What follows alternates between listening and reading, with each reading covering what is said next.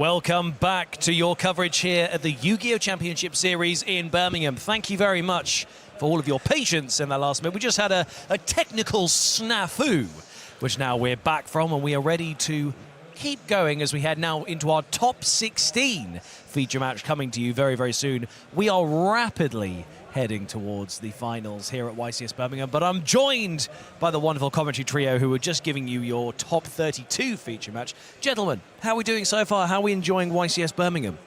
It's been a blast, honestly. I mean, it's not every day that you get, 2,500 players from all over the world, and we have had some diversity in terms of both decks and nationalities in our top cut. So it's been a blast, honestly, and happy for a fellow Italian making it all the way to the top 16. Absolutely, Davide Giannocaro there, taking a nice win, moving straight into top 16. It's exciting. We'll eventually get a graphic, I think, showing what the breakdowns of decks are in this top cut, and I'll be interested to see the conversion rate from yesterday's, deck ratio into what's made the top cut. What do you guys think is performing the best at the moment in terms of the decks that we're seeing? I mean, honestly, it might as well be Memento, because given the low percentage that we had, and 5 making it to the top 64 was big conversion. Quite impressive. Obviously, Davide, gave us a bit of a tutorial on how to play the deck. It's worth mentioning that he's part of a group of fellow enthusiasts. He's built the deck with Vincenzo Rofino, so YCS champion, who is now a fellow public events enthusiast rather than the main deck, as he is now. Unfortunately, didn't make it to day 2, but I mean, the deck is definitely up there, and I think that is for sure probably the winner at the moment of the whole thing. He also won against Lorenzo Mosal in top 32, so there's another one. Yeah. Goodness, quite a lot going on here. So that means so far, so good, and we're going to see what happens as we get into top 16 and beyond. Who will we feature? Even we don't know at this point, but it'll probably be a good duel as we make our way towards the grand final. But we know what happens. We've just had a round, which means it's time for us to reveal another card. So let's take a look. Now, I've been reliably informed that this is a card that everyone will know. Okay. So let's see. Drum roll, please. Here we go. The newest card reveal for Quarter Century Stampede is Maxi! Oh. That's great. Wow. Everyone knows this one. Oh, my. Everyone does know this one. Wow, what a terrifying card. Insect. Yes, absolutely. Yeah. Once these are in your suitcase, it's over for you. Yeah, I mean, what a card for, maybe most of our duelists this weekend might have not even played it, given the amount of years that it has been forbidden, at least for us in the TCG. But, maybe you have already played it a little bit on Master Duel. And, yeah, I mean, what more can you say? We have seen in the past few months the impact on the different Mulcharmy cards. And obviously they, are a bit of a spin, of a modern spin on this card, but I think it's going to be a great addition, especially for all of the different Time Wizard, enthusiasts, to be able to get their hands on, maybe upgrade even their rarities about this card. What can you say about it? Yeah, I mean, as you say, like the Mulcharmies are the newer versions, but I mean, this is effectively all 3 Mulcharmies rolled into one. So yeah, it's a pretty powerful card. It's lovely to see for players, because obviously cards that are on the Forbidden Limited list tend to not get reprinted as often because you can't use them. But it's great to see, just for everyone just to enjoy it, just to have this really iconic card in a fantastic new rarity. Absolutely. It's, I mean, it's by many considered even the best card ever made. But to me, it's also a statement and, to the game and how it's changed throughout the years. Because, for example, I'm thinking you had the chance to recreate, your final at the UK Nationals from 2014. And interestingly enough, even when I think back of my first, events as a competitive player, we did not used to play this card. Like, it was out, it was at free, and nobody would even use it. Maybe they would randomly, like, side 1, play 2, and sometimes these cards flew under the radar or flew under the fridge or whatever. We can discuss about what cabinet, you know, what type of you know, design, interior design that is. But I mean, regardless, I think a lot of you guys will be happy. But this was the end of the top 32. As Ed has been mentioning, we are now down to top 16 players. So don't go anywhere, because we'll be back soon with the top 16 match. Hello and welcome back to YCS Birmingham 2025. I'm here for a combo deck tutorial with Jordan Gallagher. He's going to teach us about the Maliss deck. So let's come on over to the table, and Jordan, you can start telling us about it. Yep, so today we're going to talk about Maliss. It's underwent a few changes since Supreme Darkness. One of the more common things that seems to have changed recently, if you look at deck lists from the most recent event in Orlando, is the Dotscaper, which used to be a staple card in the Maliss deck, is tend to move away from the main deck now.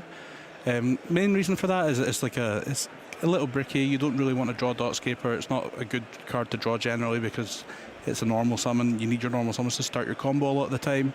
And then also Maliss is tending to run Dominus Impulse a lot more often now. It's a very powerful card against the Mitsurugi strategy, against the Mitsurugi Ritual spell. And then also it's quite good against the Fiendsmith strategy, and Dotscaper's an Earth, so you can't use it if you've used Dominus Impulse from the hand that turn. So Maliss is kind of, the combos are actually weaker now without Dotscaper, but Maliss in general, the new builds tend to run a lot of non-engine. So it plays the combos a lot lower to the ground. The combos don't end on as much with just one card. Obviously, multiple card combinations, you can still end on incredible boards. But from one card, you end on less now than you used to with Dotscaper, but you're playing a lot of non-engine that help back up the plays. So just for people who are completely new to the deck, do you want to like roughly explain how the deck works? Yeah, sure. So the deck revolves around banishing the Maliss monsters, and then all the Maliss monsters have an effect where you pay X amount of life points and summon them back. The main deck monsters pay 300 life points, summon themselves back from the banished after they're banished, and the extra deck monsters pay 900, can summon themselves back from the banished and have an additional effect when they do so. The main deck monsters are Dormouse, which once per turn can banish a Maliss monster from deck, and then it boosts all your Maliss monsters by 600. White Rabbit on summon sets a Maliss trap card from your deck, and Chessy Cat can banish a Maliss card and draw 2. And then the interesting thing about the Maliss trap cards is that they can be activated the turn they're set by banishing a face-up Maliss monster. So they're all utilized in the combo, and then also utilized as interruption on your opponent's turn. So yeah, that sounds like a really unique thing, and as you said, they all get effects when they're banished, so I guess banishing is not as big of a cost as it might otherwise be for other decks, right? Yeah, banishing is really beneficial for this deck. A lot of people play Dimensional Shifter as a popular tech choice, as well as Bestial Monsters, because Bestial Monsters can act as interruptions for your opponent, but also act as extension for you. When you have a Maliss monster in your graveyard, via your opponent's removal, like Detonator, you can banish it from the graveyard for a Bestial monster, and then it can summon itself back, and you can extend further from there. So you mentioned you're running it with Bestial. Are there any, and Shifter? Are those your favorite hand traps? At the moment, Shifter, I'm not trying at the moment because this deck plays a lot more this is a very heavy Bestial build, so that tends to conflict with Shifter. Then also Shifter tends to conflict with cards like Effective Veiler, which I think is really important right now to stop dual drive. But Bestials for sure, the synergy is very, very good. I think as many Bestials as you can play is very good in this deck. And have you ever considered pairing the Maliss deck with any other engines, like Fiendsmith? I've tried the Fiendsmith version in the past, for sure. At the time, I didn't like it as much because it added a few undesirables to draw, such as like Lurry, the Fiendsmith trap card. Engraver and Tract are good to draw, of course, but just having those, and then at the time Dotscaper was still in the deck, so you just kind of had a lot of cards you didn't really want to draw together. So it sounds like you've gravitated much more towards the kind of leaner version, just the Bestials and the Maliss cards. Yeah, for now, yeah, this is the preferred version for me. So do you want to show us now what you can do with a couple of the Maliss cards? Yep, so we'll show the standard one-card combo of Dormouse without Dotscaper in your deck, so of course it's a lot weaker than combos that do involve Dotscaper, and this is also a safer line into Nibiru. One Dormouse can still end on an incredible board if you just completely ignore Nibiru, the Primal Being, but this deck, if you ignore it, you will just pass on nothing. So you want to respect Nibiru as much as you can. So with just one Dormouse, you would normal summon it and use the effect. You get to banish the White Rabbit from deck and use its effect, paying 300 to summon it. And then on summon, you use White Rabbit, and you can set the GWC from deck. So this is another new adaptation to a lot of the combos. Normally you would set a different Maliss trap first, but these new ones are putting a lot safer to the ground, going for Whitebinder early and having the GWC set up as early as possible just to hedge your bets against Dib, make sure you don't get blown out. And then you link summon these two. For quite a useful piece of extra deck utility in this deck is the Haggard Lizard Eyes, because it can just banish one from graveyard for cost to change the attack value of something on the field, and then this of course can trigger and summon itself back, because this one hasn't used its banish effect yet, which just lets you ladder up into a link 3.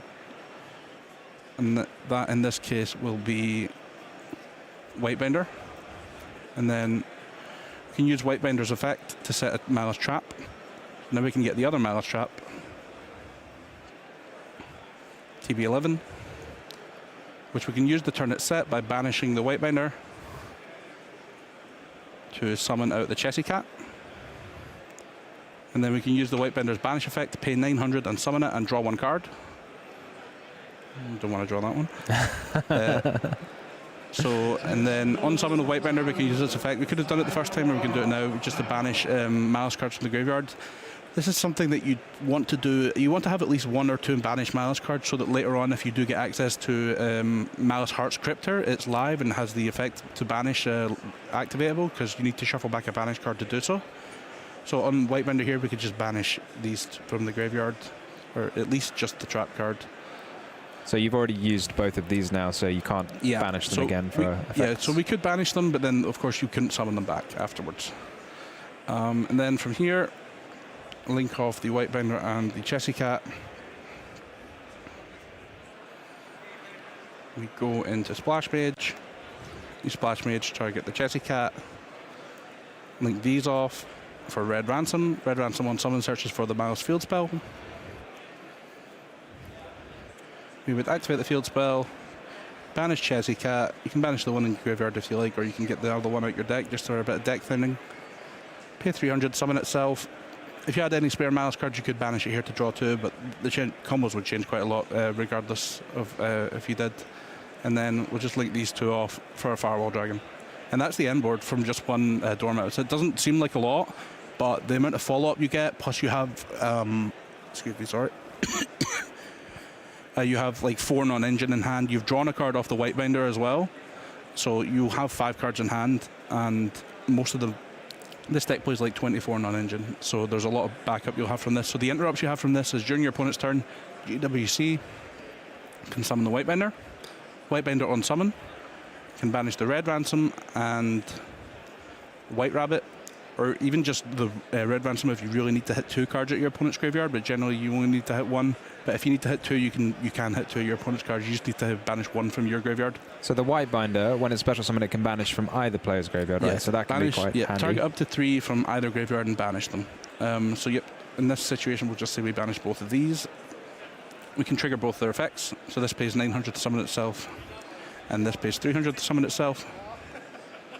And then on summon, we'll trigger Red Ransom and we'll trigger White Rabbit. So Red Ransom on summon can search as a field spell again for next turn, and the White Rabbit can set a trap card, Maliss trap card from our deck. We get the MTP07. And then during our opponent's turn, of course, we can still use the MTP07 by banishing a Maliss for cost. And then this searches for a Maliss, so we get to search follow-up. And then it will also banish a card on the field because you control a Maliss Link monster. On resolution, we can pay 900 to summon it back and draw another card. And then, of course, we still have our Firewall bounce because this is co-linked with the Whitebinder, so we can target a card in the field and bounce it as well. So from 1 card combo, it is like a bounce and a banish, which doesn't seem like a lot. It's not a lot compared to what Maliss can do if you really want to go in and play the Dotscaper, if you want to like just make a hard-focused combo deck. But from what's seeing success nowadays, it's playing it a bit closer to the ground, more non-engine, smaller combos. And it's seeming to work out really well for people like Jeff Jones, who just made top 4 at the last YCS. Yeah, that makes a lot of sense. It's something players like to experiment with. I guess some people like to do big combos, some people like to do small combos, which is kind of what the Fiendsmith deck is based around. So I guess you're kind of taking a leaf out of their book. Yeah. So you've said this is quite kind of conservative into Nibiru. Are there any... So if, imagine I'm your opponent. What should I be looking out for? How can I interrupt you if I'm playing against Maliss? Generally, effect negation is on the weaker side against Maliss, simply because the deck tends to play a lot of Bestials. So, for example, with the Dormouse there, if I only have Dormouse, of course, if you hit me with effect negation on the summon, sorry. It will end the turn, but then if I have any Bestial monster in my hand, I can make a Link 1, banish it for the Bestial, summon it back, and I still have full combo. So, effect negation is a bit hit or miss against the deck, but in general, it's still good just to hit the Dormouse and just kind of hope. Or if you have more extenders, it's still a good hit on the Dormouse. Nibiru, if possible, there are some lines you want to try and Nibiru them before they make a Maliss Link monster, because it leaves them a lot less wide open to extenders. So if, for example, if they manage to make a Link monster, even if they haven't used the effect yet to set a trap and you Nibiru them, they have a lot of better extenders. They have the field spell, which can banish this from the graveyard, which can summon itself, and then they can use it to set the trap. They have all the Bestial monsters they can banish it, summon it, and they can still extend really well after that. So the best times for Nibiru are when before they've access to Link monster, which often isn't possible with the way how the deck plays. Outside of White Rabbit is one of the weaker starters in the deck because it tends to summon 5 times before you Link summon into a Maliss Link monster in most lines. So this combo tends to be weaker into Nibiru. Other hand traps, Dominic's Impulse is a really good hand trap against this deck, generally seen in the mirror match because it's really... Welcome back to YCS Birmingham. So we're now getting into our top 16 feature match. We're very, very close to getting to that final. But first, these duelists have to get through this feature. Let's see what happens. We have Noel Hamel, the YCS Lille champion, and also Dominic Struns here, ready to make their way through to the top 8. But let's see what happens. Gentlemen, we're going to do a high roll. Who would like to roll first?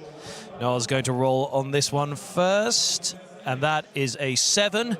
And for Dominic, we have a 12. Wow, okay, so Dominic is going to go first. I'm going to hand you guys over to your commentary trio. Guys, here we go, top 16. Take it away. Thank you, Ed, and welcome to the top 16. As he has mentioned, we have some big names up there as the YCS Lille champion with the Jubel deck is now back for one more chance of a title, and what an event that would be.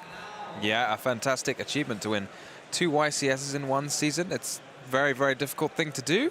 He's abandoned his signature Jubel deck in favor of another very powerful deck, probably the most popular deck this weekend, well, aside from Maliss, of course. The Risey or Fiendsmith strategy. Do you like it? Yeah, I mean, I really like it, and I mean, with discussing yesterday, it was either this or the Mitsurugi version, but looks like this one has been the most, popular one. Absolutely. Whereas on the other hand, there's Dominic, which I actually met before in the top 32, and he was like, oh, I'm playing this deck, and he actually won. So here it is, because he's playing Fiendsmith, Azamina, and I mean, everything. It's mostly a White Forest, we could say, which is also one of the reasons why we haven't really seen the deck yet. I mean, in the previous events, it was mostly played with runic cards. And he has decided to take quite a different approach. He plays 3 copies of the Black Goat Lass, which is interesting. Obviously, combos pretty well with all of the White Forest. But as you've mentioned, he also has a mix of different engines. It's been working out for him. So I'm really curious to see that in action. So I don't want to keep you guys waiting. Let's see who will advance to the top 8. Let's start things off in game 1.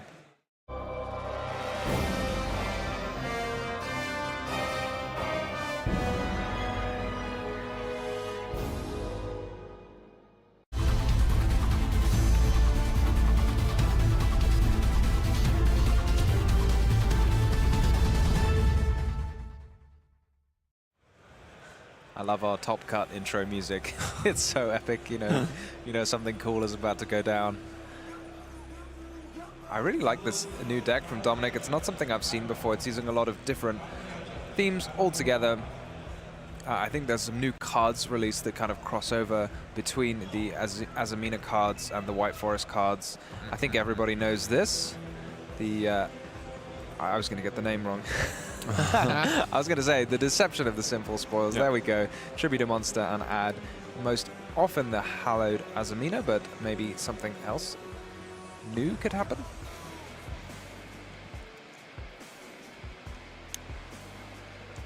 this card, if you don't interrupt it, can lead to quite a lot of advantage, and it will put up a negate anyway, so you kind of have to use some interruption on it. Yeah. If you have any. I mean, it's... Ooh, that's a really good way to start things off. I mean, when the cards were announced, there was a lot of rumor about it. I think that due to, you know, sets coming out and also different Forbidden and Limited list, the engine really didn't get to shine all that much. So I'm glad that Dominic, you know, is finding a way to, you know, implement it with some of these other engines. And I mean, top 16 is no joke. Yeah, it was very sportsmanlike, if no other, just to remind Dominic to resolve the wanted that he activated in order to add the Witch to hand. And here we're already going to see our first new... This must be a new Diabol Star card. Yep.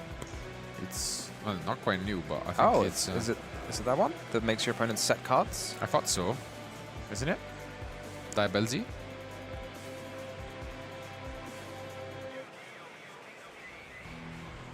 In any event, we're going to get to see the Black Goat Laughs. A very good card for decks that like to discard and Absolutely.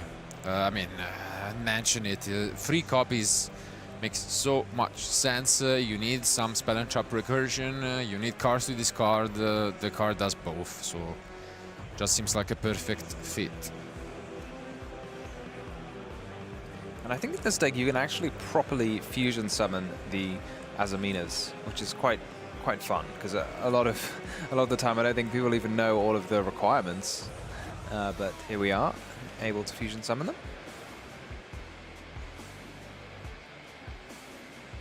They look like a contact fusion almost beforehand, but now we're going to have a synchro summon, I guess. Yep, the first of many for the White Forest deck usually. The Arciela, yeah.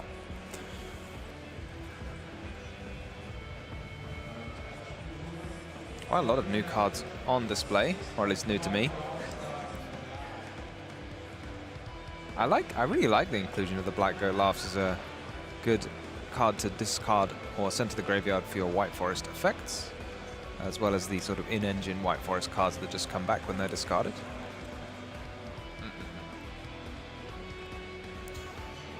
And yeah, here it is for you guys as well on screen. It does quite a lot. It can pretty much add any White Forest card. It's also a tuner, so it allows you to extend further.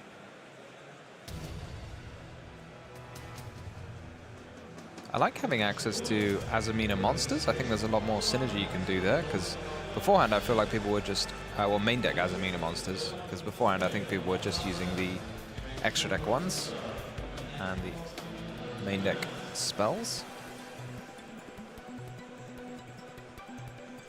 The graveyard effect of Black Goat Laughs, does that stop monsters being summoned, or does that stop effects being activated?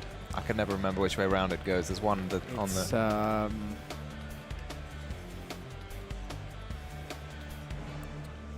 And then the player can activate the effects of monsters on the field with their original name. Nice. That's a very nice interaction, and it looks as if Noel didn't have anything to stop Dominic's from continuing, and he's playing quite a few. Yeah, he's playing quite a few interruptions. At the same time, yeah, it's top 16. He most likely knows what he's up against, right? So maybe he's prepared the strategy for when to interrupt the deck. Do you think he has the combo? He is running the combo of Impermanence Nibiru. I mean, he's playing it, so maybe holding that, but I mean, he's super familiar with all the cards because he's allowing Dominic to resolve them, and he didn't even read a singles effect, which, you know. Yeah. Oh, okay, never. There you go.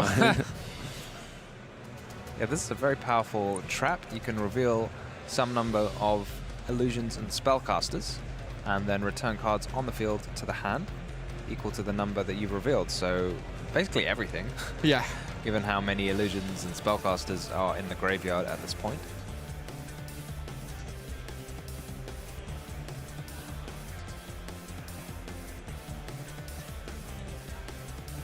We are gonna get an additional draw.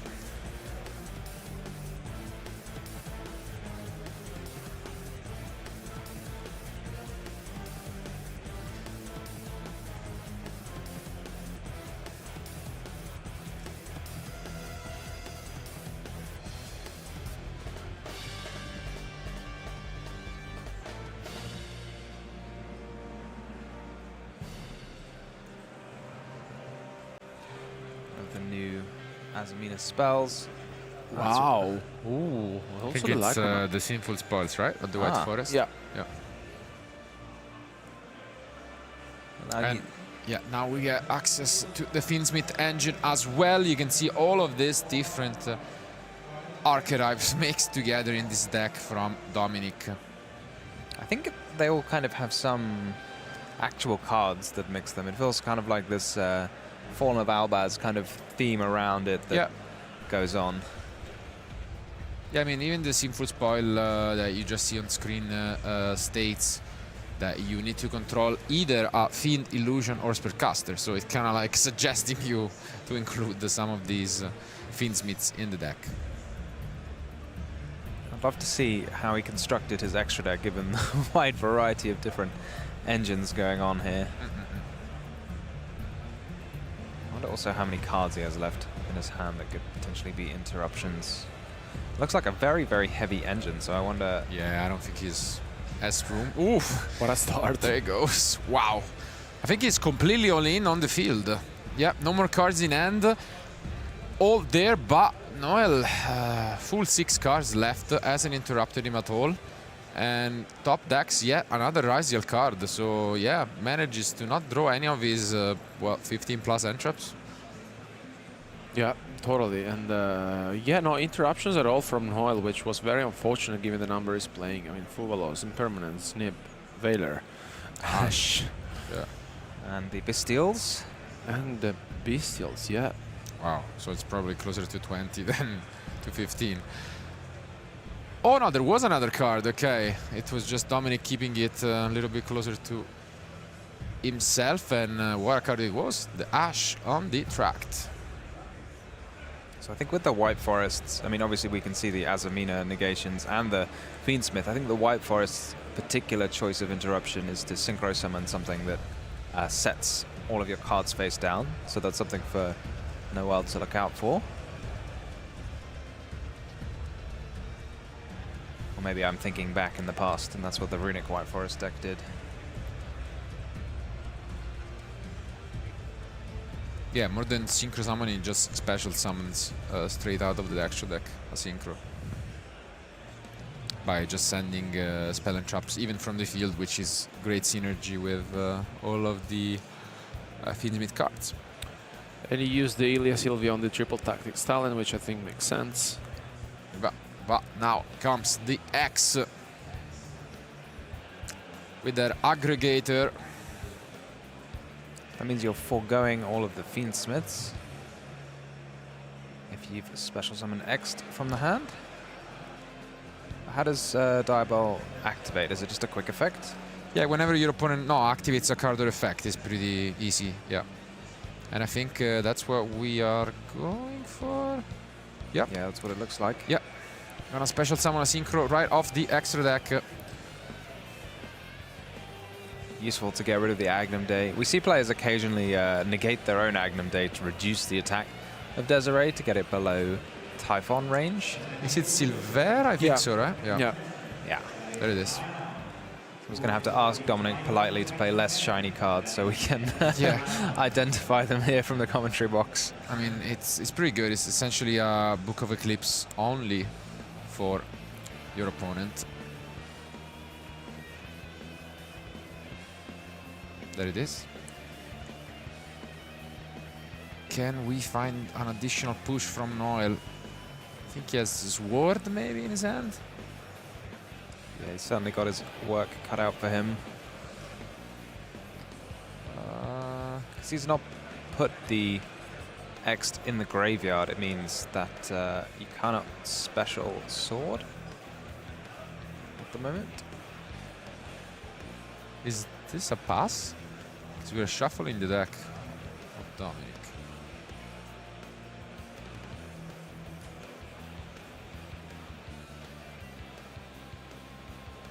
No, not quite. I think at the moment we are gonna go for the node. Yeah, are there any Rizos in the grave yet? I don't think any have made their way into the grave, so... Or maybe I'm wrong.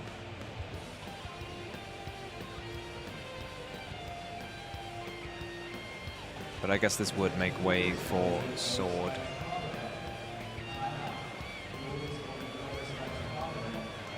Yeah, I think you're right, but obviously you can still get the node thanks to the aggregator. It's fantastic artwork on the node. It looks very cool. I'm not quite sure what's going on. But Yeah, I think there is only like the engraver and the aggregator at the moment. And Dominic still has the Desiree as well as whatever his mystery face-down cards are. He also drew a card. Maybe that's why the deck was being shuffled before. Yeah. And here comes the sword. We also know one of the face downs from Dominic. And there is also the goat in the graveyard. Oh yeah, here we go. Goodbye, whole field. Wow. Can have those all back. Yeah. Jesus. What an interruption this is. Yeah, this is incredible, Yes. honestly. What a card. And you can get it back every turn with the White Forest engine. So that's rough. And now we use the Black Goat on ice, and that's it. That's enough. Wow. Noel is knocked. The first game goes to Dominic and this White Forest deck with just Fiendsmith and Azamina cards. What an opener this was. Definitely not something we have seen all weekend. Yeah, I have not seen this before, and it was very fun. I really love these cards, the way they synergize together. I really love resolving deception, and then you just get to search a couple of cards, and the cards coming back from the grave in the end phase. It's a bit like a more modern version of Branded almost, but we saw Branded still competing today, but I love all the cards like going in and out of the grave and summoning more copies of themselves. I mean, it was quite a show off, especially because the Examina is honestly, it's great. It's insane, and I also feel like that it was quite unfortunate for Noel on the other side because he didn't draw any interruptions and he's playing multiples. So he was just sitting there watching basically Dominic showcasing us how powerful his deck is.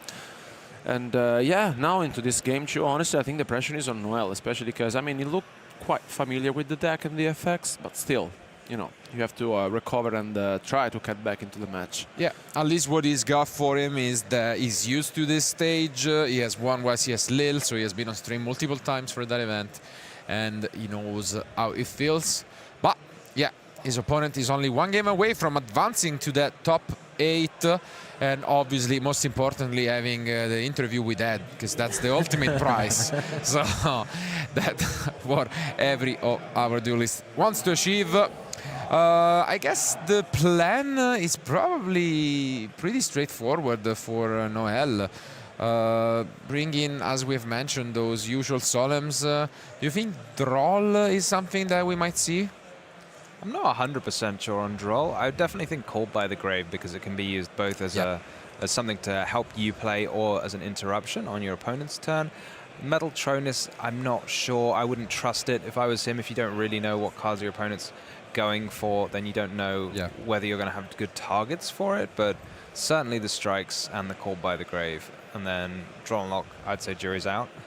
But yeah, as our duelists have done multiple times already this weekend, their side decks are completed. So let's find out whether Dominic can put a stop with just a quick 2-0 or if we're going to game 3. Let's jump back into action.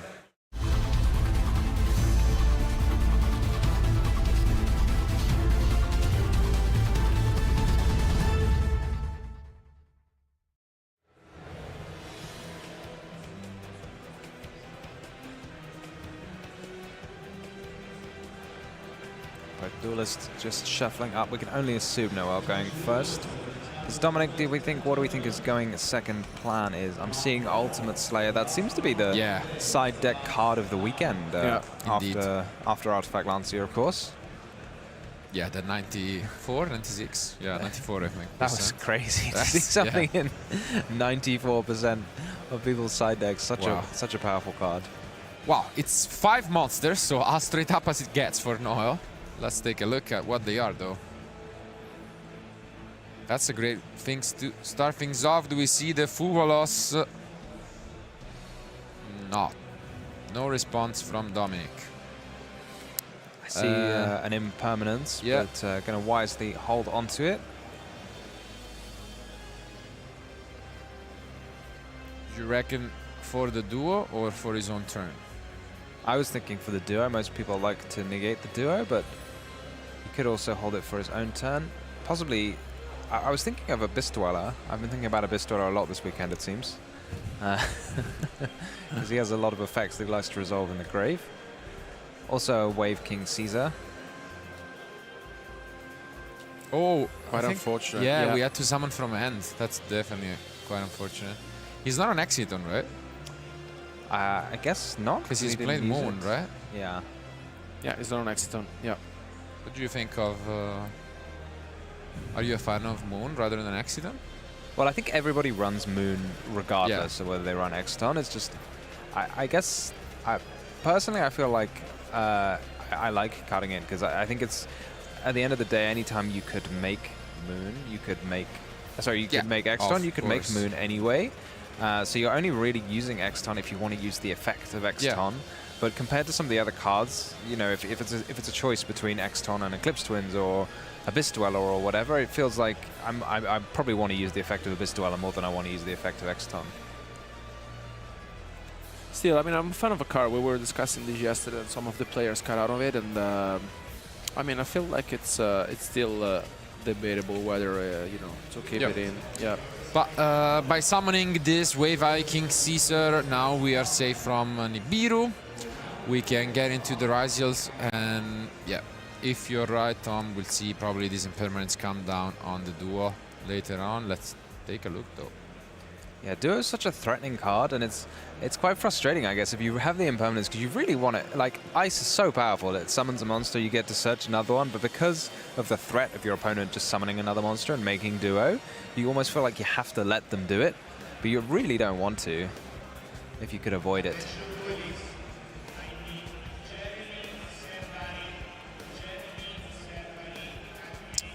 Yeah, there comes Twin Eclipse. New addition to the deck, and here is the big question. Are we going to be using impermanence?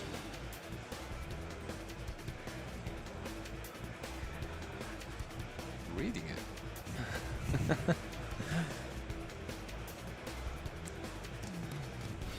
I didn't see a Nibiru in his hand as well, that would be very cool.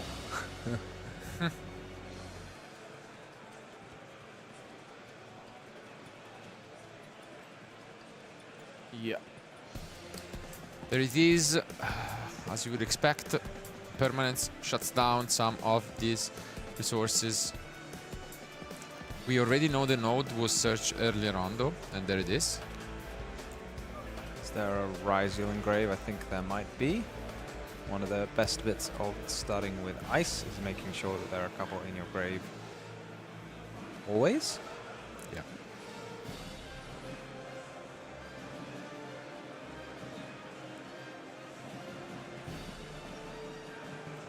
And I guess...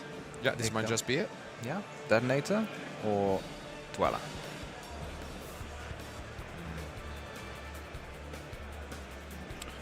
Let's see what this has to go for. That's a pretty Probably close choice, Detonator. yeah. I mean, you have the twin. Yeah. With the Eclipse set up. Yeah, why not? And let's see if there is the Ultimate Slayer. Yeah, it's such a clean card this weekend. Everyone is running it. I feel like it makes a lot of sense to run it when you're running Ryziels, and then people have just decided it's quite good anyway, and just putting the aggregator in their extra deck to make use of it against Ryziels. That 1-2 punch. Turn off the detonator and then turn off the cross with the aggregator normally. But here, And that's a pass. So Dominic draws into his 6th card. Can he find a way to fight back? Ooh, and there it is. wow. Yeah, you can see Noel expression, really not happy about this, but I mean, it is the card of the weekend. yeah, there's nothing you can do about it, because normally you would love to just chain the detonator to destroy itself, Yeah. and then the Eclipse Twin would bring it right back again.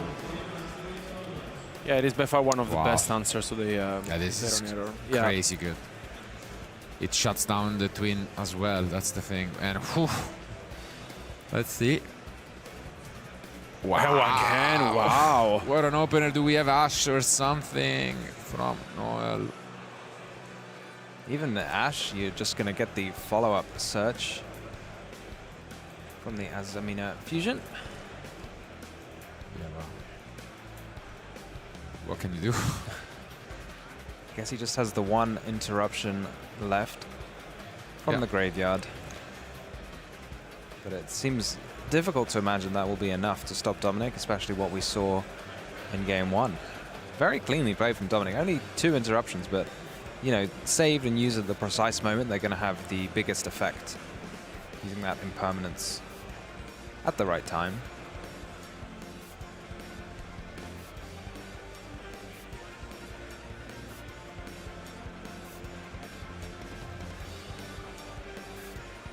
Is it just 1 card in hand for now? 2. True. Yeah.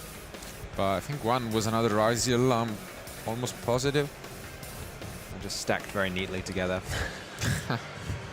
Okay, now here comes the Lacrima. Threatening the Finsmith in Paradise, possibly. Is it a cost to return Lacrima? No, I don't think it's any of those that are cost. But I mean, they most likely resolve most of the time. And let's see if there is a response. There is. Yeah, makes sense. Yeah, I was thinking if there's any benefit to using the negation on Lacrima versus Requiem. I guess it doesn't really matter. What I did mean, the it eye is. What did the eye with the wanted? If you negate it, it's gonna stay there, right? So Yeah, it's yeah. much better to get rid of it. And now, question is, do we have more? I mean, we know the Black Witch is there. We're gonna get back spell. Dominic just picking apart anything in his way at this point. Engraver as well. The Engraver. This is brutal. But we have the Ash, I think. Yeah. There's I the think ash. I saw the Ash. Yeah, there's an Ash Blossom. Yeah. We're gonna be patient with it. Do you have to engrave it, Ash, or do you ever hold it for Requiem I instead? mean, you can hold for Tract as well if you really want. Might as well, right? Yeah. Makes sense. There he comes. So some hope for Noel. But he's still got the Hallowed Examiner in hand. Yeah. You're going to get something, maybe just a Deception so you can activate it to send. I'm not sure if there's any other sinful spoils that can be searched. Don't think so at With this the fusion. point. Yeah. I mean, obviously, Sinful Spoils, no more. The original is gone, yeah. I guess he's actually got more Azamina cards, so the Deception getting a lot more value than it used to. I feel like in the past you ran it, and it was quite easy to run out of targets for it because you just ran the 1 copy, so after you'd already searched the Hallowed Examiner, that was kind of it, but there seems to be a few more. I don't know if he's kept any in. Let's find out. Well, I guess not. Nope.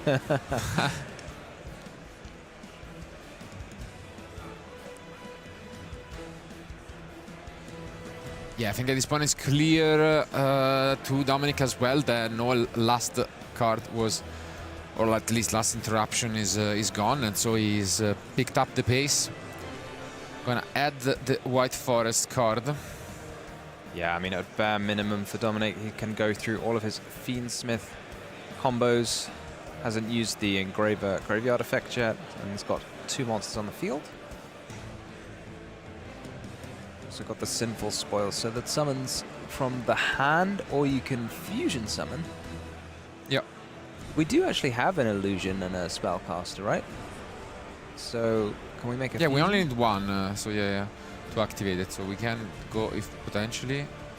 And also this works great because you can set it back if it's sent to activate a monster effect.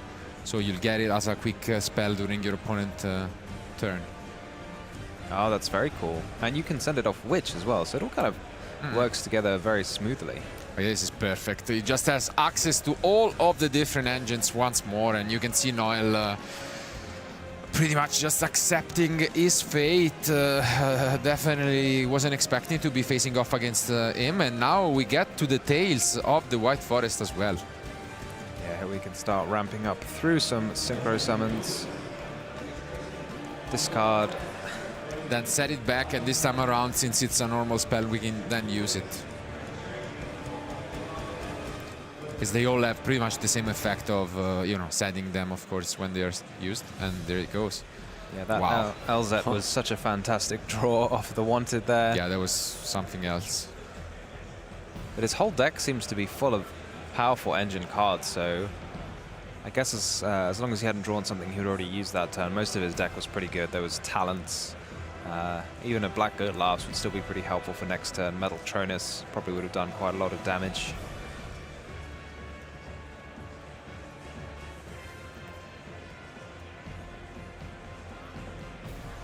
Yeah, not going anywhere, pretty much trying to resemble what happened in the previous game. But here we see Chaos Angel, and this could just be over. Yeah, that looks like over 8,000 damage to me, given how big that Chaos Angel is. It's absolutely enough. Yeah, you can tell Noel has just realized it. YCS Lille champion, but that's not gonna be quite enough. Dominic wins 2-0. What a match, and what a show-off by Dominic and his White Forest deck. Yeah, I'm here for it. Seeing something so cool, so deep into the tournament, fresh, new strategy, and taking down a former YCS champion playing like the peak of the meta deck as well is a fantastic achievement. I mean, the deck is incredible, and also the way Dominic showed us how powerful it is. It really shows that he has a big of a chance to win those YCS. Yeah. And on the other hand, congratulations to Noel, honestly, for such a run. And game one was quite unfortunate because, like, it was, you know, it was just sitting there without any interruptions. While game two, Dominic just showed us how powerful the deck is. So yeah, he doesn't play that many going second cards, but he does play those that matter. And you know, once more we got this Ultimate Slayer just being the MVP for sure. It should have been in most of our duelist side deck this weekend, and yeah, it is pretty much the card that won him game two. Yeah, for sure. Ultimate Slayer, it's, you know, it's like X, but you don't get a Ryziel. Yeah. It's still a very, very powerful card. It works so well against the Eclipse Twins as well because it stops the detonator going to the graveyard. Instead, it goes back to the extra deck, leaving the Eclipse Twins without any good targets. So I can definitely see why it's caught on as one of the most popular side deck cards. And every time we've seen it, almost, it's been absolutely devastating. yeah, I mean, Ultimate Slayer along with the Artifact Lancia, I think, have been a must for our duel this weekend. And we also saw the line of playing Solemns, which I think has been a trend, either the Strike or the Judgments, depending on how they feel like. But yeah, now advancing into the top 8 very convincingly, and let's see if we will see him again on stream. Absolutely. I mean, he has what it takes. You said it. He has the element of surprise. He has a solid deck, especially going first, I gotta say. But regardless, you gotta give you know, kudos to Noel. Solid effort, making it back to, you know, the top 16 of our YCS in the same season is no joke at all. And I'm sure we'll see more of him later on, or maybe, you know, at the European Championship. Regardless, Dominic is your first confirmed top 8 participant. So we want to know about his deck, and we'll hear it at the interview by Mike.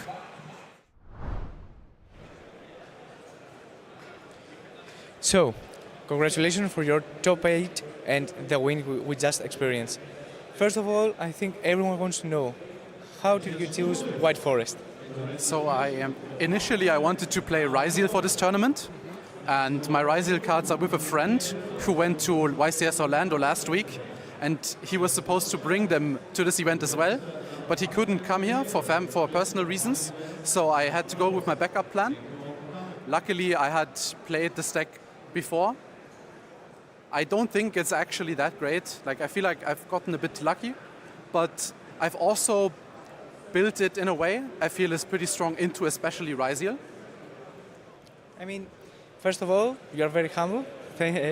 And secondly, as we just experienced, I think that you made the right call. So the first clip that I want to discuss with you is your ending field. So can you make some details about what are your options going first? So usually you plan to leave the Diabelle, the queen, the level 8 synchro for White Forest on the field, because she sets up a quick effect to send a card to summon another synchro from the extra deck. Usually you would special summon Salvera, which is basically a Book of Eclipse for the opponent's board on summon, which is a really strong interrupt against some decks. The other option you have is summoning the level 6 that searches, because that card can search an Effect Veiler. I'm personally not playing Effect Veiler, but my opponents don't know that I don't play Effect Veiler.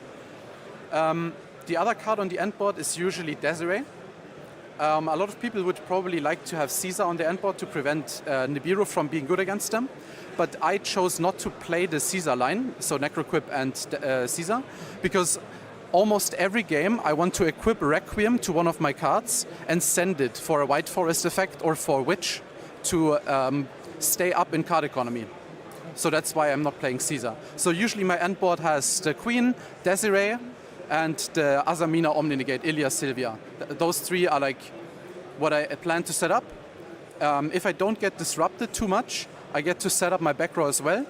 The Quick Play Fusion card usually is used to make a Guardian Chimera on my opponent's turn with bodies that have already used their effects. And the trap card that I decided to play, there's two options. Woes would let you summon one from deck and also make the Book of Eclipse. But I really don't like that card because it plays really bad into Fubalos. Like if they start their turn with Fubalos and you activate that trap, you give them 2 draws. The other trap that I'm playing is an Azamina card and a White Forest card, which has the upside. Yeah, it has the upside that you can search it in another way because it's an Azamina card as well. And usually on my end board, it targets up to 6 cards on the field to return them to hand, which is a really powerful effect. Okay, I see. And I also saw that you played Black Goat, which is a very good main deck option, right? So I feel like the main reason to play this deck is the Black Goat Laughs. Okay. Because all of your combos need to send a card from your hand or from your field to the graveyard, as Diabelle Star or the LZ and other cards from the archetype as well. Usually you send 2 or 3 cards every turn to the graveyard. And while the White Forest spells and traps set themselves back, which is really good, another option is Black Goat Laughs, in my opinion, which helps you play into an opponent's board. Because your cards send the Black Goat for cost, you can even chain it to your own effect. For example, what I would do in Swiss is I would activate LZ in my hand, discarding Black Goat Laughs to a special LZ and search, but at that point I don't control any cards yet. And then I would chain Black Goat in my graveyard, declare Detonator, so they can't activate Detonator on the field for the rest of the turn. And I control no cards at that moment, so they can't chain Detonator to get any value. And if they pop it and return it, it's still not going to be able to activate. In that way, it's even better than an Imperm, in my opinion. Okay, yeah, obviously, because Black Goat has already resolved, right? Yeah. Okay. And the second clip that we have prepared is, what's your plan going second? I mean, obviously, we saw Ultimate Slayer, an amazing card throughout the weekend. Yeah, Slayer is almost tailor-made to beat Ryziel. And the fact that this deck doesn't really hate drawing, like if I draw too many Ultimate Slayers, I can always just use it for one of my effects. Yeah, since it's not once per turn, obviously. Or like send it to Resolve Witch or my White Forest cards. So I'm not sad if I draw too many of it, or like if my opponent bricks and I have a Slayer in hand, I can still use it for something. And generally my game plan going second is hand traps. I do play a couple. And to support hand traps, to like play through weaker boards using Metal Tronus, Ultimate Slayer, and the Black Goat Laughs. I see. So congratulations on your win. Good luck on the top cut and on top 8. Congratulations again. Thank you everyone for watching the analysis. And Ed, back to you. Thank you very much, Mike. Now dethroning a YCS champion to make your way into the top 8 is very much great for Dominic there. Although, very humble interview saying, oh no, it's mostly been luck. I don't think luck can help you dethrone a champion and make yourself this far. But congratulations again to Dominic. Now, I will very soon be back with our usual top 8 rapid fire interview before we get into our top 8 feature match, which means we only have 3 feature matches left before we find out who our champion is here at YCS Birmingham. But before then, it's time to throw over to your commentators who are joined by the birthday boy to go and see what our new quarter century Stampede reveal is. Gentlemen, take it away. Thank you, Ed, and let's see what could it mean, the Basti joins us. Let's take a look. Sky Striker as Ray. Wow, another alternate art. That's also a favorite of mine, to be fair. Really, really love the card. What a card it is. And yeah, Basti's just going in the background. I mean, he got his birthday present, right? Yeah, I mean, that's a good birthday present. That's a beautiful new artwork for Ray. Maybe Absolutely. it'll inspire people. I'm upset because everybody runs, you know, Sky Striker decks and they don't put Ray in it. They're like, I'm going to play Sky Striker Tempo. Just playing Gate. You have to play Ray. It's not a Sky And now you Striker have deck a reason without to Ray. do that. Yeah, exactly. Yes, at least one copy is mandatory. You heard it here first. And yeah, I'm definitely excited for it. Another of those decks that brings a lot of nice memories. And yeah, hopefully we'll see more of it now that, you know, we have the engages to play with, I guess. So we have seen, as you've mentioned it, this engine being splashed in different decks. So yeah, why not? Why not play these new cards, a new version of the cards coming in Quarter Century Stampede. But as Ed has mentioned, it has been a pleasure to be with you guys for the top 16 match, but I think this is always a special moment of the event where we are down to the top 8 players, because they get to be interviewed and kind of like a show, so we kind of unlock all these different characters. We have those official names, and yeah, only 3 more matches to find out who will be the champion. I'm all excited for it, so don't go anywhere, because we'll be back soon with the rapid fire interviews by Ed to the top 8 players of YCS Birmingham 2025. It's hitting the GWC trap card, because if you stop them from reborning the white binder, they don't get access to a lot of their interruptions. And as well as, obviously, you can Dominus Impulse negate the banish effects to summon themselves and lock them out of a name for the whole turn, which can be really powerful. In terms of side decking, what kind of cards do you like to bring in against Maliss? Of course, there's the standard one that everyone knows about is Artifact Lancia. It's very powerful this format. It's in almost everyone's side deck. It's very powerful against Maliss. If they're not playing a secondary engine which beats Lancia, it can basically end their turn, which is another reason why Maliss has tended to shift to a more non-engine deck recently. If you're not playing a secondary engine like Fiendsmith or, to an extent, Kashtiras, you will just lose to Lancia if you don't draw enough non-engine to survive a turn. So the Bestial decks that are going about right now with the Maliss cards, they don't plan to play through Lancia unless they draw a crossout designator or something like that. They tend to just like try and play, if you get Lancia, survive with non-engine and then push on the crackback.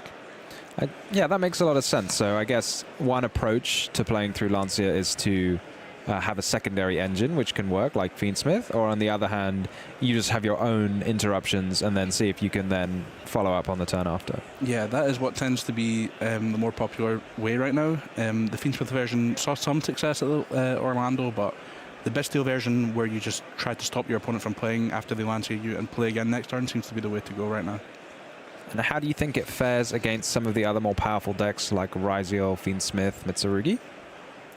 Against Ryziel, it can, I think going first, even going first and going second, Ryziel, Fiendsmith in general, I'd say it has a good matchup because the Bestial cards are very powerful against that deck. They're extenders for you, but then they can also completely cut off your opponent from the Fiendsmith engine, which is a lot of that deck's grind game.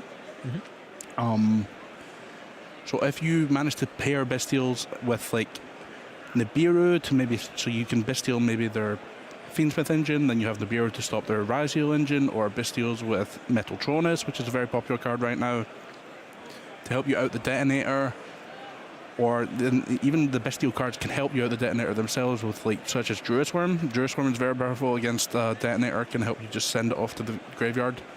But in general, if you don't see an out to the Detonator is a very powerful card against the Maliss strategy, especially since 3 of their starters and extenders are the field spell, which is particularly weak to Detonator, of course, because they can just chain pop it in response and it won't resolve. But outside that, I do think the matchup is quite good outside of Artifact Lancia. Artifact Lancia can obviously tip it the scales quite a lot in that matchup.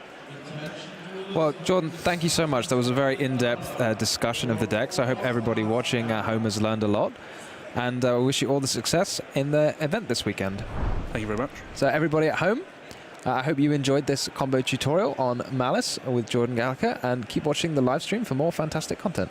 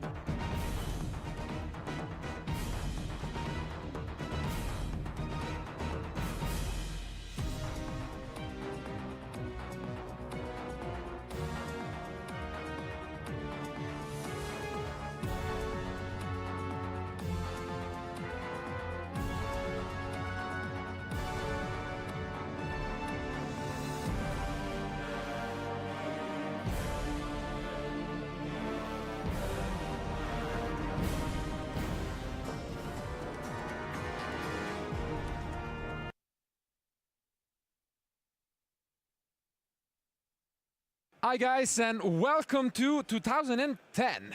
Yes, because me and Alberto are actually going to try and recreate what is a notorious final of what today are called YCSs, but back in the day were called Shonen Jump Championship Series, and that is Edison, the famous event from which the Time Wizard 2010 format that is quite popular, and the Ultimate Time Wizards events is being played this weekend is from.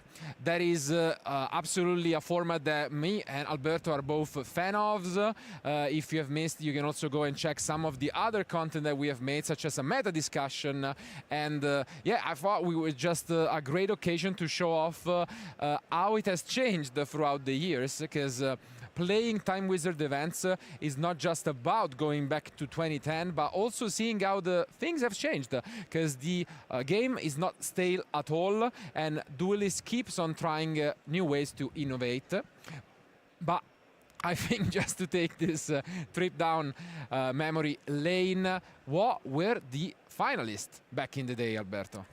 Funnily enough, looking at it back now, was Plant Synchro, which Marcello is playing, and Gadgets, which I'm playing. So looking at it now, honestly, it's you know, with all the adjustments that have been made throughout the years and also the past events, yeah, you can really tell how the format is still changing. Yeah, it was definitely quite a surprise, and in the end it was Jeff Jones taking it all, one of the most accomplished duelists of all time with this Plant Synchro deck that I'll try to bring justice to. But yeah, I think without further ado, we can just go to the table.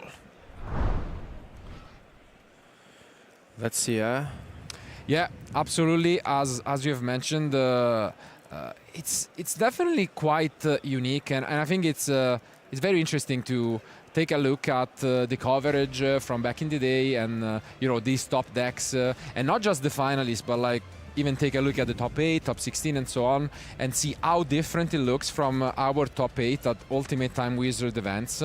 Yeah. And yeah, I think it's definitely gonna be an interesting one for sure, and hope you guys will enjoy some of this content. Yeah, I mean, you won the die roll before, so yes, up to you.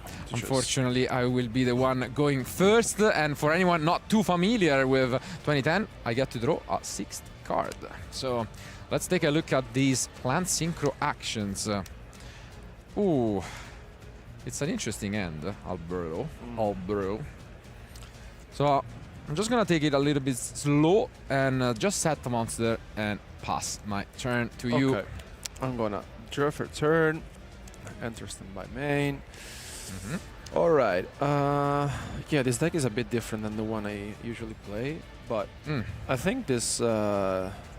I quite like this hand, honestly. Because Okay. I'll start with Cyber Dragon. Oof, that's And I rough. have one of my favorite No, cards. no. Il Calibro. You know what is coming. Oh my god. That's And, really good. I enter battle phase and declare attack. The best card against Gadget. It's the The build. card featured on the playmat from the Ultimate Time Wizard. It is the hamster, and unfortunately you get to negate it. And attack with Cyber Dragon for 2100. I take 2100 damage, unfortunately. And I'll pass to you. Oh, okay. Yeah. We're not setting any trap cards. Yep. I need a good one. Okay. Fair enough.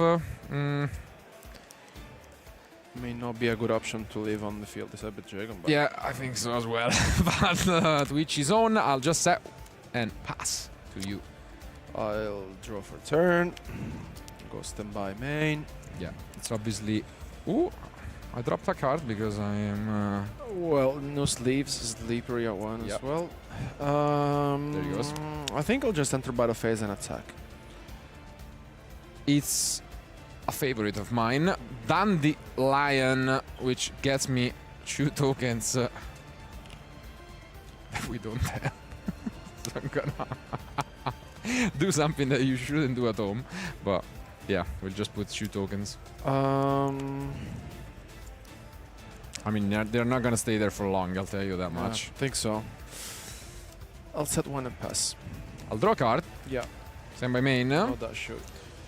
These 2 tokens, luckily for us, are gone because I'll play the boss, Light and Darkness Dragon. Now.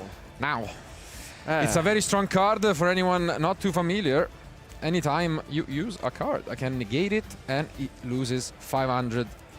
And I'll try to attack for 700 damage. Yeah, I'll take 700. All right. And yeah, that's it. I'll pass back to you. Good luck.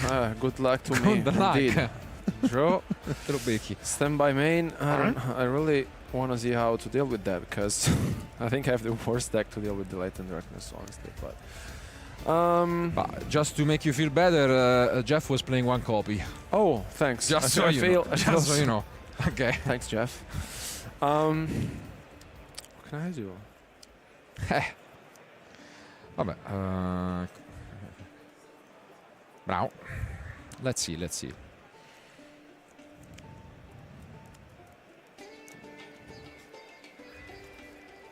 I'll set one and pass. Tricky. I'll draw a card. Yeah.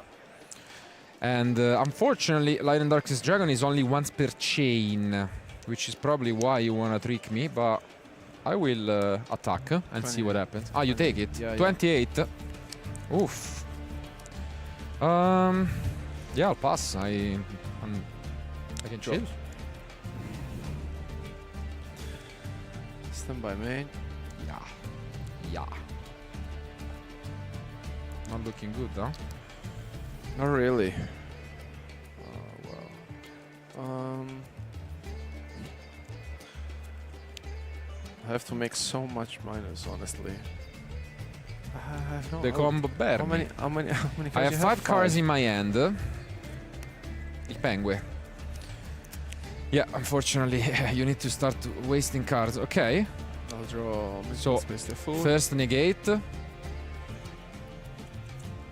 I mean, it needs to lose the 500, so it can only negate 4 maximum cards. So this is the first. Yeah, it's a very scary card. Fact. Okay. I don't think it dies, actually, yeah. Because it only negates the effect, but it doesn't destroy, if I'm correct. Yep. So it's gonna stay on the field, actually. And now he's 1800.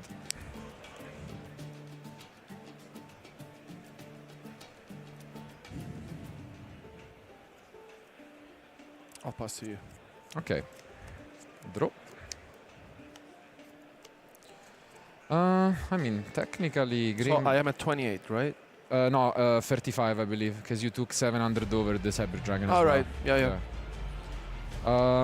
Yeah, as a starting move, I'll try to attack for 600. Yeah.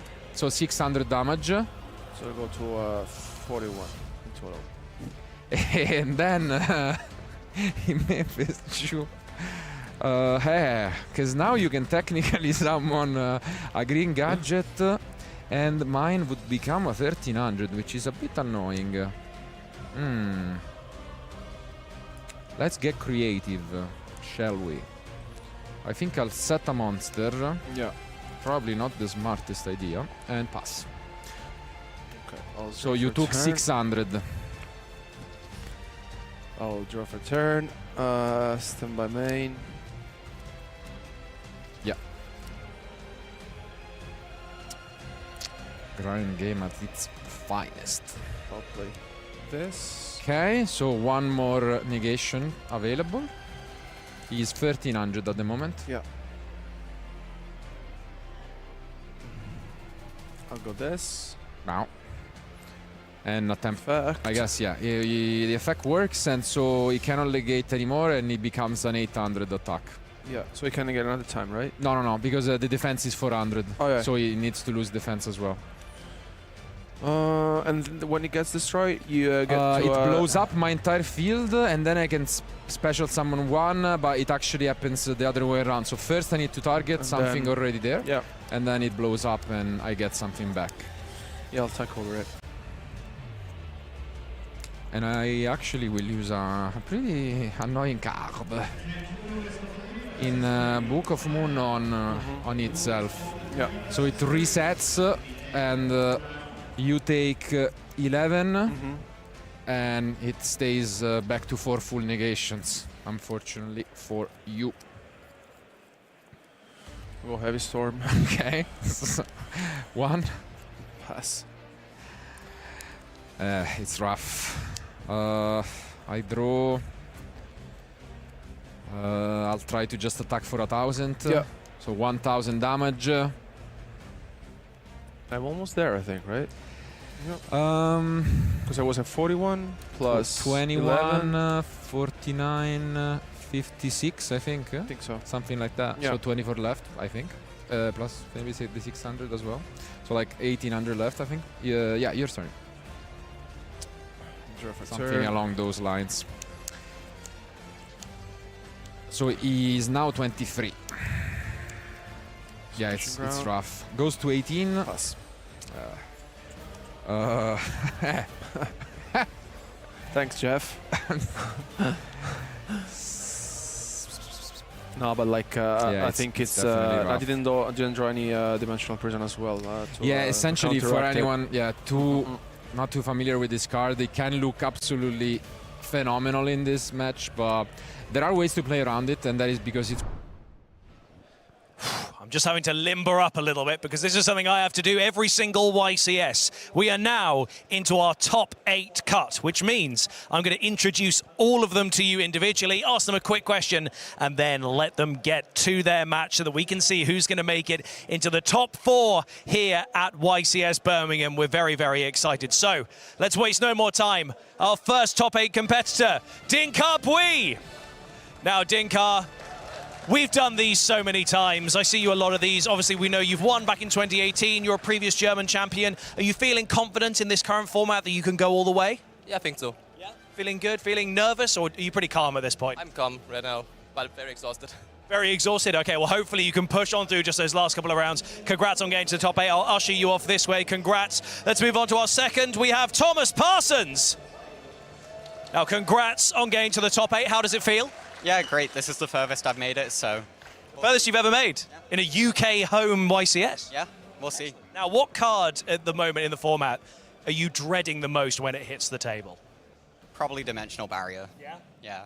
Okay, well, fingers crossed that we don't see that coming up, but well done on getting to the top 8. I'll usher you so you can go and get ready because you're going to be in our feature match. Next up, we have Tony Wan. Hello, Tony. Welcome, welcome. How are you feeling? I'm feeling pretty nervous for the interview, to be fair. Yeah, really? Okay, so have you made it this far before? Probably not in this in UK, I guess. Okay, so first time getting this far in UK YCS. Are you feeling confident? Are you feeling nervous? Or do you reckon you could probably go all the way?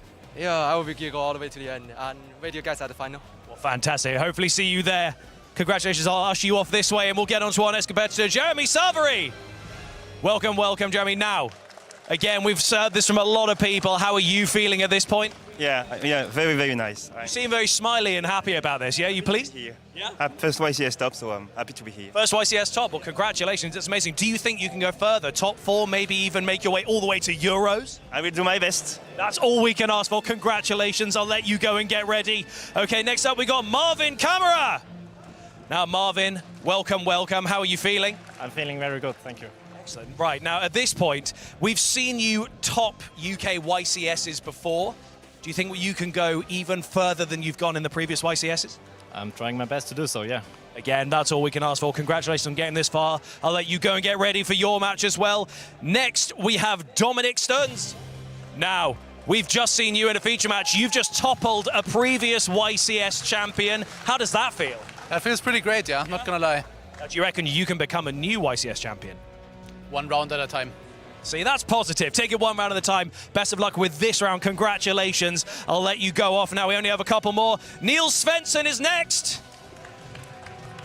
Welcome, Niels. Now, how are you feeling in the top 8? Nervous, but I'm happy that I'm here. You seem pretty composed, though. You're just trying to maintain that energy to carry you through? No, I'm shaking. Well, congrats on getting this far. Best of luck with your match. Maybe we'll see you in top 4, maybe even in the final. Congratulations. I'll let you go off this way. And last but certainly not least, Danilo Syracusa. Now, Danilo, I'm liking the coat. I think you're looking very dapper. Are you feeling good? You feeling confident? I'm here for winning. Wow, okay, that's the most confident answer we've had. No, a lot of them going, I'm kind of nervous, but I'm feeling okay. That is a ghost here to win. Now, we've seen you second place at the Italian Open. You were top 8 in YCS Bologna, so we've seen you in a top 8 before. Can we see you go further? Top 4, maybe winning? Definitely. Confident, and we like it. Congratulations on getting to top 8 once again. I'll let you go and get ready. And I'm done for another YCS with a rapid-fire top 8 interview. But it's very exciting to see some incredible duelists making it this far in YCS Birmingham. And we are going to be seeing very soon who's going to make it into that top 4, the semi-final, and the grand final here at YCS Birmingham. Now, I'm going to throw you guys one more time over to your amazing commentary trio who are about to take you guys through exactly what we're going to see in this upcoming duel. Gentlemen, take it away. Thank you so much at top 8. We only have 8 players remaining. You saw every single phase remaining in the competition. And let me tell you something. Europe once again does not disappoint in terms of decks, because comparing it to last weekend in Orlando, it's a completely different picture, to be honest, because we have so many different decks still left in here, and I'm all down for it. Yep, there is very few Fiendsmith cards in the top 8. How? Yeah. As well. And about the next feature match, you guys have asked for it, you have yearned for it. The players are at the table already. We are going to see some very much requested featured match. Let's go over to the dice roll. Thank you very much, Leo. We are here ready for this top 8 feature match. Dinkub, we and Thomas Parsons are ready. Let's do a high roll. Who would like to roll first? Thomas is going to roll first here. And we're seeing a 6 there. And for Carl, we've got a 10. So you're going to go first? Dinkub, we will be going first here in our top 8 feature match. This has been a very quick conversation. I'm going to throw you guys straight back over to your wonderful commentators. Gentlemen, take it away. Thank you very much. And this feels like a round of table tennis, because we are almost immediately going back to the table. This has been asked for. This is what we all want to see. Let's go to top 8.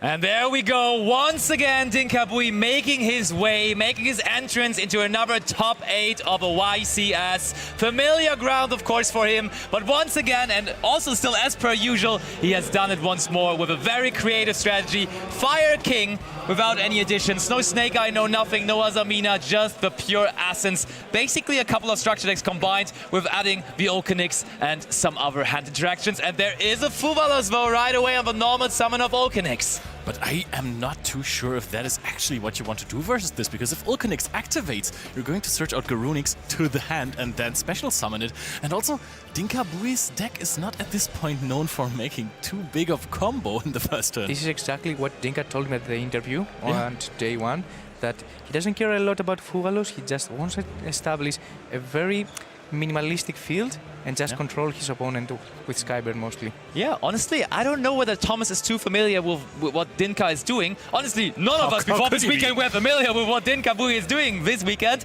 but honestly, with the strategy that Dinkabui is going for, which we also saw on the day 1 feature, I think it might actually be correct to hold the Molchami Fullers for your own turn, as this is where Dinkabui then eventually starts going into the extra deck with, we just see it, the Fire King Sanctuary being able to then exceed summon on the opponent's turn, which is one of his main interactions with the opponent. But there is Ash Blossom and Joy Spring now for Fire King Island as well. Honestly, Dinkabui must be happy with this. He's trading through the cards in hand from Thomas, so this doesn't look too bad, to be honest. He has a set card. He has 2 set cards even here. A very huge start. And honestly, Thomas might have been better off just ashing the Ulcanix, because this is the best starter for the deck, of course, in combination with the Ponix as well. 3 monsters on the field doesn't look like much, but this is what Dinkabui is going for. And at this point, we're seeing an Aggregator, and Aggregator is targeting the Sanctuary, which is a very, very good play, because there are no 2 level 8 monsters yet. However, they are. Ulcanix, of course, changed its own level, and we do have the ability to just chain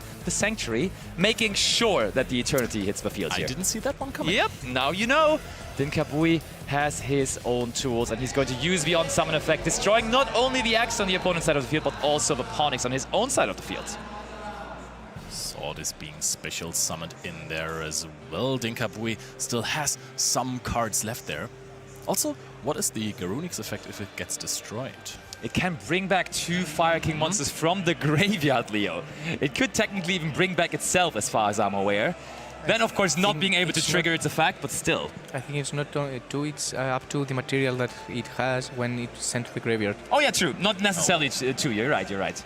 For the moment, it would be 2, because there are 2 on it, but you are certainly correct. But Thomas, for the moment, gets going still, and Tinka was forced to use that Garunix Eternity High-Ang of the Fire Kings early on, and of course he only got to destroy 1 monster with the X-Drysia, therefore Thomas may actually be fine with the situation right now. This does not look too amazing, but Dinkabui has the Skyburn as well, now going to target the Garunix Eternity and the node. So if Thomas does not destroy the Garunix, Dinka may as well do it himself. So now that Skyburn has destroyed the Garunix, he can also use the Garunix from the graveyard, or did it does the other Garunix, the main deck Garunix, have to be in the graveyard before the monster is destroyed? We are going to find out. I mean, we can just summon out the Garunix through the effect of... Yeah, we can just summon it out through the effect of the other Garunix. Okay, we do summon out the Kirin here, though. Now, Ulcanix effect. Oh, Ulcanix is just going to make sure to destroy the Kirin, which is then going to trigger the Kirin in the graveyard. So, on the first look, it looked a little bit, honestly, not too obvious to just go after one of those random Ryzier monsters on the field. But as we can see, Dinkabui will make sure here to destroy not 1, but 2 Ryzier monsters, leaving Thomas with only 1 level 4 monster on the field. And those aren't Zodiac monsters. You need 2 monster to exceed summon, even if that is not too much to ask for in the Ryziel deck. Sometimes it can become problematic to get into 2 monsters, especially if everything you do gets popped by Dinkabui. Yeah, and honestly, equally Dinkabui, but also Thomas, have taken an approach here into the tournament, which is just going to counter the Fiend's strategies. They did not really necessarily care about Bystials and so on and so forth, and that approach in general for this tournament seems to be the way to go. When we look at our top 8 players, we do have triple tactic talents here, though. Probably to take Arvata. You think? I think we need some fresh cards in hand here, honestly. On the other hand, you're right. We could have gotten a level 4 with it. It's level 4. Yeah, but we do draw with it. There we go. We have created so many interactions there from Dinkabui. There is now a bonfire. Okay, Thomas keeps on running, keeps on going. I would have loved the take of Arvata, because that's one less interaction, and yes, you're right, another level 4 monster. Very much so. Thomas does go for Ice Ryziel. Have we not normal summoned yet? I think we have. You just need to special. select a card. Yeah, and Battletronus is another card that is absolutely neglected by Fire King. You can't use it at all, basically. I mean, there have to be some targets, because the cards are fire, because Sword is fire and Node is fire. There will be something that has possibly, some, yeah. attack, maybe. What's the attack for Arvata? 1/8. So that one's out of the cards here. So we go into a level 4 now. We did manage to get that far. Which one is it going to be, though? Because does he play plugin? He does play plugin, yeah, he does. He's on a more pure version, but we do just go for Ryziel Detonator. And one problem with Ryziel Detonator, honestly, is it is destroying cards, and that's what Dinka does even to himself. He's destroying his own monsters on purpose, so he may not be too sad about Thomas helping him with that plan. One thing to consider, though, of course, though, he might destroy the Fire King Island, and that may just at some point, well-timed, take away Dinkabui's entire monster lineup on the field. And Sanctuary is still negated from Aggregator. True, so it can't protect even, you're right. True, but Dinkabui needs to first activate a card to make that happen. Sanctuary is going to only be negated until the end of the turn from Aggregator, so it's going to be live just in the next turn again, where Dinka might want to activate card. Now Arvata is destroyed, but activating effects in the damage step is fine versus Detonator. That is indeed true. So Dinka can now think the Garunix, but earlier on we were not able to activate, is now ready to activate, and there we go, activating the Garunix. There's so many Garunixes in this deck, right? It's hard to separate them, but this is of course the Sacred Fire King Garunix, which now is going to activate. Basically the cover monster of the structure deck, which was not released too long ago. And it is going to destroy another Garunix. There's the third one of them. This is the Fire King High Avatar Garunix. And this is OG Fire King stuff now, because this card, when it was destroyed, it's going to return to the field in the standby phase via special summon and just Darkhole the field. And just one more set card and will be passed over to Dinkabui. And honestly, this situation probably pretty familiar to him, as he has played plenty of Ryziel decks in this tournament. But this turn going back to him, I feel like with the Fire King decks, you kind of are scared that your opponent is going quick on you and just like running over you on the first turn that they have. But as soon as you get into that grind game, those Fire King cards, they are so recursive. We just see the Ponix going back to the hand, Garunix every single turn also coming back. It's just so repetitive and so nice. So as longer the game goes, the happier Dinkabui is.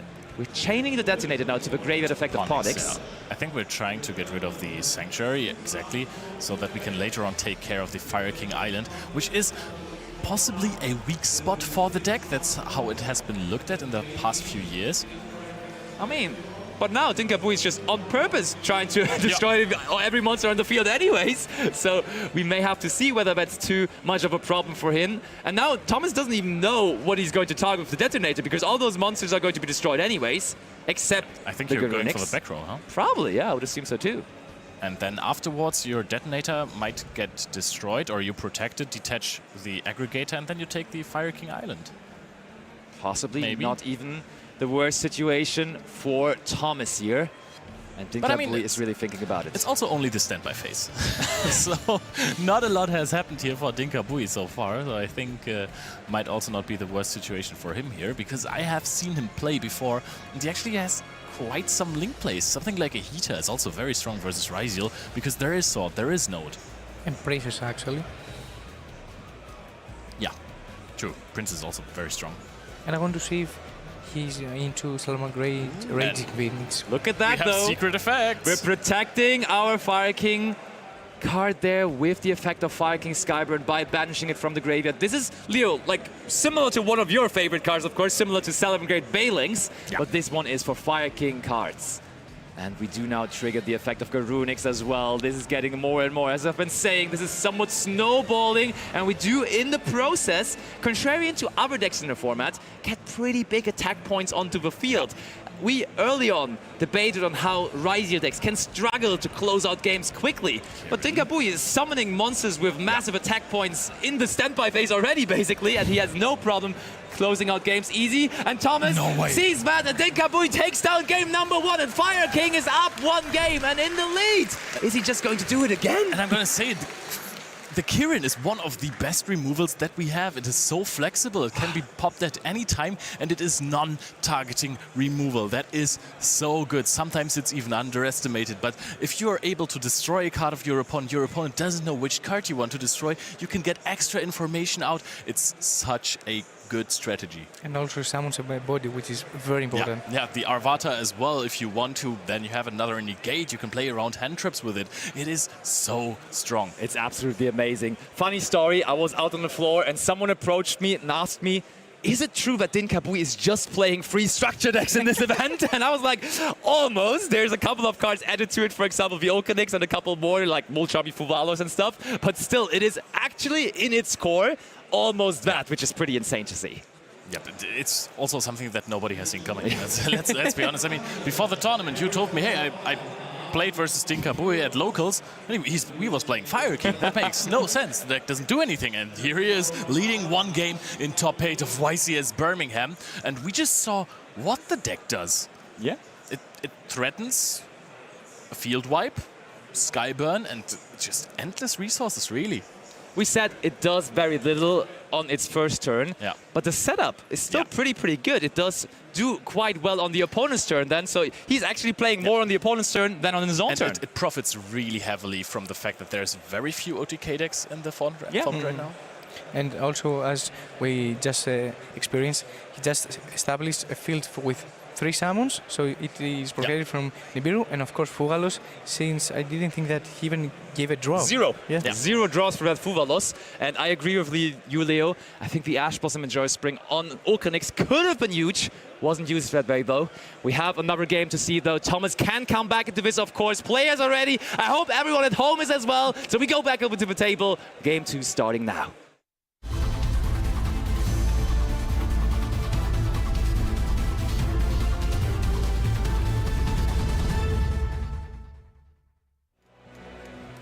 Right, here we go, and perhaps this is something that Thomas needs to adapt to. Seeing in game 1, okay, the Fuvalos made no sense there. Dinkabui is just very fine with not summoning anything from the extra deck, so I have to keep this card in hand if I was to go second, which is obviously not the case in this one. Normal summon Ice Ryziel. That's basically what you want to do every single time. Maybe you can argue for an X start being a little bit better for the Ryziel deck, but now we start off with the Ice Ryziel. Impermanence could be crucial here, and Axe is there as well, basically negating the impermanence already. And if you looked into the face cam of Dinkabui, you saw him nodding his head, kind of being like, I was hoping the impermanence would just possibly stop their turn, but no, there was Axe right away. So actually, since you don't know if your opponent is into Finsmith or not, it's very good to impermanence Ice, since they cannot access Moon and go to Finsmith place.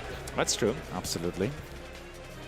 What is next here on the menu for Thomas? Okay, we do see there's a second Duo Drive come in, and Duo Drive attaches Duo Drive. That's the way to go here. And Dinkabui, does he have another way to stop Duo Drive now too? Oh, he has Ash Blossom and Joy Spring as well.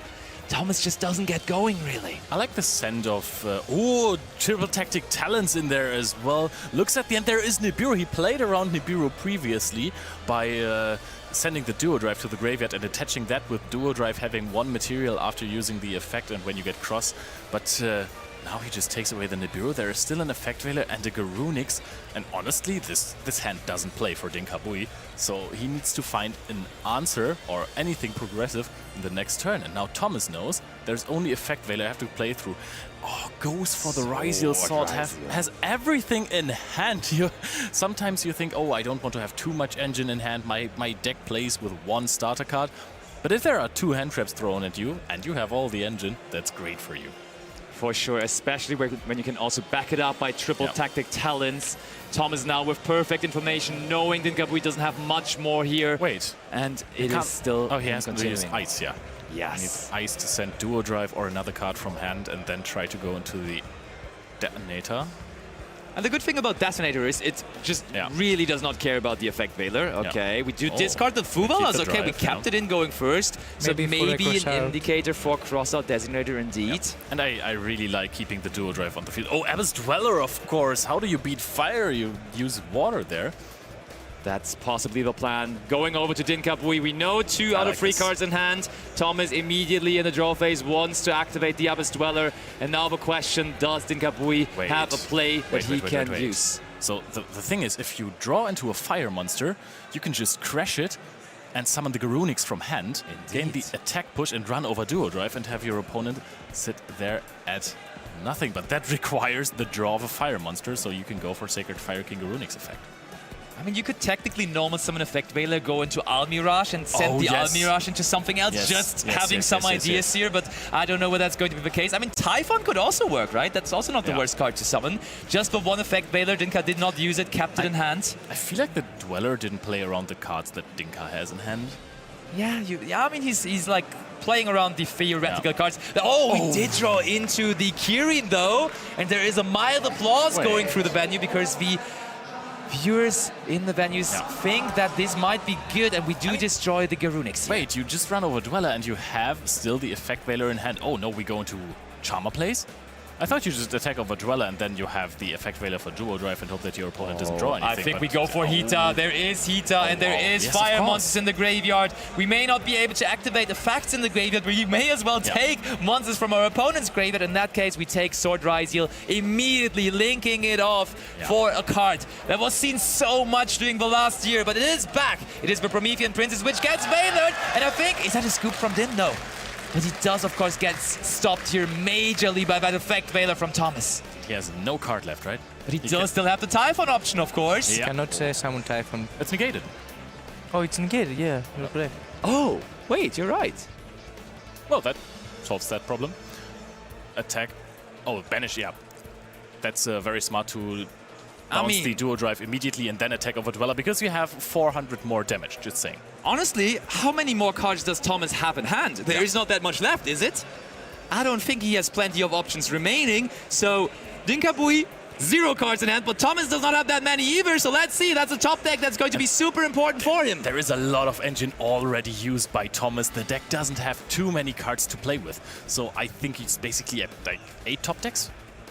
Let's see, Thomas looking at his graveyard. The Fiends of Orions are so good at having that. Oh, we do have Metaltronus for a Typhon! Look at this! There is the target. What are we going to bring out? We're going to bring out what is going on here. I have not seen this card in a while. Number 80, Rhapsody in Berserk is being summoned. And we do go for his own Typhon. What is happening? Typhon on Typhon.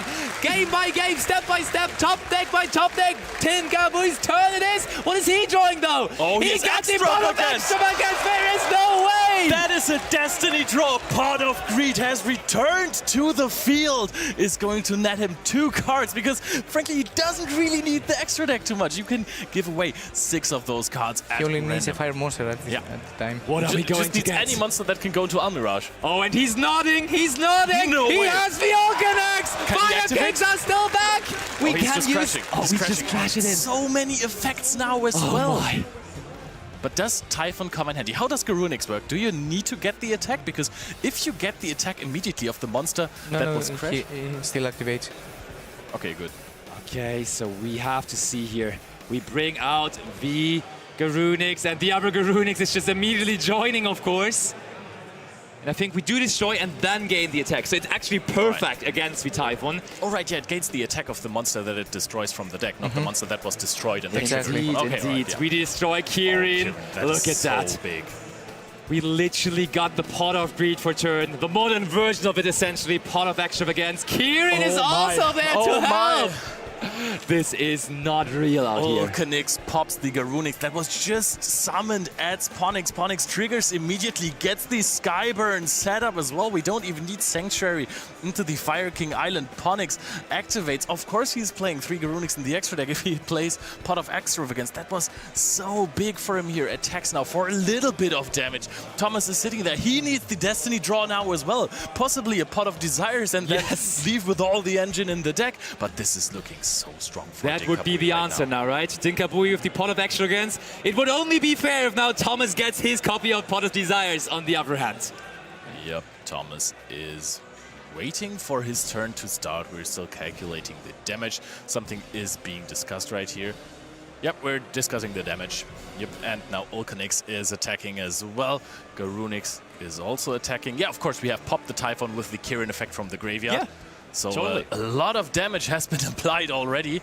And Dinkabui, I think he searched for the Skyburn, right? Yes, so, he did. And that, that card is so good right now because it can pop multiple cards at once. And also Princess is in the graveyard, which is very handy. Yep. Oh, Princess is another interruption as well. You're absolutely right. It just doesn't stop. Keep in mind, Garunix, does it only return on the own standby phase? Because Garunix was popped by Ulcanix. That 2 cards is so incredibly good. No, it does return on the opponent's turn as well. There it is. Garunix will come back. And Garunix eliminating all those monsters, which is hilarious. But it's certainly not hurting Dinkabui too much. Classic but what did Thomas draw? And that is the handshake! Thomas forfeits the game because Dinkabui's Fire Kings are just so good in these grind games. There is no way to remove them properly. The deck can hang on to any kind of threat. This is a masterclass once again from Dinkabui. It is burning hot here in Birmingham, and we do have that Fire King deck in top 4, and I still don't understand the words, but I'm saying, who would have expected that? Who would have thought that? Once again, and I mean the last time Dinkabui won a YCS, he did it with a deck that no one expected either. Back in the day, we all remember, of course, the Prank Kids Masterclass display there, and this time he chose a deck that is equally as surprising, but maybe even stronger than the Prank Kids deck. Do you think that he actually found the solution to this format?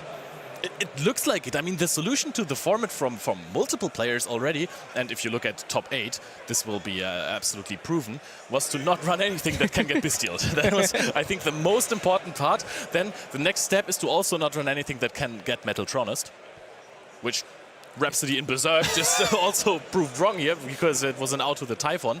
But still, just play around every card that is not an engine card because the Ryziel engine, hear me out, does not do as much as other engines in the game have. If you compare it to something like Telements or Snake Eye. Normal Summon Snake Eye Ash was a lot more than just a Detonator. Don't get me wrong, Detonator is a fantastic card. It is really, really strong and is cool looking.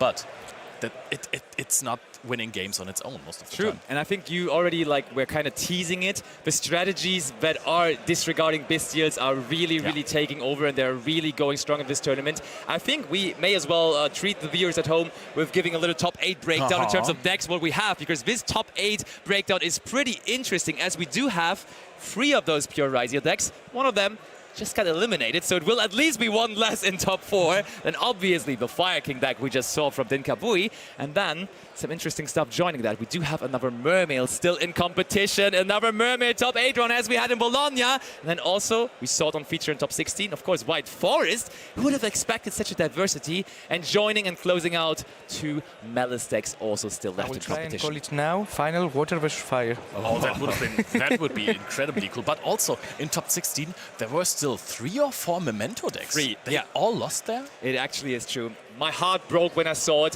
One of them was eliminated by Dinkabui himself. But still, massively strong display by the Memento deck, making it even with 3 players into the top 16, almost having 25% representation there, but then sadly all of them losing out. Yeah, that was a strong showing by all of those decks that do not lose to Bestias, and that means, wait, top 8. How many Fiendsmith cards are there? 0. None of those players is running the Fiendsmith cards. They have been ruling, they have been winning, but they have not made their way into the top 8 here, which is a crazy thing to see, because literally the last 2 YCSs, both YCS Anaheim and YCS Orlando, were both won by Fiendsmith Ryziel, and so the Europeans took it as a task, took it as a puzzle to solve, be like, hey, how do we overcome those Fiendsmith cards?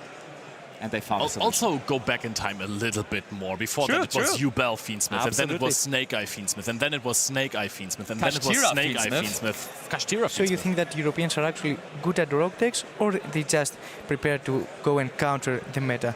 I think they're just really good at adjusting. I think we have some very, very creative deck builders, and they are always very good at actually going in and finding the right decision for a very specific event. Because as a deck builder, for the people at home, you gotta realize it's cool to build a deck for like in the event, no wait, for like a couple of weeks that you want to play as a fun deck, but when you have one event in front of you, you need to make every single decision correctly, adjusting to the format that you have that weekend. So you got to make sure that every decision is on point, and I think Europeans are actually really good with that. If you want to win. If you just want to go there for a good time with your favorite deck, then of course you can do that as well and have some incredible results, because we have also seen that in the past where players just had their pet decks and they performed really, really well. But we have talked a lot about creative decks. Let's hear it from the master of creative decks. Let's go over to Marcello and Dinkabui. Thank you, Leo, and yes, I'm here with the master indeed, the Dinka. I'm speechless. What more can we say about you? Congrats, and yeah, you can hear a very deserved applause from the crowd. You're officially one of our first top 4 contestants for YCS Birmingham. How are you feeling? I'm super hyped. Yes, as you should. yeah. To be honest, I didn't expect to do that good. I don't know how I did it, but I did. Absolutely. I mean, we love an humble king, and I gotta say, as soon as I was watching the match backstage, I had a bit of, a trip down to the past, because I remember vividly back in YCS Milan where you had your first huge success with Prank Kids. I'm not even sure if you remember this, but after you won, I got to interview you and do some sort of deck profile officially for Konami. And I remember, you told me something along the line of, I'm excited to get interviewed by you. I gotta admit, now I am the one who is excited to take an interview. The tables really have turned, and you're absolutely one of my favorite players, and you keep on showing your creativity. So how do you do it? I don't know. I just play the decks I like, and I somehow get there. Yeah, absolutely. Yeah. So let's see just what happened in these top 8 matches. So let's bring up the first clip, which was essentially you navigating through that Fuvalos and Ash. Is the ability of just playing around Fuvalos one of the main reasons why you brought the deck? Yes, for sure. This deck is probably immune to Fuvalos. It's sometimes an upstart goblin, sometimes, but it's not that great against this kind of deck. Yeah, absolutely. And just in the second clip right after, you showed also that maybe your opponent was not too familiar with the deck. He tried to make this play with, the Ext and then negating the Sanctuary, but I mean, you already had the setup. Yeah, I mean, he had to force it out now, so I only blow up one body. So that was well played by him, I guess. Yeah, absolutely. But this is usually what you want to end up on when you get stopped by Fuvalos? Yes. 2 level 8s. Yes, 2 level 8s, that's all and then you need. also quick spell face down ready just in case. I think then we transition into kind of a weird part of the match, because triple tactic talents became the crucial part of the end of game 1 and the start of game 2, and for different reasons. I think we can show the first instance in the next clip, which is your opponent had a big decision. So let's bring up the next clip to analyze. So here, we were thinking whether there was a chance to actually steal the Arvata and proceed. So what were you thinking in this moment? I expected him to steal the Arvata to take out the negate, but he wanted to end on Detonator, which is also fair enough, because every other monster gets outed pretty fast. I mean, even Dweller, I mean, the set card is probably an Imperm, so he needed to respect the Imperm, and Detonator is the best out, I think, against that. Yeah, he tried just to go for the draw. In the end, as we could see later on, you were just able to completely come up with a comeback in the next turn, and that wasn't quite enough. But then we moved to the side decks, and game 2 starts. And well, what a game that was. Things were looking rough. Top deck roll. Yes, we can see the next clip. Just the start of what looked like a dominating game, because you had some answers, but this talent happened, and yeah, the end was rough from you. Yeah. As we could see, obviously, here this time around, he was able to take out one of the additional pieces. And then I think we get into one of my favorite sequences, because that was some wild Yu-Gi-Oh! And I think I've kind of put together a minute that we can go through and just, commentate briefly on what happened. It was the Typhon War, right? Yeah. I mean, that's Yu-Gi-Oh! About, right? Yes, absolutely. Trading with resources and going to grind games, which doesn't happen a lot nowadays. Yeah, and here we see the first of the top decks, which was from Thomas. This Metaltronus is probably trying to figure out what he can do. Yeah, I mean, that was fine, I guess. I mean, every engine piece would have been better, of course, but it's an okay top deck, I think. Yeah, it's all right. I mean, it's definitely gets the bonus points for style. Yeah. You know, summoning out of the action deck. Yeah, for sure. And then going Typhon into Typhon, but I think your top deck was a little bit better. That's true. I mean, as we could see just from moments now on, the Pot of Extravagance was there, and I mean, it's one of the reasons why you build your deck for it. Yeah, right? yeah. It's a control deck, and I don't care too much about the extra deck, so Extrav is a nice bonus to get a +1 and a consistency. But to be honest, I had a lot of top decks. Any normal summon is a top deck, any Fire King monster, any hand trip to normal summon, because I can go into Army Rush, crash into his Typhon and trigger Runics, and then that's basically a game over. Absolutely, but it was obviously fun to just witness this ending of a match and just witness you in yet another semi-final. Hopefully, you know, you'll get another shot at the title, but to do so, we'll see what decks you have to play against. We are hyping up a possible, not sure if top 4 or final, fire against water matchup. There is still a mermaid, so that would be cool to just witness. But again, Dinka, really, honestly, true congratulations. You keep on surprising us and entertain us. So we really wish you best of luck for the rest of this event. And thank you guys for being with us for the top 8. But there is yet again another reveal from Quarter Century Stampede. So let's find out what it is. Certainly is, Marcello, and congratulations again to Dinka Bui. They're making the way to the top 4. Very exciting. We only have 2 more rounds left before we find our champion for YCS Birmingham. And with that in mind, that means I believe we still have a couple more announcements to make of new cards coming to Quarter Century Stampede. One now, one after the next round, but not after the final. Instead, we'll have a different special announcement. And a lot of you will be tuning in to see the final anyway, but stick around to make sure you hear what that news is, because I know you'll all be very, very excited. But we're going to pass you back over to your amazing commentators. Let's have a look at a new card. Yep, it's time to reveal cards again. Any guesses? I've been informed it is an alternative artwork to a card only previously in the OCG available. Therefore, there is a couple of options, but I'm thinking I'll go extra deck monster, just going that route. So I'm going to guess it's a Garunix that Dinka Bui is standing on. Yes, yes, must be. 100% agree. What's your guess? I'm gonna call a generic spell that adds something.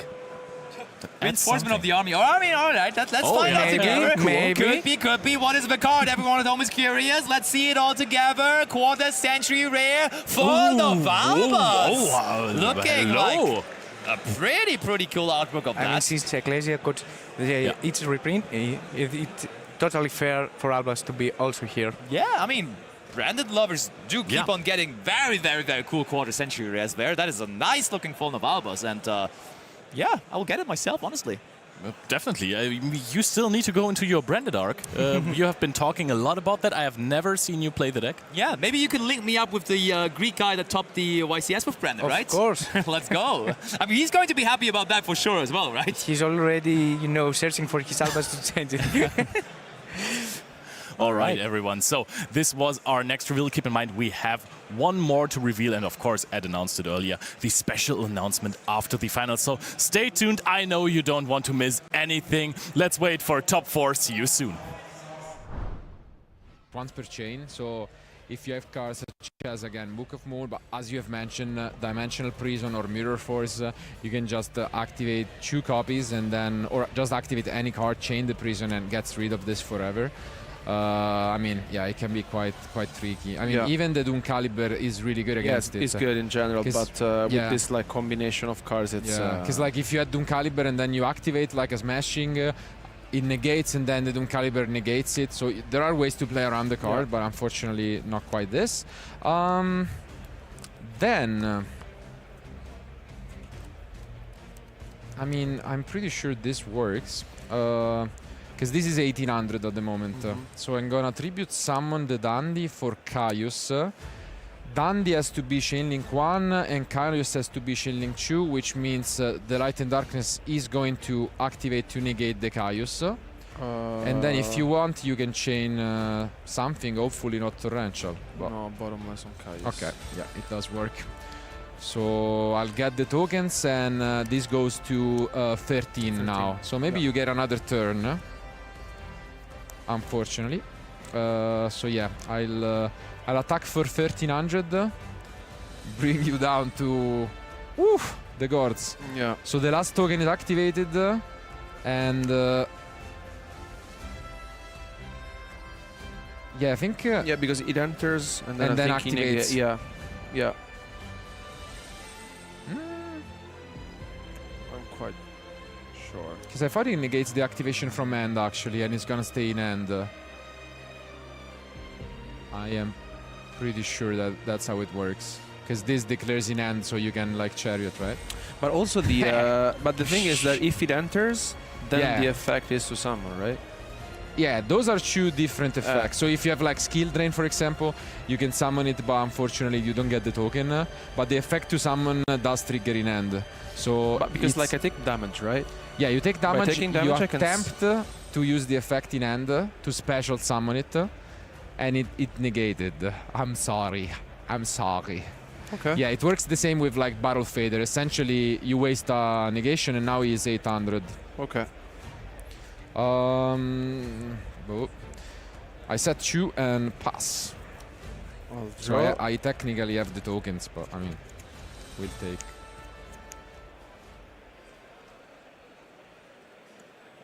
It's a close one, actually, this turnaround. I think you are very close to being Yeah, I'm done, almost there. but I mean, I'm not going to use the gores anymore because it's yeah, unfortunate. just got this. Oof, that's annoying. Yeah. I guess I'll get back a Dandy and I will lose both Dust and Prison. Can pass. Draw. Stand by main. Yeah. Yeah, I'll just set, and pass. So actually you get another turn. I'll draw. Stand by main. Yep. Pass. I'll go and face Dust Tornado. Draw. Let's see if this is the end of it. I don't have anything. I have a Raiko. Yeah. 2 mil free cards. Send the top of my deck. Too late for the prison. And actually, I do go to 5. Oh, I have So I have a pot to shuffle back exactly 5, hoping to draw a monster. Oh, if you draw a monster, yeah. I mean, I think you might be at 500 anyway, but like, I'm not quite sure. So we'll figure it out. Yeah. I'm pretty sure you are at 500, yeah. So this might sound like some extended show off, and this is the bonus points for time. It's more than it. No, but the light and Yeah. darkness without the because like if I had the dimensional prism before, maybe. Yeah, I mean, the opening was scary because the thing is, you have mentioned it, it was quite a surprise back in 2010 that Gadget was able to make it all the way to the finals. Yeah. We gotta say that machine decks are still popular. Ultimate Time Wizard in Bologna was won by Machina, but it didn't play any copies of the Gadgets. It seems like, although they actually plan out really well against Raiko, which is a super popular card, they do struggle against a lot of the other top decks. In the meta discussion, we have talked about how popular Blackwing decks are, and obviously all of the Blackwings are just larger than the Gadgets, and that can be a bit of an issue. But yeah, I think this was a little bit of a nice throwback to see how Jeff Jones was able to win the event, and this deck still is valid, just like many of the other ones are. And so, as always, I think the best thing is to just find the best way to play Yu-Gi-Oh! Whether the format or whether the deck it is, it's always a fun way to just experience it. It might be Blackwing for Alberto, it might be Frog for me, but regardless, I think it's a lot of fun to just try out these different Time Wizard formats. And 2010 is for sure one that is quite popular for all of you guys to try out. So my suggestion is to just go out and check more of the related content on our official social media pages, but also download Neuron if you haven't, and just check on Neuron your local Time Wizard events and try out these amazing decks for yourself. Thank you for watching and stay tuned. We'll be back soon with more action here at YCS Birmingham.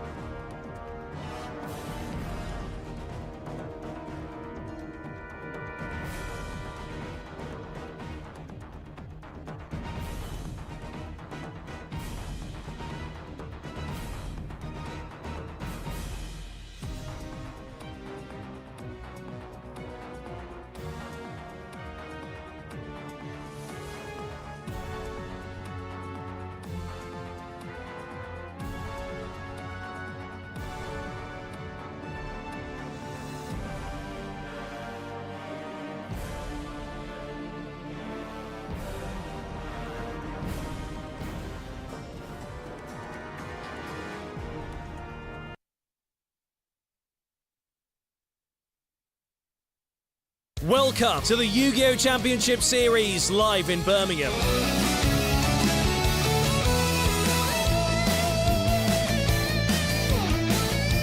Our duelists can compete in a lot of different events. We have over 2,500 players attending, and you can compete to get some amazing prize wall tickets. You can even win a giant card. This is where most of the magic happens over the weekend. All the feature matches that you see happen here.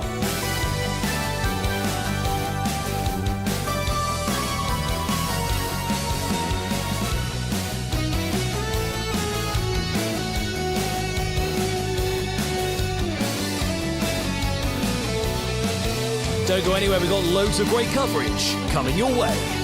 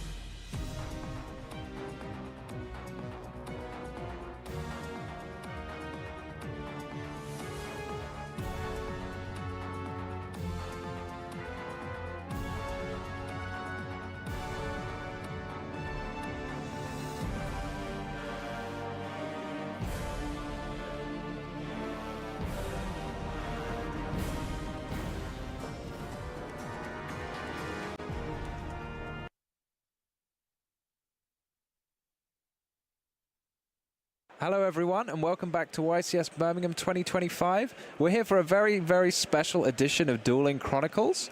So I'm here with Ben Sherman, who won the UK National Championships in 2014. And I was the lucky or unlucky runner-up, depending on however you want to say it. So I asked Ben and he very kindly agreed to recreate the final from that National Championship. So thank you very much for joining us, Ben.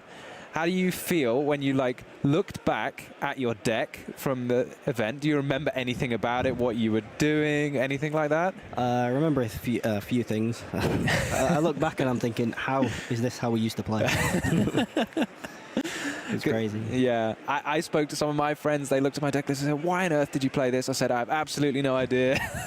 It made sense at the time. But obviously it worked out very well for you. You won. So congratulations to that, but I'm here to try and get some revenge right now.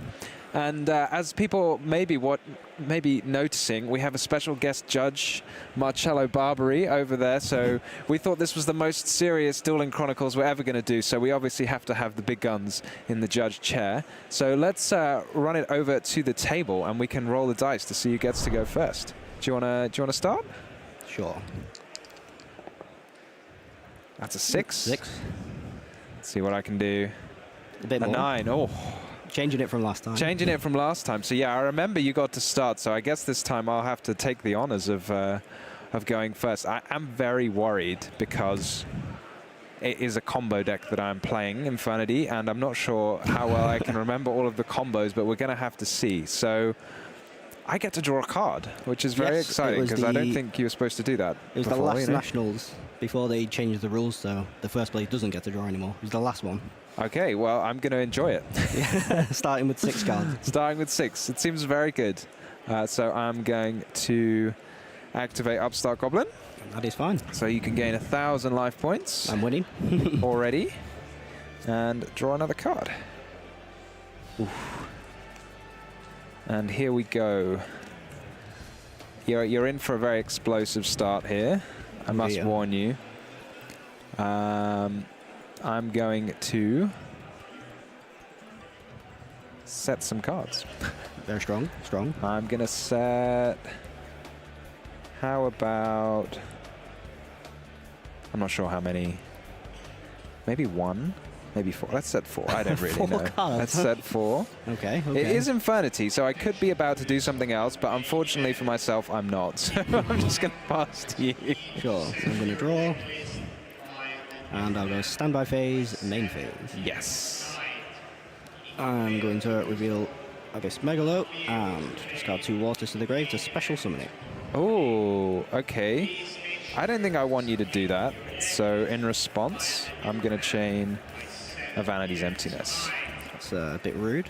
I'm sorry. You'll get to destroy it, but I guess you have to keep your Megalo in hand. So Megalo will stay. New chain mandatory effective inventory. Target the... You have a target, so yeah.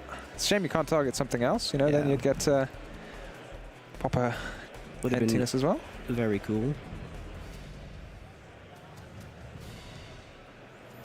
And I think I'm just going to pass it right back over to you. Well, I didn't do very much last turn, so I think you're golden. You're golden this turn. Right, let's try again. It's time for something a little more exciting. One of the more powerful. Ooh. So you're up to 9,000. I'm down to 7,000. Yeah. I do have a response to that. Yeah. I'm going to activate Maxi. That's pretty mean, I'd say. I'm not sure about that. So I draw. You ran this? Yeah. You were ahead of your time. I don't think it was a very popular card. I did main deck 2, side 1, you know. Ah. Okay, and then I'm going to normal summon, very sadly, an Infernity Archfiend. I know that's not what you were supposed to do, but that's what I'm going to have to do. So I'm going to set 1 now, and then I'm going to go ahead and attack. Yeah, nothing after damage calculation. No, sure. No causes. No causes here. Okay, you're on 7,200. And then I realized I could have probably done something more sensible, but I'm going to do something more fun, which is to make crazy a Lavarval Chain. No, I'm not going to get that crazy today. And I'm going to think on the summon. Wait, what cards are these that you're doing? What is this? I'm going to activate Dragon Ice, discarding itself for its own cost. Is that allowed? I'll take your word for it, because you probably knew. Well, we do have a special guest judge that can help us. You know what? I'm willing to accept that you can probably do that, given you played the deck, unless you're just trying to trick me. I'm going to use Lavarval Chain. I'm going to use the lesser-known effect of Lavarval Chain. Oh, to put a card on top. Do you want to have any guesses what that card will be? That's crazy. I have a distinct memory of somebody during this event when I put an Archfiend on top, and then I just drew it next turn, and I think he just forgotten or something, and he was like, wow, you just drew Archfiend. I was like, I put it... You did with Chain, yeah. I put it on top with Lavarval Chain, so... Do you have the Upstart Goblin? Oh, I don't think you can do that, because it misses the timing, right? Because you gain 1,000 life points after the draw. But I don't have it anyway. Sure. Well, yeah. But it's one of these old-fashioned cards that's able to miss the timing, I think. But yeah, you may be right with that one. Okay, so you've drawn 2 cards. You've got a pile of cards and a Dragon Ice, so I'm just going to have to send it back over to you. Sure. So I'm going to draw a card. Ooh, that's interesting. I'm going to go standby phase, main phase. Yes. I'm going to normal summon Abyss Pike. Is the summon successful? Yes. No warnings, judgments, or I don't know what else here. Yeah. I'm going to activate the effects, discarding Mermail Abyss Lind as cost. Okay. Lets me add a level 3 water from my deck to my hand. It's quite good, this. What's coming out? We'll see. Let's go for Mermail Abyss Gund. That's quite a good one. Give that a little cut. And a habit from modern Yu-Gi-Oh! I'm going to play Salvage in the non-imperm color. Salvage, God. You played all these cool cards in your deck back in the day. Abyss Lind and Heavy Infantry. That's okay by me. And now I'm going to try this one again. I remember this trick. Discarding the Abyss Gund and the Lind. Well, I'm gonna use a trick from last turn. I opened 2 copies of Emptiness. A bit better this time because I didn't discard the infantry. Yeah. Okay, so it's good mandatory. I mean, it doesn't matter. No, it's optional. It's optional. Okay, so you can't activate it at that point then.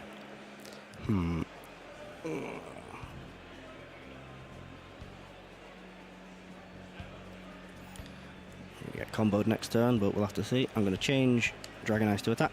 And then I'm going to enter the battle phase. Yes. I'll declare an attack with Dragon Ice. Oh, I see. So this is going to be in the grave now. Yeah, and then you'll get to use it. I like it. I like it. Abyss Pike directly. Yeah, just to remind everyone, this goes to the graveyard. I probably did that a bit quick for the viewers at home, but by its own effect, Yeah, by its own effect, and then attack with that, putting me down to 5,400 because I've used the thing. I was just saying the life points very loudly because I know it's quite difficult for Marcello to keep track of these things. So. And then I'm going to go main phase 2, and I'll pass the turn. Okay, I'm going to knock twice for good luck. Good luck. Oh, there it is. That's crazy. That was a very lucky one. So here it comes. So I activate the effect. I get to special summon it, and then I get to search. For an Infernity card. For an Infernity card. I was thinking about getting a Necromancer, but I know you have this Dragon Ice, and I know you have a Heavy Infantry. So I don't hugely know what to do, because you could also do that to a launcher as well, which is quite annoying, I'm going to say. I'm not actually sure what to do about this. I might just have to get one and just let you destroy it, because I don't really know how else I'm going to kind of do stuff. I don't know if it's better to do this. I guess I'm just going to get this, yeah. I don't know. It feels very sad. Normally one of these, I just remember it does everything, but maybe not. So let's have a go at normal summoning this guy, and it switches itself to defense. Yeah. Would you like to do anything now? No, it's fine. Oh, it's very generous of you. Okay. Well, I should remind you, Dragon Ice is only when you special summon. Oh, it's when it's special summoned. Oh, that's very nice of you to remind me of that. Okay, let's go. I use this Necromancer, use the effect of Archfiend, and then I get to add a card. So now I'm having to think. So do you want to chain your Dragon Ice or no. not? Okay. I should probably add something. Yeah, it'd be ideal. It might be the time for a launcher.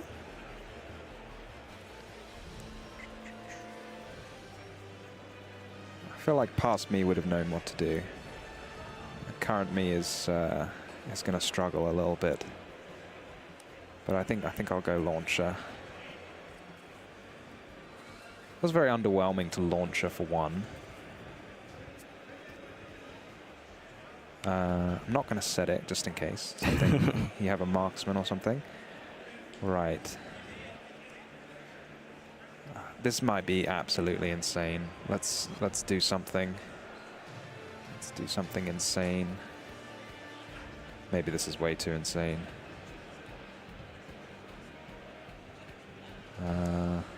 Let's be insane. I don't know. Oh, Diamond Direwolf. Is that okay? Yep, that is perfectly fine. Gonna detach. I guess, yeah, I'm just gonna pop itself on my own Necromancer. And then activate launcher. Yep. And then use the effect. You definitely did this at some point. I feel like this probably isn't the best way of doing it, but it's certainly fun. Right, so here comes now the Archfiend again. Would you like to respond this time? I will go Chain Link 2 Dragon Ice, Infantry as cost. Okay. So in that case, you can resolve that? Yep. And then I will resolve one of these. And this time I will add a barrier, if I can find it. Obviously not as adept at finding it. And then a mandatory trigger of infantry, target the necromancer. Makes a lot of sense to me. I'm going to set this now just before I forget. And then attack. Yeah. For a good 200. I'm going to look back at this and think I was being absolutely crazy, just popping my own card. I was thinking maybe I should have just made an Abyss Dweller, and then you would have just left it. It's a very strong card, yeah. But this seemed more fun, so I'll pass to you. Draw. Interesting. Standby main phase. Yes. I will change my Dragon Eyes to attack once again. And I will enter the battle phase. That's allowed? I will declare an attack. I'm going to use my Infernity Break, yeah. You do have the break. I think I can banish any Infernity card. I believe so, yeah. Yeah, I'll get rid of this launcher because I don't think it's going to do that much in my graveyard. And it has to be a card you control, so off it goes. And then main phase 2. Yep. And I will set one card and that's the turn. During your... Welcome back. We are here with our top 4 feature match here at YCS Birmingham. This is the semi-final feature match. Whoever gets through this will make it into the final, and then we'll be crowning our champion. So in front of me, I have Dinka Bui and Neil Svensson, who are ready to take this match to the next level. Guys, we're going to do a high roll. So who goes first? Who would like to roll? Neil's going to roll first. That is a 12. Okay, and Dinka Bui has rolled a 7. Niels, you going to go first? Niels is going to go first. I'm going to hand you guys over to your wonderful commentary trio for our semi-final feature match. Gentlemen, take it away.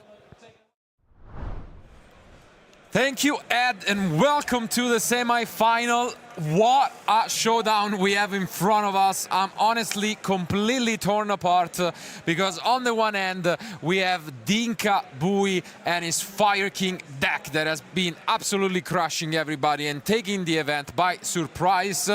On the other hand, though, someone is taking the event by storm, and also it might be my prediction that was quite bold at the start of Friday, which was Mermail is gonna take the event, and oh well, we do have a Mermail deck left. It's gonna be fire against water. Who could have expected it? Yeah, I mean, what could beat the fire deck apart from a water deck? Obviously, you extinguish all of these Fire King flames. It seems like a very interesting matchup. On the one hand, we have got the craziest combo deck being piloted by Niels, and on the other hand, we've got this very controlling fire deck, which is not really how, you know, I feel like thematically it should be the other way around, but here we are. And also, I really feel like that, you know, it was super important for Niels to win the die roll. And, I mean, here starting the top 4 with, you know, going first, I think it's quite a hell of advantage, but absolutely. I mean, I think I don't want to keep you guys posted because like our players are ready. So I would say without no further ado, let's jump into game 1.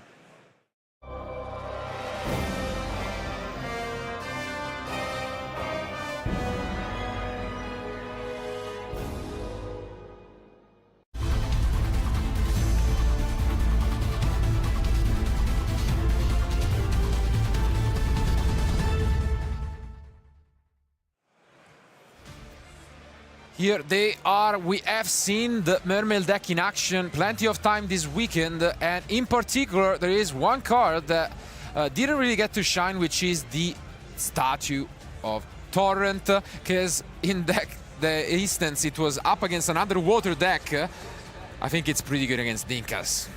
Yeah, no big fire monsters coming out of the hand. None of those Fire King Grunixes. I think he runs both copies, does he? From Dinka. And here comes the first interruption, though. An effect Veiler, unfortunately, is still going to be able to resolve that Dragoon, so doesn't quite stop the card completely.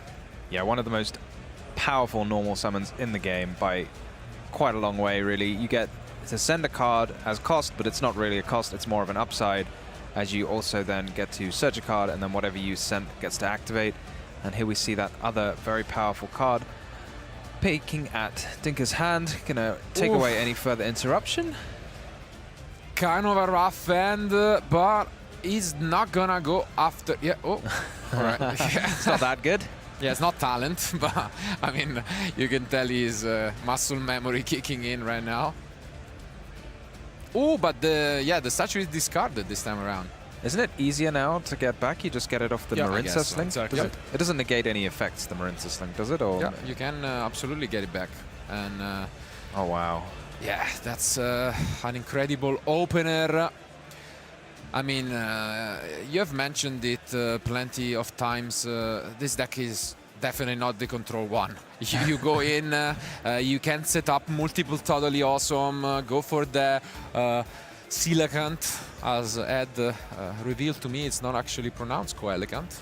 Yeah, do you think he's not running it, or do you think he's just got it in his hand? Because he went to summon the Atlantean, the new Atlantean, instead of the Coelegant. So he's definitely running it. Must be in his hand. Yeah, and Niels is not playing the Mullen Glacier, by the way. So it's okay. Yeah.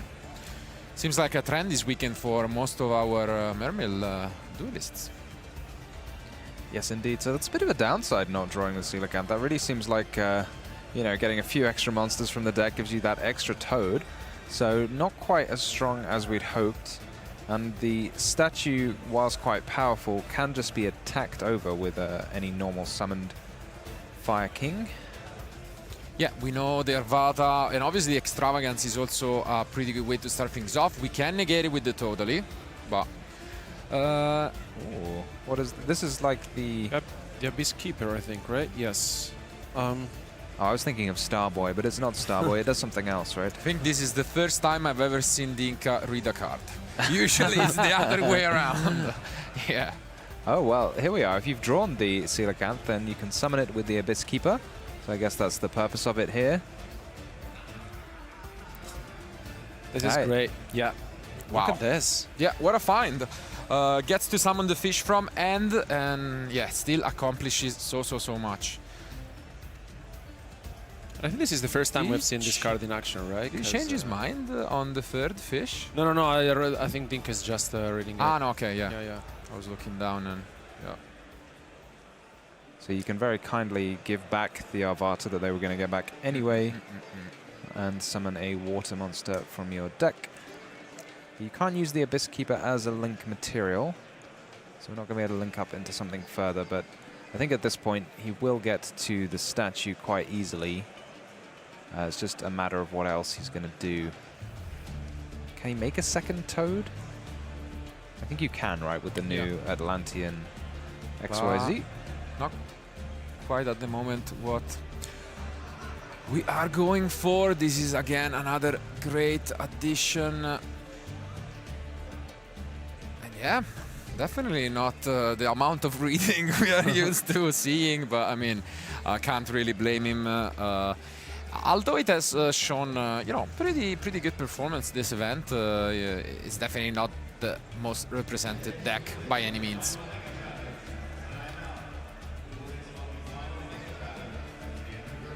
So no statue going to be summoned here since it's already been used. But instead, we just get another Dragoons, which is perfectly serviceable. Going to turn the Dragoons and Pike now, I guess, into Toad number 2. That's great.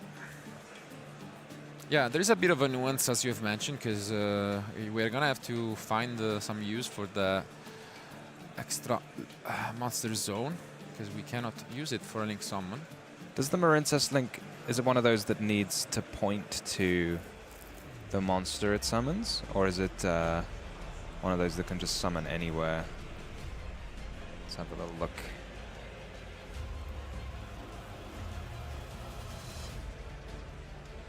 Not that it matters too much since it has an arrow pointing to the left. It does. Yeah. It does? It does. Oh. Yeah. Oh, I'm a bit... Oh, no, it's fine. You have to link it first, right? Because if you use the shark here, then you'll have a Toad. You have to summon Toad into that zone. It does work, but that zone was quite important, wasn't it? I mean, I guess this works still, yeah. You can just summon it this way anyway. They've got a surplus of options here. Yeah, this is so good. Again, one of the latest support in the updated version of Abyss Strike, we could say. Not quite the rank 3 that we were used to seeing back in the day.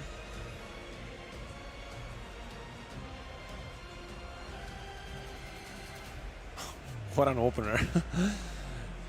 I I think this is by far one of the best ones we have since this weekend. Yeah, I mean, we saw something similar against, again, water deck. This is a fire deck. Do we have any non-engine in Dinka's deck? Can out this something along the lines of, I don't know, droplet or... I mean, he's running impermanence, but that's probably not going to be quite enough. No droplets. No droplet, no. And yeah, we adding the infantry there, so with the shrine in hand, you can like check the normal summon of Dinka. Opening. So I guess there's kind of nothing. That's it. One more draw, and I mean, he needs a miracle. The end was not that great. We had the extravagance, which most likely you're gonna negate, or it depends. I guess there are two different school of thoughts about this. What do you think, Tom? I think once you've seen the hand and you know, like, there are 3 cards that do nothing.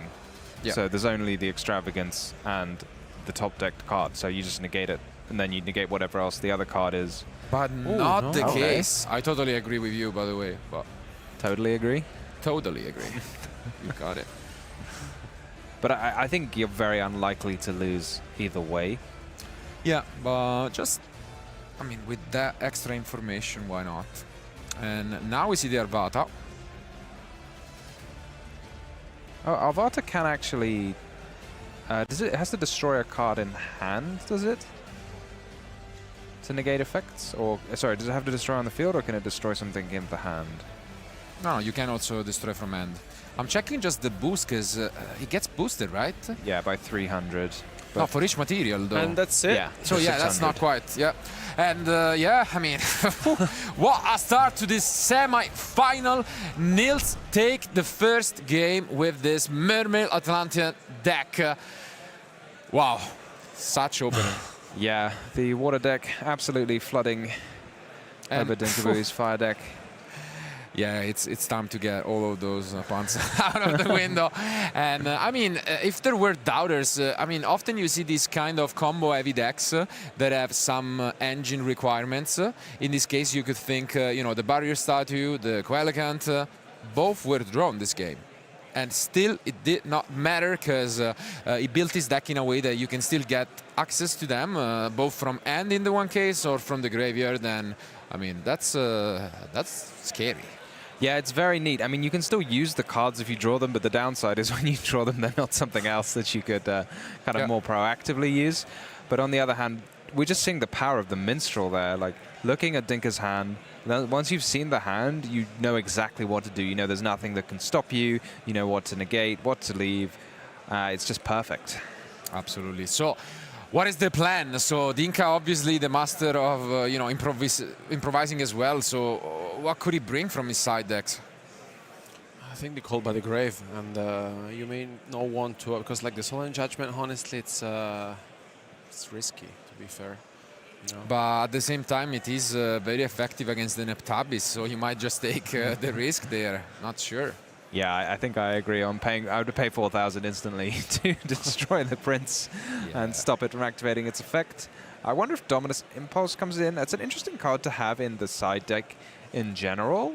I'm not sure, you know, that seems like a card that could very happily slot into your main deck. So I don't know if there's any sort of light effects that he wants to use or something like that, like Effect Veiler. Yeah. But what do you think Niels will do? I think he might just rely on his engine, to be fair, as water beats fire. And let's find out whether that will be the case. Again, let's jump into game 2.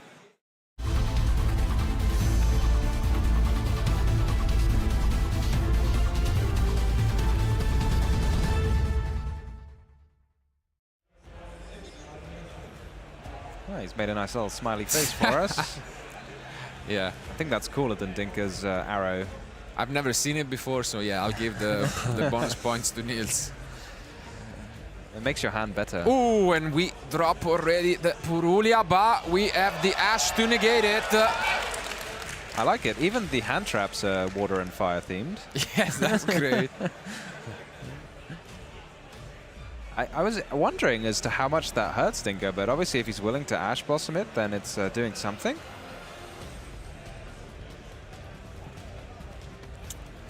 Yeah, I mean, something about I have seen Dinka's. Oof. Wow. Extravagance seems to be glued to Dinka's hand. It's one of those cards that's absolutely perfect going first and then going second.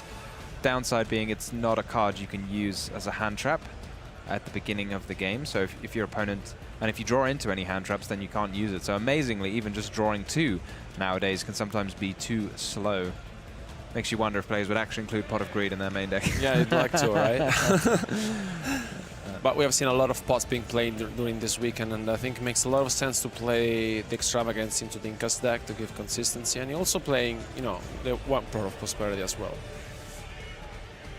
Yeah, all the pots. I guess he has much less need for his extra deck than some others. Yeah. You can see he's got those kind of redundancy copies of Promethean Princess. Amazing how we used to see that card absolutely everywhere, and then not again. This might be a rough one. The impermanence seems like it was enough to stop Dinka. Just 2 face downs. And that's a pretty good thing to start things off. Yeah. Let's see if there is anything from... Here comes the new Poseidra.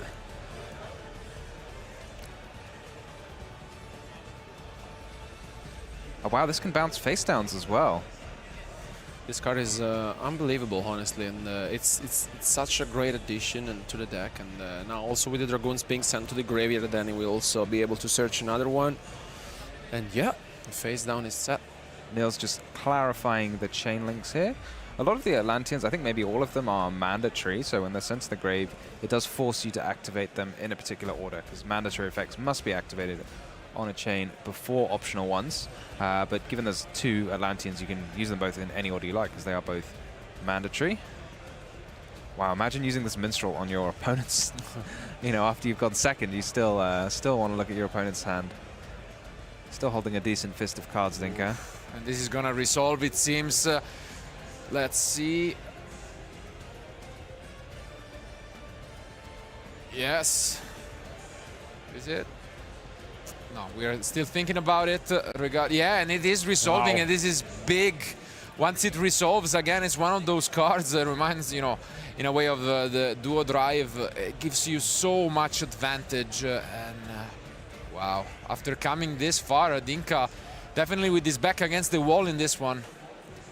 Yeah, 1 normal summon. You're right. It's a bit like you just add 2.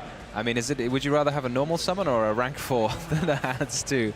Easier to get to the rank 4, I guess, because you can get it with any variety of monsters. But as you say, like in the way you add 2, but also in the way that like it just often spells victory for the person who activates the card and successfully resolves it. Indeed. Do you think he was using the Minstrel or the Shrine there by discarding 2? I'm guessing the Minstrel because it was on top. Yep. And we take a look. We did set the impermanence, and that was sent back from the Poseidra. Yeah, we are now defenseless outside of this last face down card. Yeah, I don't know what magic it could be. I don't think there's any super powerful traps. People have been kind of going away from this idea of, you know, getting these super powerful cards off thrust. Oh, are we about to see the Poseidra extra deck monster now, turning all of his water monsters into a level 7? I was getting ahead of myself. Maybe we'll use the Abyss Trite in a second to rank up into Poseidra Abyss and then bounce the rest of Dinka's cards to his hand. Yeah, this is resolving. It seems like we did it the right one with that Poseidra, as Dinka is not really interacting anymore, and we do upgrade. This is unbelievably powerful, this card. You get to send a card from your deck to the grave as a cost. And it's basically Miss Worm. Yeah, exactly. You've been playing a lot of 2010. That's your first reaction. Yeah, we look at all these Atlanteans we're sending to the grave as costs. Bye-bye Prince, so we're going to be able to use that effect in a second. And then goodbye probably to a Dragoons. Oh, he's still got the statue in his deck going second, which is very ambitious. But yeah, of course. Yeah, I mean, I guess against other matchups, you definitely take it out. Maybe if your Dinka's deck is a little bit more, you know, on the grind side, and then if you think about it, it tends to set up a lot of monsters in the graveyard with the Garunix and the Ponyx, and then you can just summon the statue there and all of those are shut off. And so why not? Makes sense to me. And yeah, I mean, this is gonna be a lot of damage. How much does he have on the field? 76, right? Well, yeah, if he gets the Coelacanth out of his deck right now, that would threaten Last chance to 8,000. interact. Do we have a Dominus card, anything like that? It's been there this whole Yes, time. it is. It is the impulse, so was really patient with it, but now Nils knows everything that's left. The Imperm is now live once again, worth keeping in mind. Absolutely. I guess there wasn't a time to use it on the Atlantean Shadow Squad, since Neil's probably arranged his chain so that it wouldn't work. And is it just another copy? Yeah, it looks like it. Yeah, he's not used the special summon effect, so I suppose you can just special summon it. And is it 2/6? 2/8. 2/8? Oh, okay. But we're not going to do that we're not quite going yet. for that. Wow. I mean, you have the grave effect of the Poseidra. As you've mentioned, though, he just needs to be careful about that impermanence, which, you know, in the back of your mind might just be kind of like, oh, that card cannot be used, you know? And, yeah. And now it's actually back online. This feels like enough stuff to win through impermanence, but I guess we've got to see him play it out. Yeah, here we are gonna use the Marincess.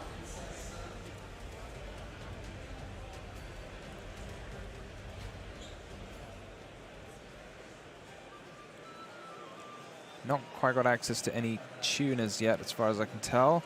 So stuck to Lynx and XYZ monsters for the time being. Do you think Dinka's thinking on the Marincess? Yeah, he's definitely thinking, which I think, you know, is gonna activate Nils' sense regardless, even if he lets it through. He will now probably think back to that impermanence. And yeah, you can tell Dinka is just trying to figure out if there is an optimal way to use it to just hopefully get another turn. Yeah, it can be one of those cards sometimes. It's quite a minimal effect, so sometimes you want to hold it until you find the best chance, but then you find there was never a good chance and your opponent just attacked you for 8,000 before you got a chance. So maybe you just use it now and hope, but... And yeah, makes sense. There it comes. And now finally, for Nils, Dinka is really out of responses, and let's see if we can get enough damage on the field. Oh, here comes the Minstrel effect, which doesn't often get used. I think you can send the top 3 cards of your deck to the grave, and I think it's a cost, so if you hit any Atlanteans, then you get to use the effect. And I was wrong, it is actually a tuner as well, so I want to see Trishula. I don't think it's in his extra deck, but...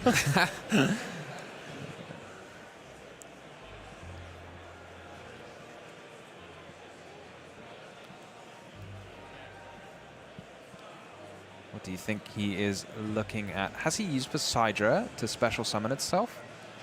Because that would be quite a lot of damage if he hasn't used Poseidra already.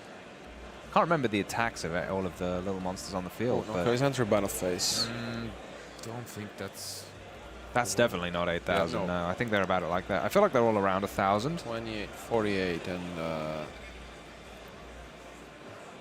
Yeah, so it seems like unless there is some surprise, Dinka will get to live for another turn.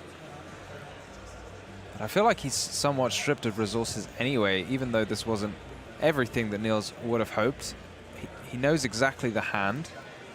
The Nibiru is going to come back during the end phase, but it's going to be way past the point of being useful. So just got that Ponix and the... what's the name of the level 4 that destroys a card and searches that he summoned last turn. Very bad with names this weekend. Arvada, you mean? Or Arvada? No, Canix. The normal summon, okay. Yeah, those are the 2 remaining cards, right? That's what we saw. One got bounced. Yeah, then Nibiru is back. Not that it does all that much. And fortunate that it comes back during the end phase. Yep. Have to do a lot of reading this round. Absolutely.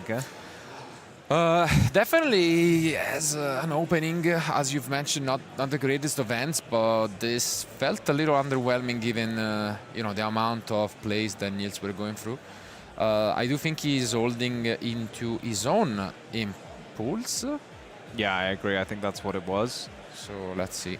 Which is very strong against the Garunix if it gets added off Volcanics, which feels like quite a common line. Yeah. Gonna check his own graveyard. Doesn't have much. What does the new Poseidra do when it's sent to the grave for an effect as a cost? I probably should know by now because we've watched it resolve a few times. You can discard one card basically. I know you mean the XYZ? No, the new main deck monster. I don't think it has an additional effect for that. No. Oh, that's not very Atlantean of it. Yeah. It does enough, I think. All right, so we get to play. So I think. Yeah, it looks like Garunix was the top deck card. So full information for Niels. There's a Garunix.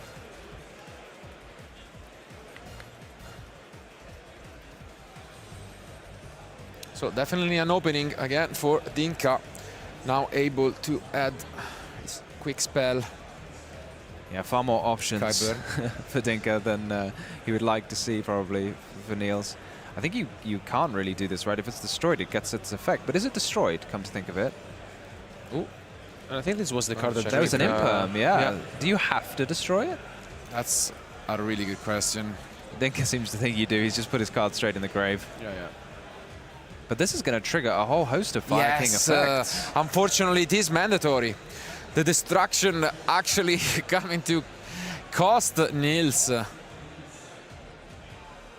Yeah, it's really tricky there because I think you really wanted to wait for it on the Garunix, but if Dinka was able to destroy, for example, the Volcanics, he might be able to make a chain in such a way that the Garunix would sneak onto the field without being able to be negated.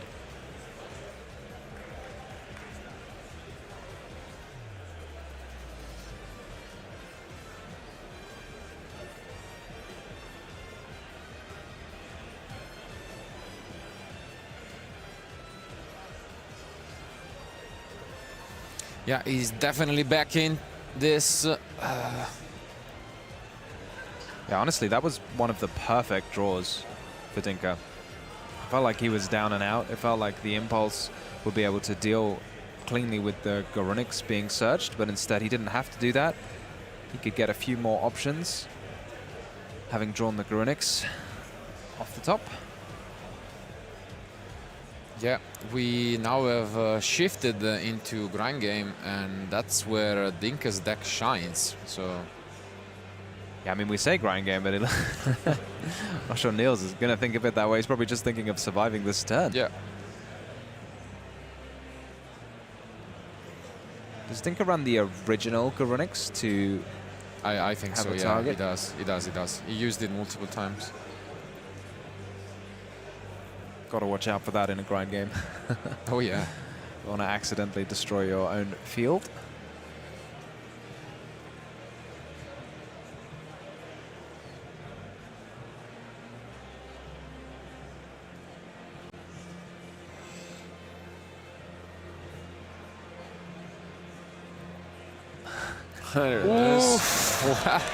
What a find. I mean, here it comes. The crowd really enjoyed that. That's just not something we've seen for a very long time. Absolutely, but yeah, positioning does matter. And unfortunately, Niels did choose that middle zone out of the ones available for the Mirror Milk King Neptabis. And he's going to get punished for it, possibly. So he's poking through his grave now. Maybe now's the time. Yeah, seems like that is the case. Not going to check the card even.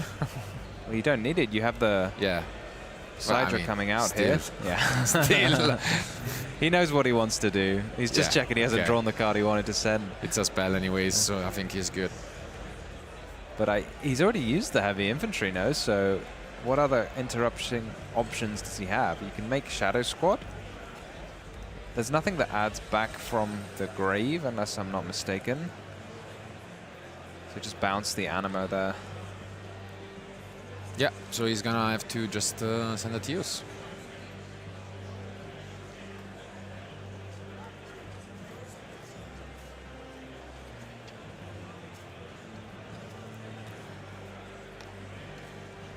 Might buy Niels the turn that he needed. I mean, perhaps this Poseidon really adds to the grind game of the Atlantean deck that in a way that we hadn't necessarily expected.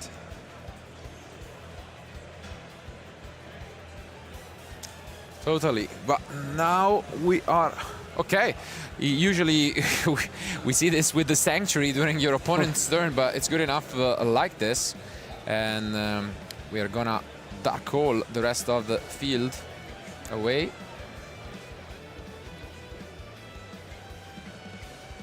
As maybe Volcanics will be Chainlink 1, and we're just resolving our Mermail link as Chainlink 2, allowing you to send a card. As is it a cost to send? Oh, special summon. Yeah.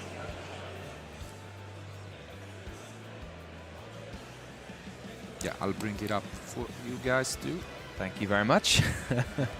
This is a very niche card. I feel like it's not used super often.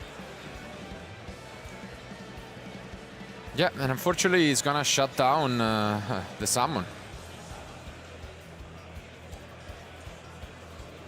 Maybe not something that Dinka was expecting. Yeah, I can't imagine it. Yeah, because it's gonna be Chainlink 1 and Chainlink 2. So the statue comes down first, stopping that Garunix from hitting the field. And now we are holding that Prince Neptabis that we searched last turn. So oh no, he discarded it during Dinka's turn. Oh yeah, that's right. He did. I'm wondering what the set is. Is it a Fire King card that was searched, or am I just forgetting? Yeah. Oh, The it's the Skyburn. Yeah, the Skyburn was searched. So we do have a lot of recursion available from Dinka. Yeah. And most importantly, a lot of resources gone from Niels. Yeah, for sure. And the Garunix, when it's destroyed, right, it gets it lets you re-summon cards equal to the number of Fire Kings that were, well, I think materials it had. But I think that was a call by the grave off the top for Niels. Yeah, so that's what he drew into. This could be very important.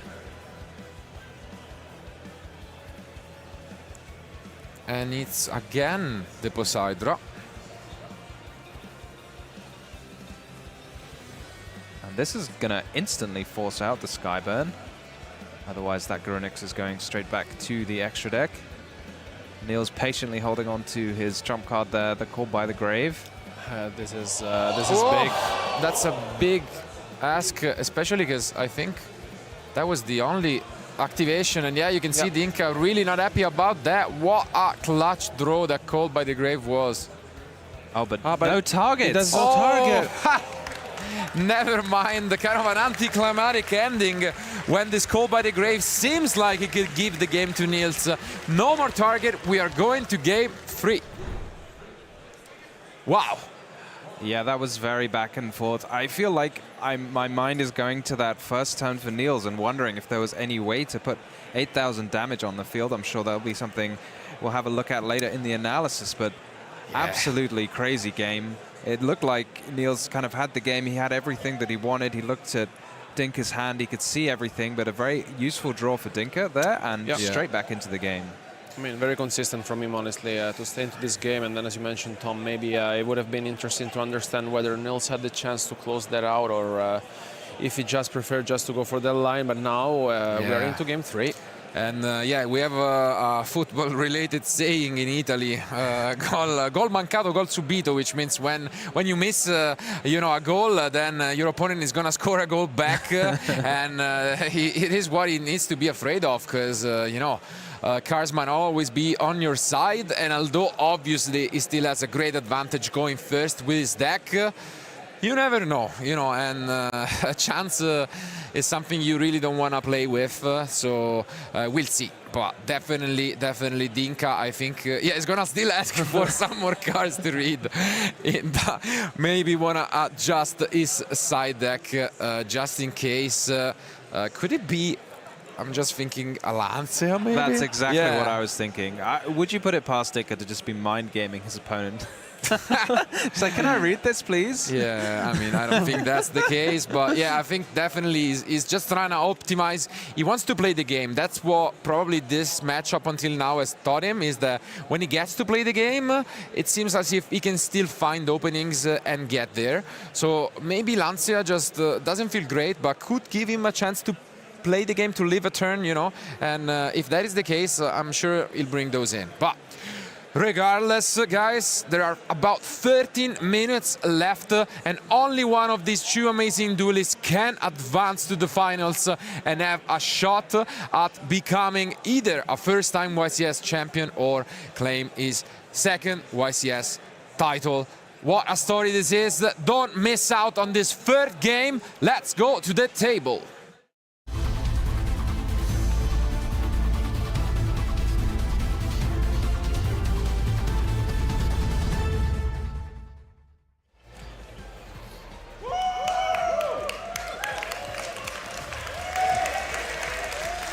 And here comes, you know, a bit of support from the large crowd gathered in front of us to watch this semi-final.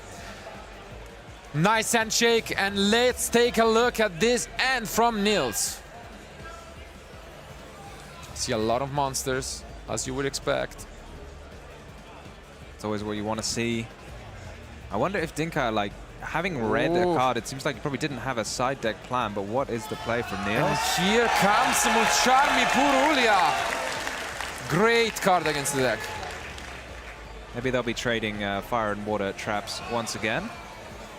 Doesn't seem like it is the case. Might have resolved.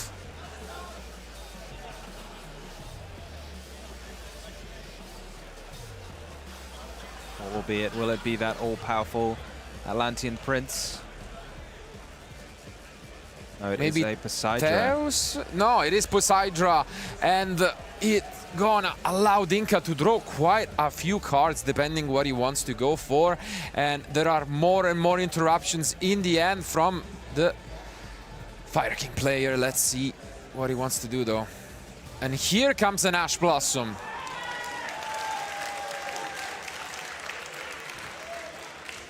Crowd really showing their support for Dinka here. Obviously, the best start is always just hard drawing that Prince, stopping your opponent from doing anything. Wow. There is a stop, and there comes the Volcanics from Dinka. Do you just have to activate Imperm and hope? Is there think anything else to do? That is the case. Yeah. Dinka doesn't look too pleased with it. Unfortunately, does not have the outplay with so many of the cards you could just chain, but... Yeah, there are so many Fire King cards here that could be chained instantly to get your Avatar to resolve. And instead, we are just gonna crush. He's showing off his Garunix. Yeah, it's going to be double Garunix. One, the OG one, at least it seems, and then we are gonna get the new Garunix. Yeah, such a powerful engine, right? When you can just attack with your monsters just to get it going. Ooh, and I see a lot of interruptions in the end from Dinka. So them as well. Veiler Impermanence. Wow, Veiler Impermanence Impulse. So many different interruptions available. But in terms of engine, this is about it. So it will be careful about what he wants to destroy here.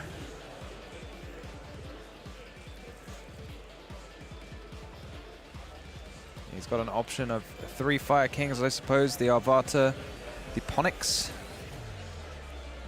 or another level 8. He's the Ponix, taking the safe route, it seems. He knows that, I mean, there is no way he is just gonna lose out given the amounts of interruptions that he has. So why not just play the long game?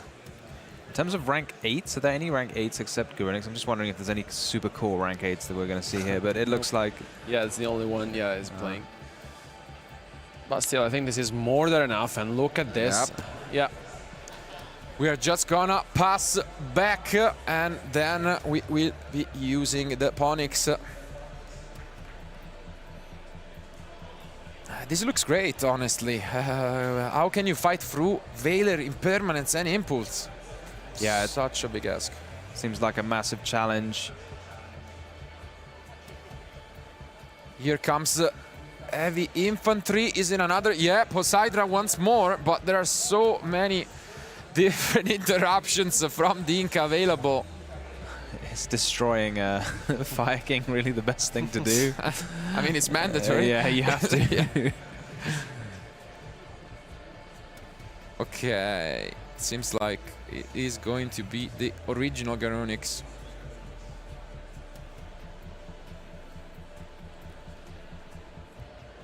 Wait, did something get bounced? Yeah. So maybe you hope to hit the Imperm here. Absolutely, like it happened in the previous game. But it's gone back to, I mean, it would be either, right? Either would go back to the hand. I think it was not the Impermanence, actually, but I might be wrong.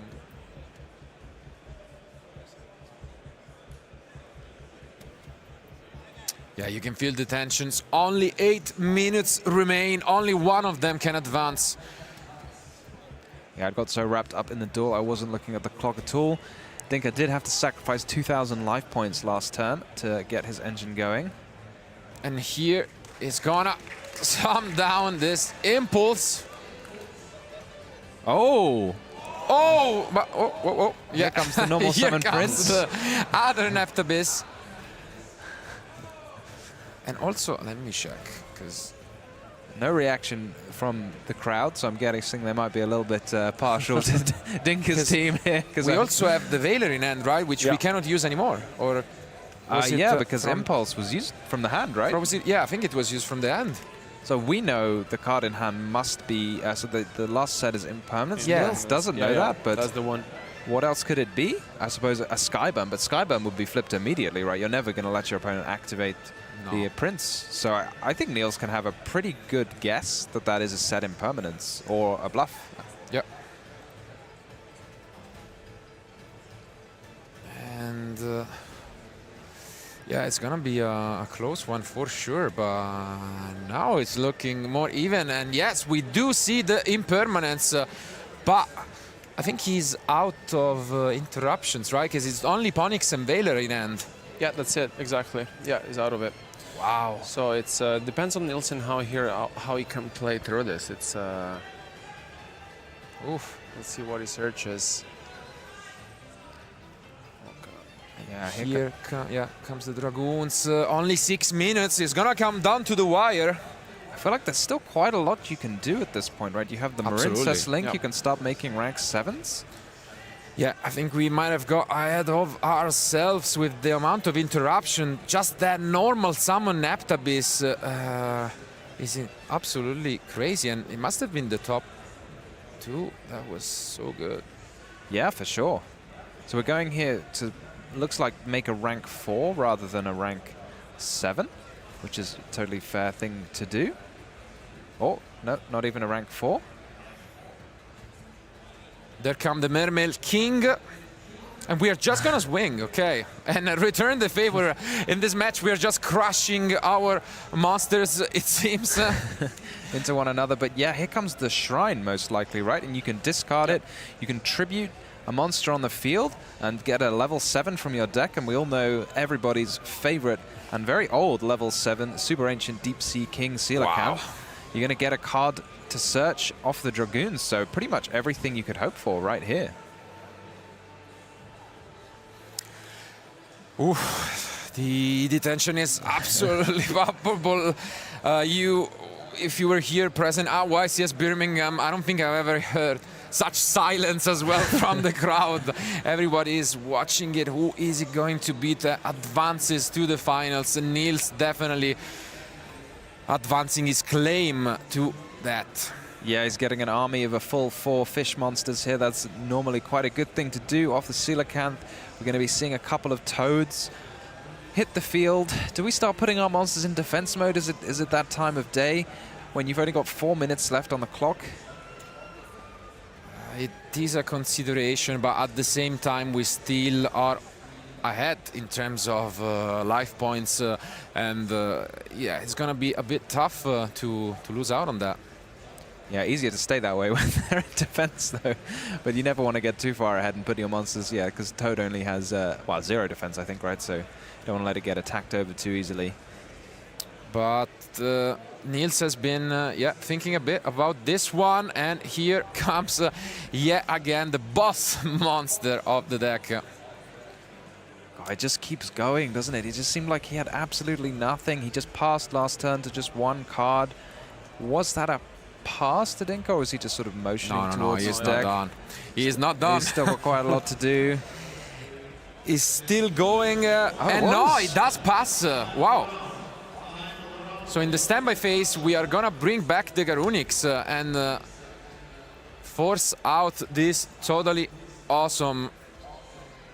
One more layer of defense. Does the Toad activate as well to add back a card? Don't want to miss that in the flurry of chains, but adding back an infantry here would be a very good thing to do.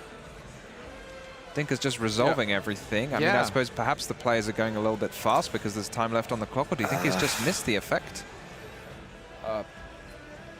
But I mean, I'm getting worried a little bit here because, as you're mentioning, he's playing super fast, but he's back in a good spot. It seems as if Niels maybe was going too much on autopilot mode in the previous turn and wasn't quite able to, you know, make the necessary field. He knew about pretty much the entire end. This is all known cards. Yeah, here comes the Garunix. And here comes the Garunix from Dinka, clearing everything. Wow. Got to keep in mind, though, the Poseidra can still be used. Discarding a card and special summoning a bunch of monsters. And here the defense mode position is going to come in quite clutch. 1, 2, 3. Can you clear the wall of monsters? Plus the Atlantean Prince going to summon another one from the grave. And we're milling for the Minstrel. So many chains being resolved here. You don't need to go like at the super fast speed if you can play at a normal speed, but he wants to make sure Dinka gets his fair shot. Yeah, I mean, fair play absolutely by Niels. He's really playing super fast, and yeah, it's not obvious at all. Yeah, he's going to have a small army of monsters in defense mode here. And yeah, immediately Dinka just replies with a play of his own. Does Niels know he's ahead on life points? Yeah. I'm sure he's playing like someone who wants to get to his next battle phase. But here we go. Dinka summoning a few monsters back. The Garunix can summon itself back, can it? I guess so. But yeah, how do you just clear 5 monsters having already used the Garunix? I think we are just entering battle phase here. So attacking over 3. And can we find any way to push even more damage? In end, we do still have the Sky Burn, and we are gonna move to Memphis 2 real quick, make the Princess, and pass back to Niels. Wow. Not even bothering to use the Princess, but Niels still got a couple of cards left in his hand. He's drawn the Abysteus. Oof, drawn Abysteus. Veiler cannot be used due to the Dominus Impulse, so he's free to keep on adding, and you can see Dinka really not happy about the situation. Do we have a target? We don't have a target. Oh. And there comes the Princess. Is that going to be it? This could totally be it. Here comes Garunix. 20 seconds left, but that's going to be enough. Just needs to attack and attack. Oh my, what an ending.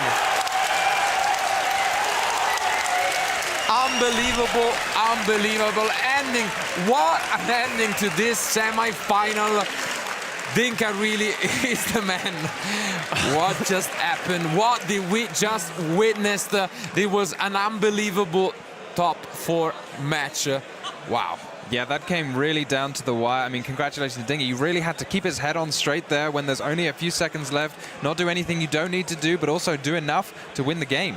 Yeah, I mean, it was an unbelievable match, and honestly, I never heard like this much silence in the venue, to be fair. Like during a future match, it was like the tension was palpable, but in the end, Dinka advances to the final with his Fire King, and it's one match I had to to become the YCS champion. Yeah, it's going to be, I believe, his third YCS finals gets to play in. He won one, he lost one, and now he's got his last chance after also having an insane season where he won the German national championship. So this could be his third title overall, but what a player he is.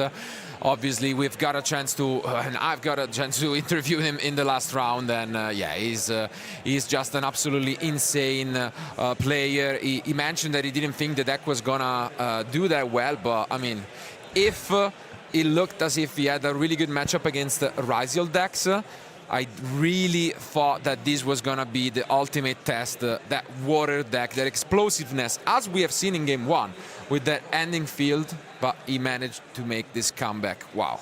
Yeah, I mean, it just had the grind game. It's so rare to see decks when you let the water deck combo off. It just seems like most of the time it just crushes other decks. But I guess at the end of the day, if your grind game is so strong that your cards can be destroyed, whatever, and then they just come back on the next turn. No, it was incredible, especially because like we saw Nielsen in game one, how well he piloted the deck. And also we have to say that in game three, besides, you know, Dinka had a lot of interruptions at the end. We thought for a second that maybe Nielsen was able to come back, and then another comeback from Dinka. So it was an unbelievable match, to be fair. Yeah, it was crazy. Maybe, I mean, some of the emotions in the end costed a bit. We have mentioned it, outside of being a phenomenal player and so on, Dinka is used to just playing on stream. He literally just did in the previous round, and that is not the case for a lot of the players. It always had that extra level of difficulty, and I gotta say, especially in these last remaining matches, because we have an amazing crowd of, you know, the rest of these 2,500 players who have been knocked out and are now watching us live. So it's really something else, and I think in the end, you know, it's a great result for both, and they are getting, I think they're just now applauding the loser as well, as deservingly, I mean, he does. He will now get a chance as well to play, though, in the fourth playoff, to, you know, try and get another versus Solaria, a super rare copy. But just in a few moments we'll be able to just show you guys the remaining match. There is only one more match to crown the champion of Birmingham 2025, and at the same time there is also a few more last things, because there will be the last reveal right after the interview for his quarter century stampede, as well as for anyone who might have missed it, at the beginning of the day we revealed that right after the finals we are gonna have an exciting announcement that none of you will wanna miss out, so stay tuned after that. But for now, let's hear it once more from the Inkabui. Wow, what a semi-final that has been. Dinkabui, of course, winning, and the crowd is celebrating you once again, reaching another final. Congratulations from my side already.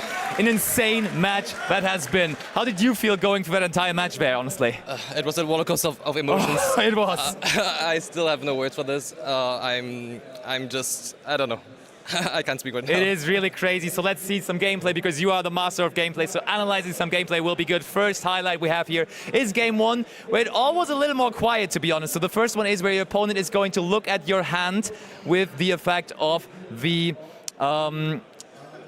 yeah, we were looking into the hand there, and we see those cards. How do you feel in that situation at the moment? Do you think you have a good shot at winning this game, or how is it looking?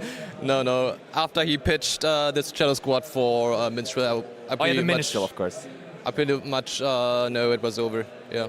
Yeah, and then we can immediately basically go into the second highlight, because you had no more way of stopping him, and he just went into more and more of a pretty big combo. And we see he actually is going to banish the Avatar there, and then funnily enough, he does go for the Abyss Keeper to bring out the Coelicant he has in hand, which is giving him a sign that he drew that. But still, if he gets it out some way, he's going to have a major combo, and therefore you couldn't really do a whole lot about it. And actually,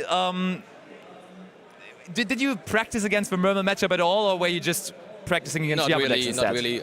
I played it back then when the new support did not was announced. Fair. Without the Poseidra. So I knew how the deck functions. Fair. All right, but then last but not least, from game number 1, we do then have the interesting decision that your opponent decided not to negate Pot of Extra against. Did you expect that? Because he kind of gave you a shot of getting some more cards going, right? Yeah, I really thought he would have negated that. Yeah. But protecting the statue is probably also like good enough. Yeah, true. The statue there was still sitting on the field. Very impressive field, and also the field that was very quickly after enough to win game number 1. At that point, of course, things were looking rough for you because you were down that 1 game. Of course, facing that strong combo deck that Maliss, but into game number 2 we had.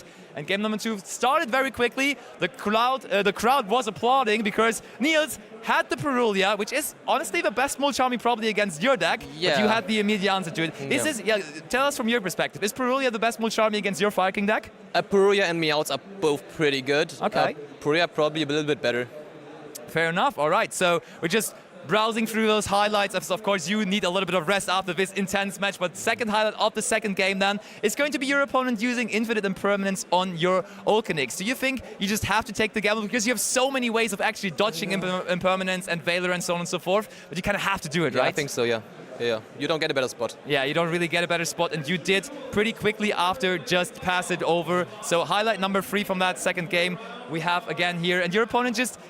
Were you surprised that he couldn't finish that game? Because he saw your entire hand, and still somehow you got back into this game and he passed it over with these 2 Link monsters on the field. What happened there, honestly? I think he needed like 2,000 extra damage. Yeah. No, a little bit more, I think. But I prevented the Abyss Rain summon with Impulse, so he didn't get this, the third body to kill me.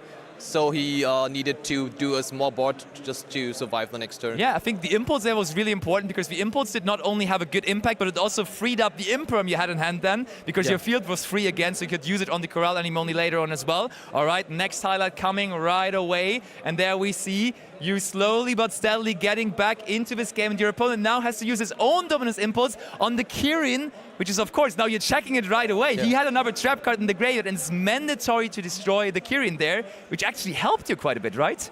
No, it was fine, because I was triggering my effects anyways, because I can just crash with my monsters and 2 his monsters and trigger the Runix, and I can play from there on. So fair enough. Okay, so game number 2, going into a grind game then again. We have the last highlight from game number 2, as it was the finishing sequence. Your opponent, Niels, did have Called by the Grave for your Garunix there, which was the last card you basically held. And the moment you saw that Called by the Grave, you were really unsatisfied, of course. You thought it's over, right? Yeah.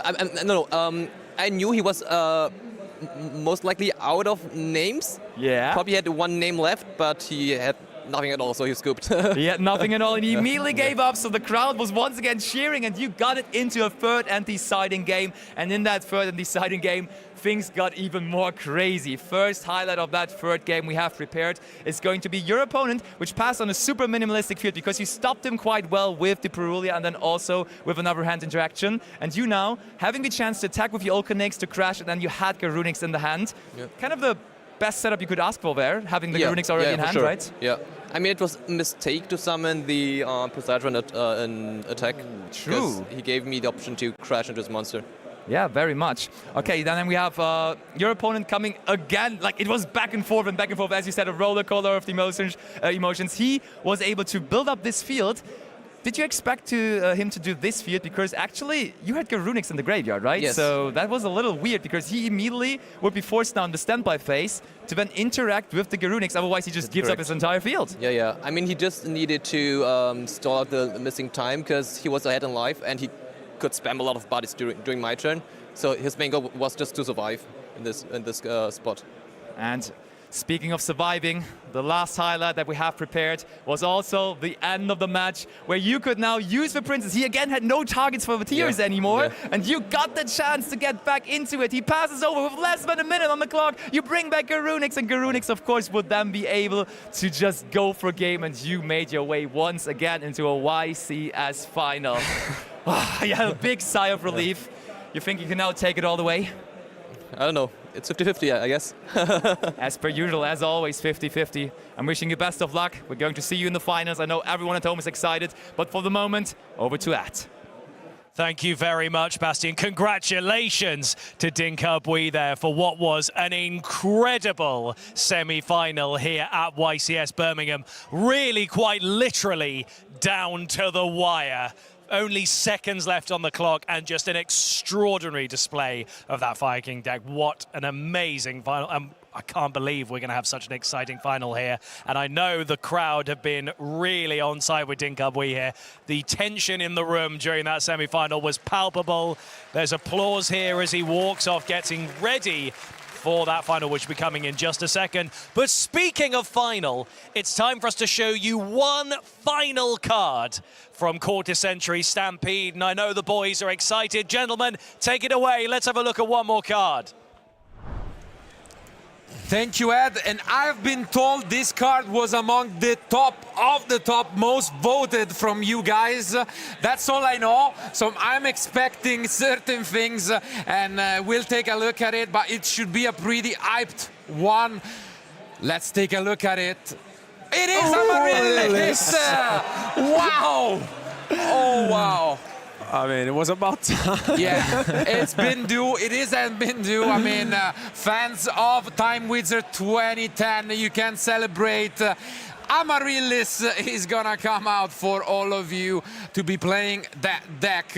And what a card this is. Absolutely crazy deck that has been popular with, you know, Titanials and Lone Fire Blossom, Miracle Fertilizer back in, as mentioned, Ultimate Time Wizard events. And I think now it was about time that the card came out. Yeah, it's truly fantastic reprint to see, I think, because everyone loves this deck. It's so much fun. But yeah, Phoenixing Cluster Maliss is a card that's not seen print for a long time. Yeah. So just to be able to get your hands on a copy and play that plant deck is going to be a great thing for a lot of time. Can't wait, honestly. I really can't wait. And yeah, I mean, I'm happy.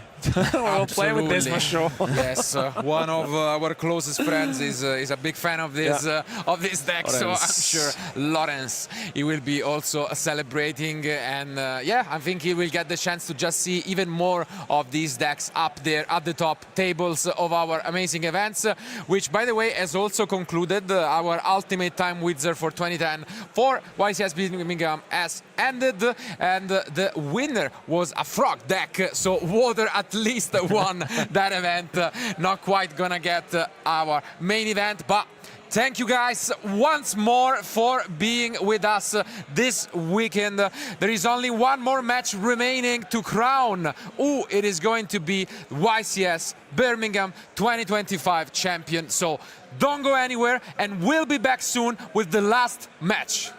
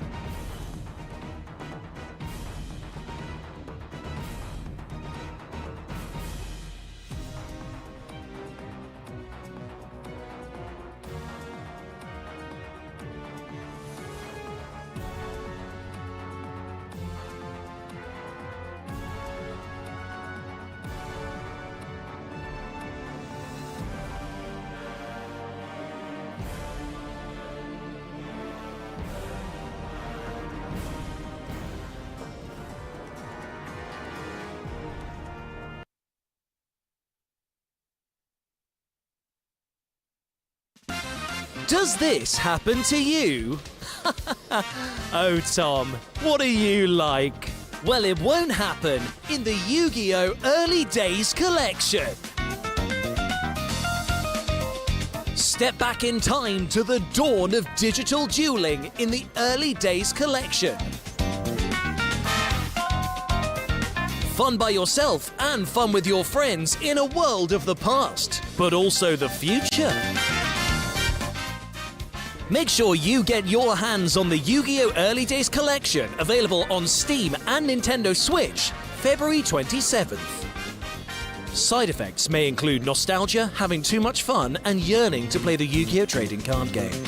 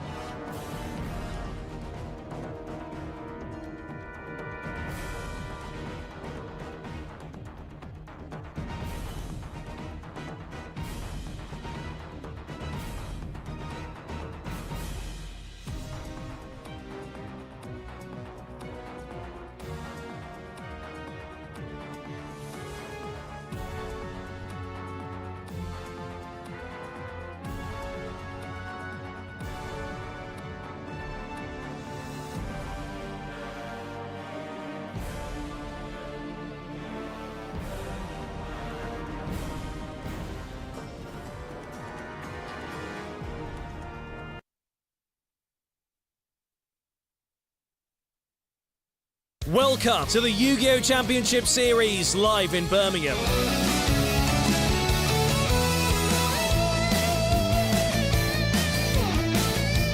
Our duelists can compete in a lot of different events. We have over 2,500 players attending, and you can compete to get some amazing prize war tickets. You can even win a giant card.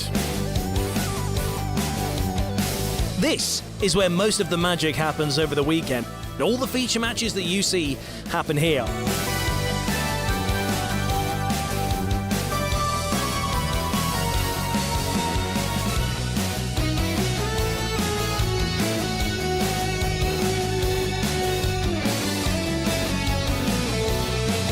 Don't go anywhere, we've got loads of great coverage coming your way.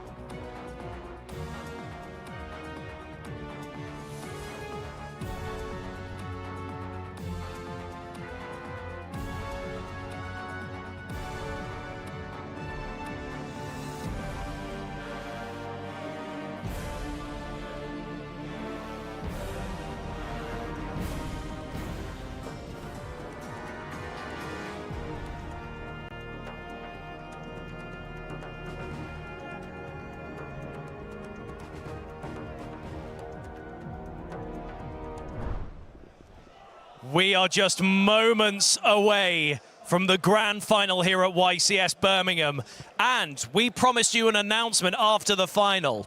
As a special treat, we've decided to move that announcement up to right now.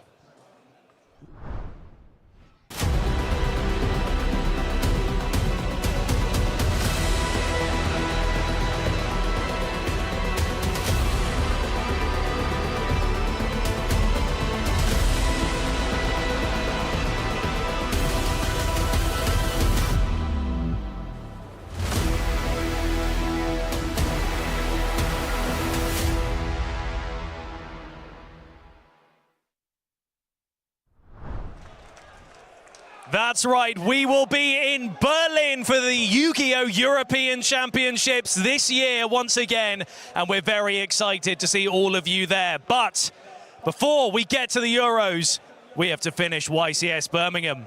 In front of me, I have our two finalists ready to see which one is going to be crowned the YCS champion. 2,495 duelists have whittled down to just the two competitors in front of me, and we're in for a heck of a final.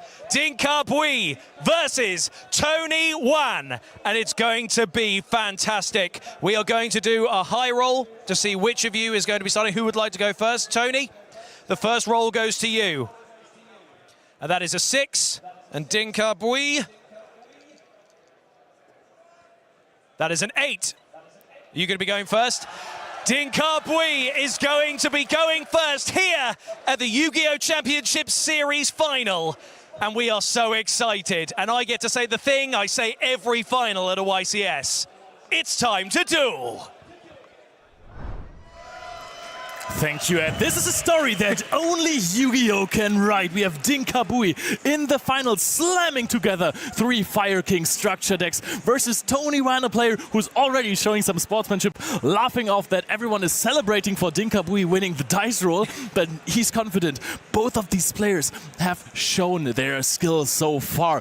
What can they show us in the finals? They may show us the first YCS title for a Maliss deck, because Maliss so far titleless, and we see Tony bringing that deck, but he will have to defeat, of course, the one and only Dinka Bui. What a final on our hands. Players are ready. I hope everyone at home and everyone in the venue is as well, because this will be one heck of a final. Into the gameplay action and into the finals of YCS Birmingham we go!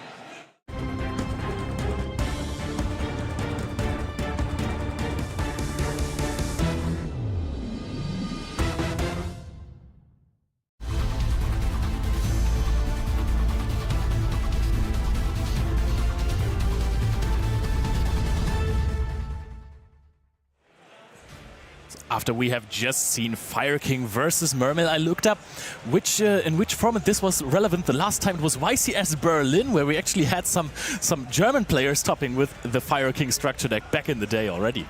That's true. All right, so we see Dinkabui going first. Quite already, of course, a positive start for him, and he does have the normal summon of Ulcanix. And look at that, Tony has to read Ulcanix in the finals of a YCS. Sure enough, he did not come prepared for this matchup. It's very difficult to play a YCS final and not knowing what your opponent is up to. Yeah, that happened a lot in Europe.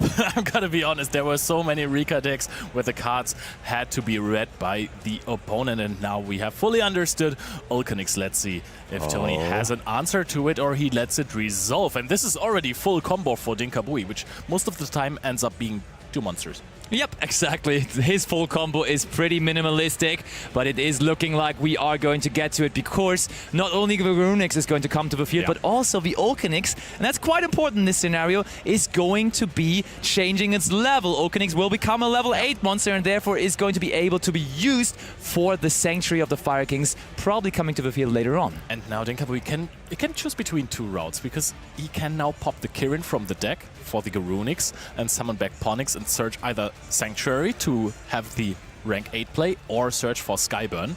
His favorite card this weekend, to be honest. This card has helped him a lot, but maybe he has access to both of those. But Tony is considering to react to the Kirin effect, I think. Is there possibly a Dominus Impulse which we could use on that? I think that might be a decent timing for it. And we see Tony considering, but no, we do have the allowance of that and Ponix back to the field. And this is the difficult part about not knowing what your opponent is up to, because Tony right now doesn't understand where exactly needs to hit his hand up. Yeah, I mean, if you have Dominus Impulse in hand, it's also a decent point to be made that you just throw it on the Garunix. Yeah, I agree. I mean, you can also still keep Impulse for your turn. I'm sure it will be impactful, but yes, the add of Ponix is very relevant here. Fire King Sanctuary right away also being activated, of course, bringing us the iconic and so old at this point Fire King Island directly to the field. This was quite the addition, quite the boost to the strategy overall, having such consistent access to the main field spell that gets our plays going. That is an interesting one, not choosing to destroy the Ponix to add it back very soon. But have we even normal summoned? Yes, we can start with the Ulcanix, of course. But we do now use the graveyard effect of Ulcanix as well, trying to bring out... Okay, for the moment... Oh, look at that Molcharmi Fuvalos very, very late. But I mean, Dinkabui didn't give him any chance to activate it earlier, and that is partly the reason why Dinkabui has been so successful with the Fire King control strategy, because he is just very, very fine with this Molcharmi Fuvalos basically being in everybody's main deck. Yep. He said it in an interview later on. It's basically sometimes an upstart, sometimes not even that, and this time around I think he's fine with it being an upstart. Is he playing any triple tactics cards that could be useful now? I don't think he does. He's focusing on other things. More interruptions, maybe, you know? Exactly. So, anything else we want to add here? I think Dinkabui also has to consider whether he maybe wants to go a little bit bigger of a combo here, but no, we just set 2 more cards. The classic picture. We had Dinkabui, of course, in multiple feature matches throughout this weekend, and it's the same as he was doing all the way through. Just a couple of monsters, a couple of set cards, and that shall be it. But can he defeat the explosive Maliss strategy, which starts off here strongly by activating Allure of Darkness? Yep, Allure is certainly going to banish the Chassis Cat. Chassis Cat always also dangerous, because sometimes, I mean, this card doesn't do really anything on its own, but if you have another Maliss card in hand, a monster, getting 2 draws and another special summon is huge sometimes. However, Chassis Cat does not activate on summon, so Dinka can interrupt with Skyburner. Yeah. If he wants to, he can indeed. Also, we could, of course, just use the effect of Sanctuary, but I feel like Dinkabui wants more value out of the Garunix Eternity, because there is the potential for the Maliss deck to summon many, many monsters, and therefore you definitely want to hold this interruption for a later point, I am almost certain. There is an argument to be made to just use it immediately, because the deck has no problem getting Nibiru'd at all. And actually, that's because you also almost get a Link Spider out of that. But yeah, I think that the matchup could be bad enough for Fire Kings to basically have to activate something in response to the first thing. Oh, look at Permanence on that. the chassis All right, pad, that yeah. works, of course. And I think what I like about this is it plays around these so popular triple tactic talents and also triple tactic thrust for the moment, of course. The thing is, he didn't use his normal summon yet because he special summoned out the Chassis Cat with Allure of Darkness. So if there is a monster in hand, that monster can just come to the field naturally. But then you might have a very good Garunix. That's what I mean. Oh, second copy of Allure of Darkness. We did not have access to the draw 2 that Chassis Cat is providing, but Allure of Darkness number 2, making it 4 cards in total that Tony has drawn now already. This card has been a menace ever since. Ooh, but he drew it to Dimension Shifter, which doesn't do anything here anymore. He needed that on his opening hand, but he did not have it there. Drawing into it here later on, when the graveyard is already filled with a couple of different cards. Could see some cards in his hand so far. Doesn't look the craziest for Tony.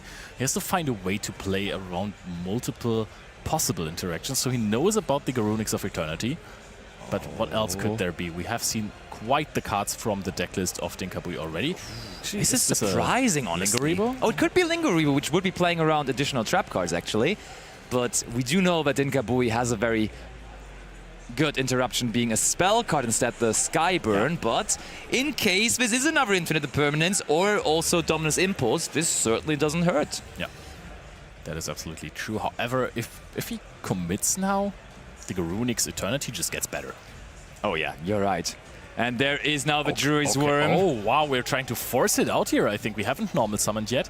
And with the Druid's Worm plus Lingeribo to just basically preventing a Dominus Impulse with a Lingeribo, summoning out the Druid's Worm is very, very strong. And now we are forcing it out immediately. If you just go with a Link here, that's going to be an issue. Yes, because SP will be summoned and then Island will get banished and trigger. That is true. Okay, and now the question though is, Garunix Eternity wants to destroy the entire field, and when it gets sent to the graveyard, I don't think it does activate its effect to bring back monsters, right? Or does it?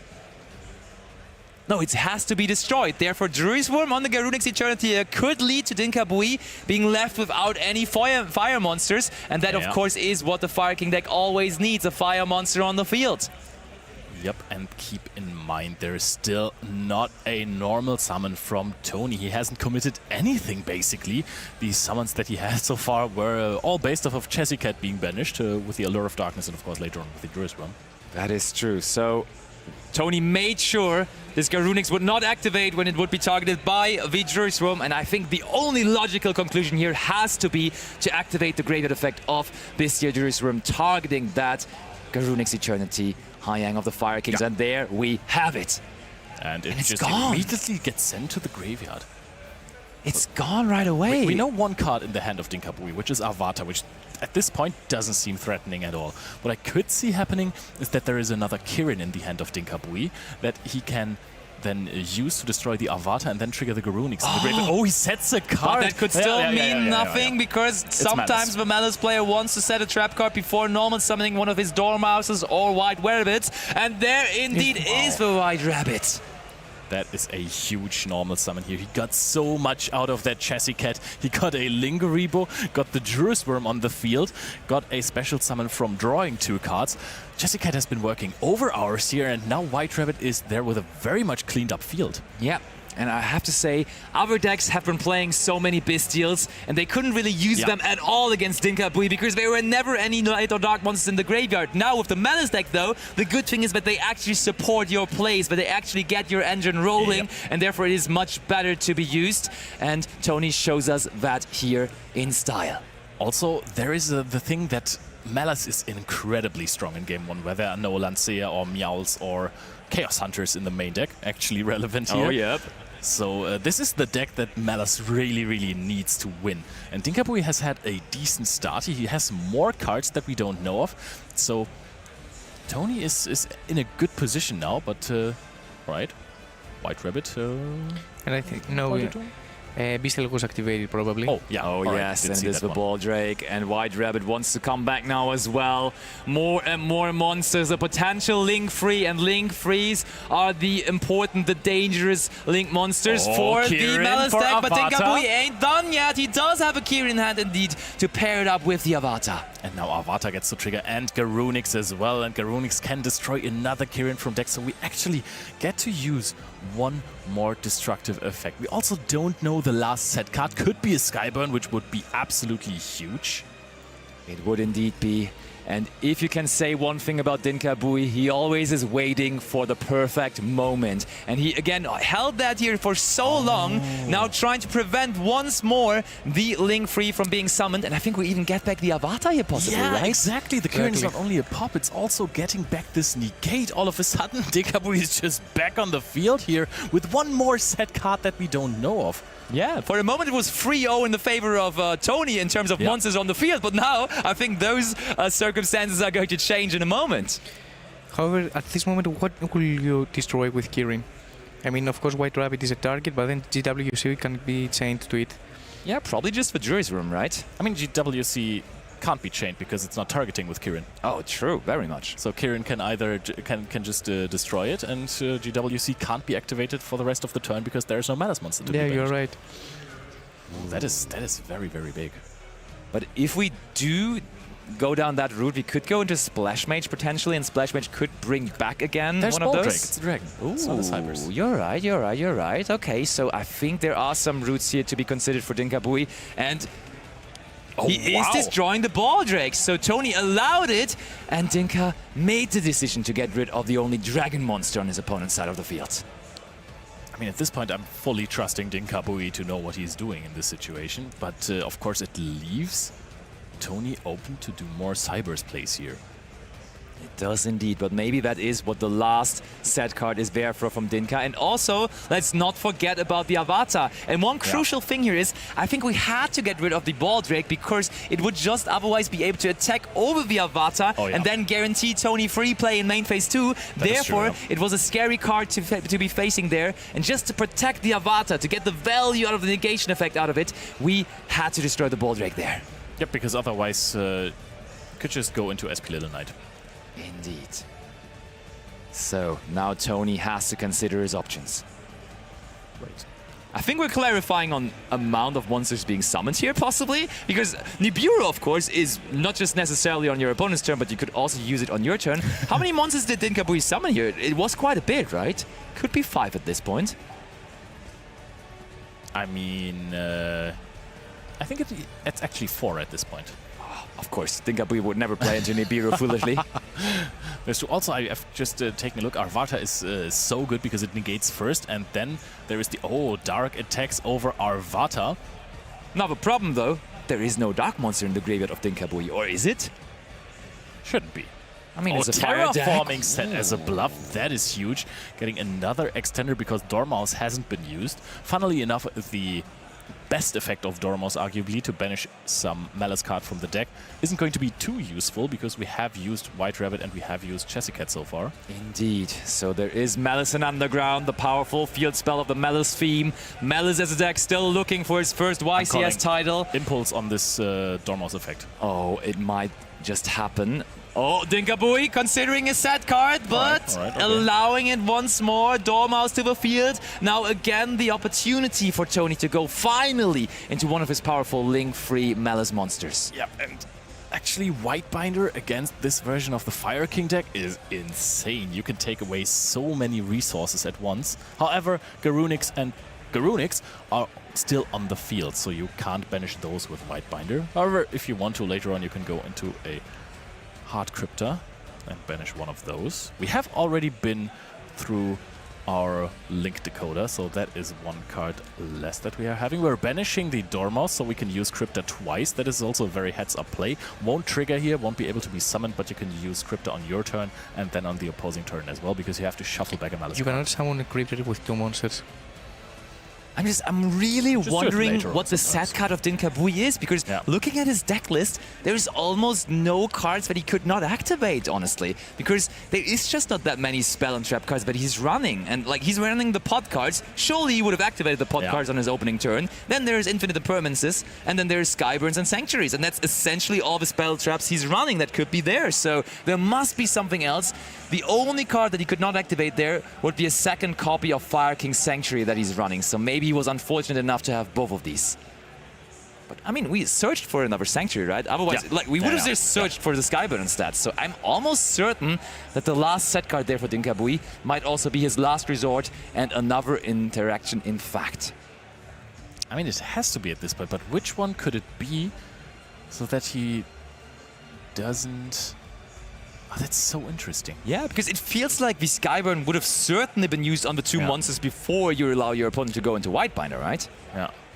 All right, banishing the Hyang just to get rid of it. At this point, no useful targets in the own graveyard. At this point, we have used every single Maliss main deck monster, and Whitebinder is just now allowed to set up another trap card because it is protected by the trap card that was set this turn by White Rabbit, so possible impermanences or anything could be dodged easily. Team 11 being set now.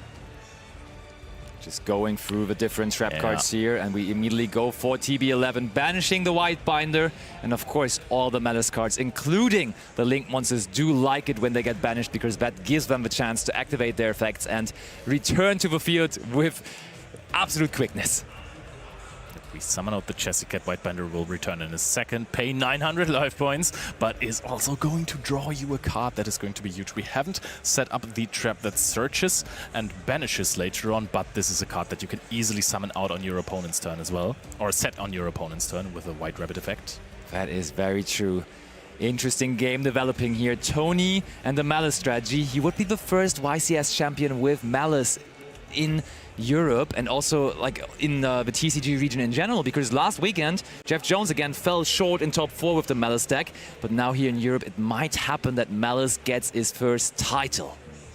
SP Dylan Knight targeting on the Fire King Island.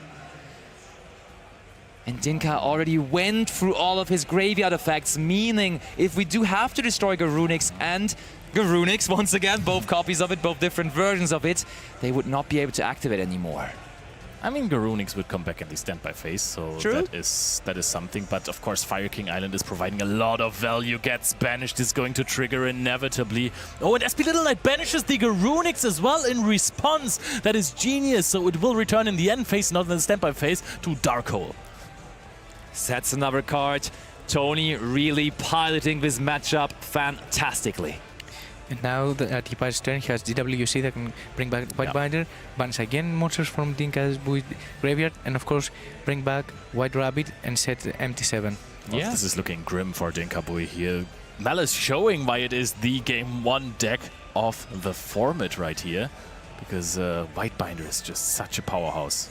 For sure. Mike, you were saying in the beginning of Game 1 that Tony may not be aware of how the Fire King deck works, but I feel like he piloted his turn there very well, which is impressive considering this is a YCS final and his, of course, first YCS final, compared to Dinkabui sitting there casually playing another YCS final or another final in general. So I think that he probably wasn't comfortable with the new support, the Volcanics. Fair, and I can tell that obviously he knows the old cards. Oh, and that is a scoop from Dinkabui. The GWC was activated. Whitebinder sat on the field and said, hey, I'm going to take away even more resources from you, and I'm going to give myself some more resources. Banish White Rabbit. You know the shenanigans. Maliss deck is incredibly powerful. Now, Dinkabui, he told you before the tournament that Maliss is a bit of a problem for his deck, but that's why the side deck is so important. Indeed, he was actively calling it the Maliss issue that he had to fix. He was talking about that on Thursday, of course, so he had like one more day to fix his deck list to make it perfectly applicable to the format. And honestly, in the side deck, he just went in against the Maliss matchup. He included the card that is actually pretty old as well. Like, we have a theme of a lot of old cards here running with the Fire King deck. Chaos Hunter. Yeah. We saw that actually in his feature match yesterday, and I had a conversation with him about it.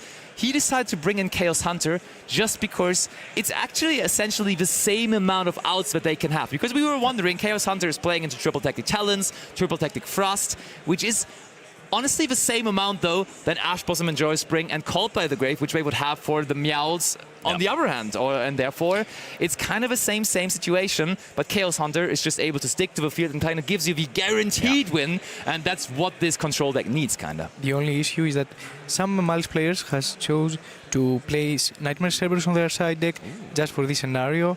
So I want to see if Tony is prepared for that, but of course, Maliss winning the first game is very important. It really is. You need those Lancea answers in your deck, at least in Game 3. Of course, this deck is very slow, so we have some time as the Maliss player in Game 2 as well. Any Lancea just might not actually give you the win on the Dinkabui side. But again, Dinkabui is no stranger to finals. This is in fact his 4th YCS final, his 4th. Which one was it? I think it was Utrecht twice. Yes. And Milan before. Indeed. Yeah.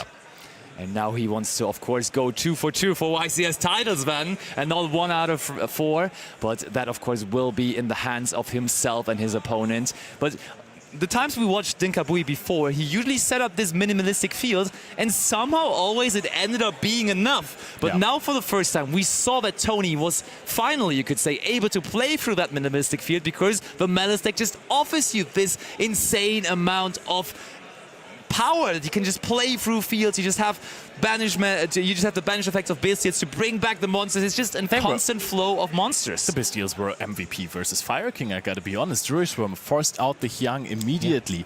And then the Baldrake as well forced the Kirin pop. So those cards weren't only extenders, but they also forced out interaction from Dinkabui. So you could just play with Maliss cards. Would you keep them going second? I think going second, they're much better than going first.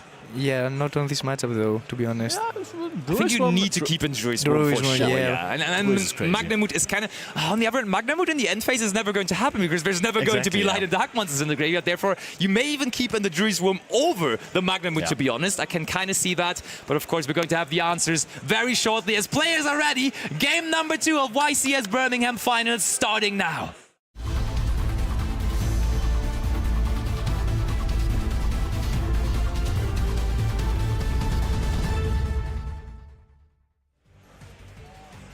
Tony is going in style there. This is something I've never seen before. We've seen many ways of people putting out their first 5 cards, but Tony's going in here. Yeah, I think that was a mini Riser detonator he formed there on the table, even though playing the Maliss strategy. And Dinkabui starts up a pot of extra baguettes. That was the card that he top decked in an earlier feature match in top 8 that basically secured him the advancing into top 4 and then later on into the finals. But it does get mad right away with Ash Blossom and Joy Spring. Tony wasting no time. That opens up Hita plays. I'm just saying.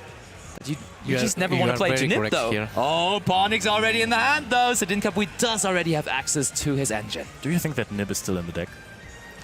Good point, very good point. I mean, how many cards are you going to side out, though? So it's an open discussion, I think, at this point. Fire King Island being activated here. Pawnix is being destroyed. We're going to search for possibly a Garunix, yes. I mean, to be fair, Nib probably almost never really is in a Maliss deck that is also running the Dominus Impulse, right? Very good point, yeah. You probably can just disregard that card completely, having the idea that they are on Dominus Impulse. I mean, there is the strategy that you side in Nibiru since your opponent doesn't expect them because you run Impulse, and you can cut your opponent off guard. Yeah, that's fair. I like that. I can see that, yeah. And if you have draw both of them, you just keep Impulse after the Nibiru.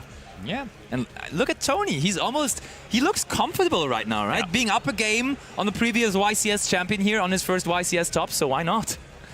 He is living the life and seeing Dinkabui, again, just summoning 2 level 8 monsters to the field as he does for a living here this event.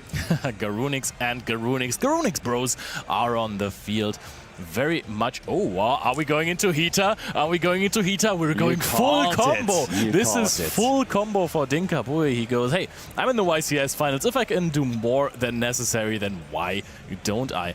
So I think that setting up an extra... Oh, wow. He can actually use the Ulcanix there as well, of course. Promethean Princess is now set up as well.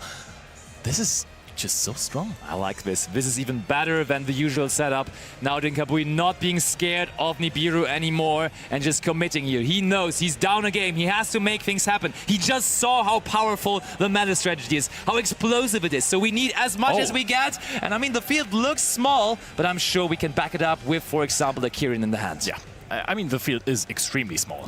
This is the tiniest full combo I have seen in years. And it's very important that Arvada... I think that's a bait. Maliss in underground.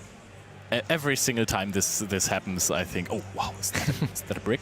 No. Yeah, it has gotten a theme, right? The same with Unchained, where they always started setting cards first, and now the Maliss deck kind of tricking us like that as well. Dominus Impulse right away on the Dormouse.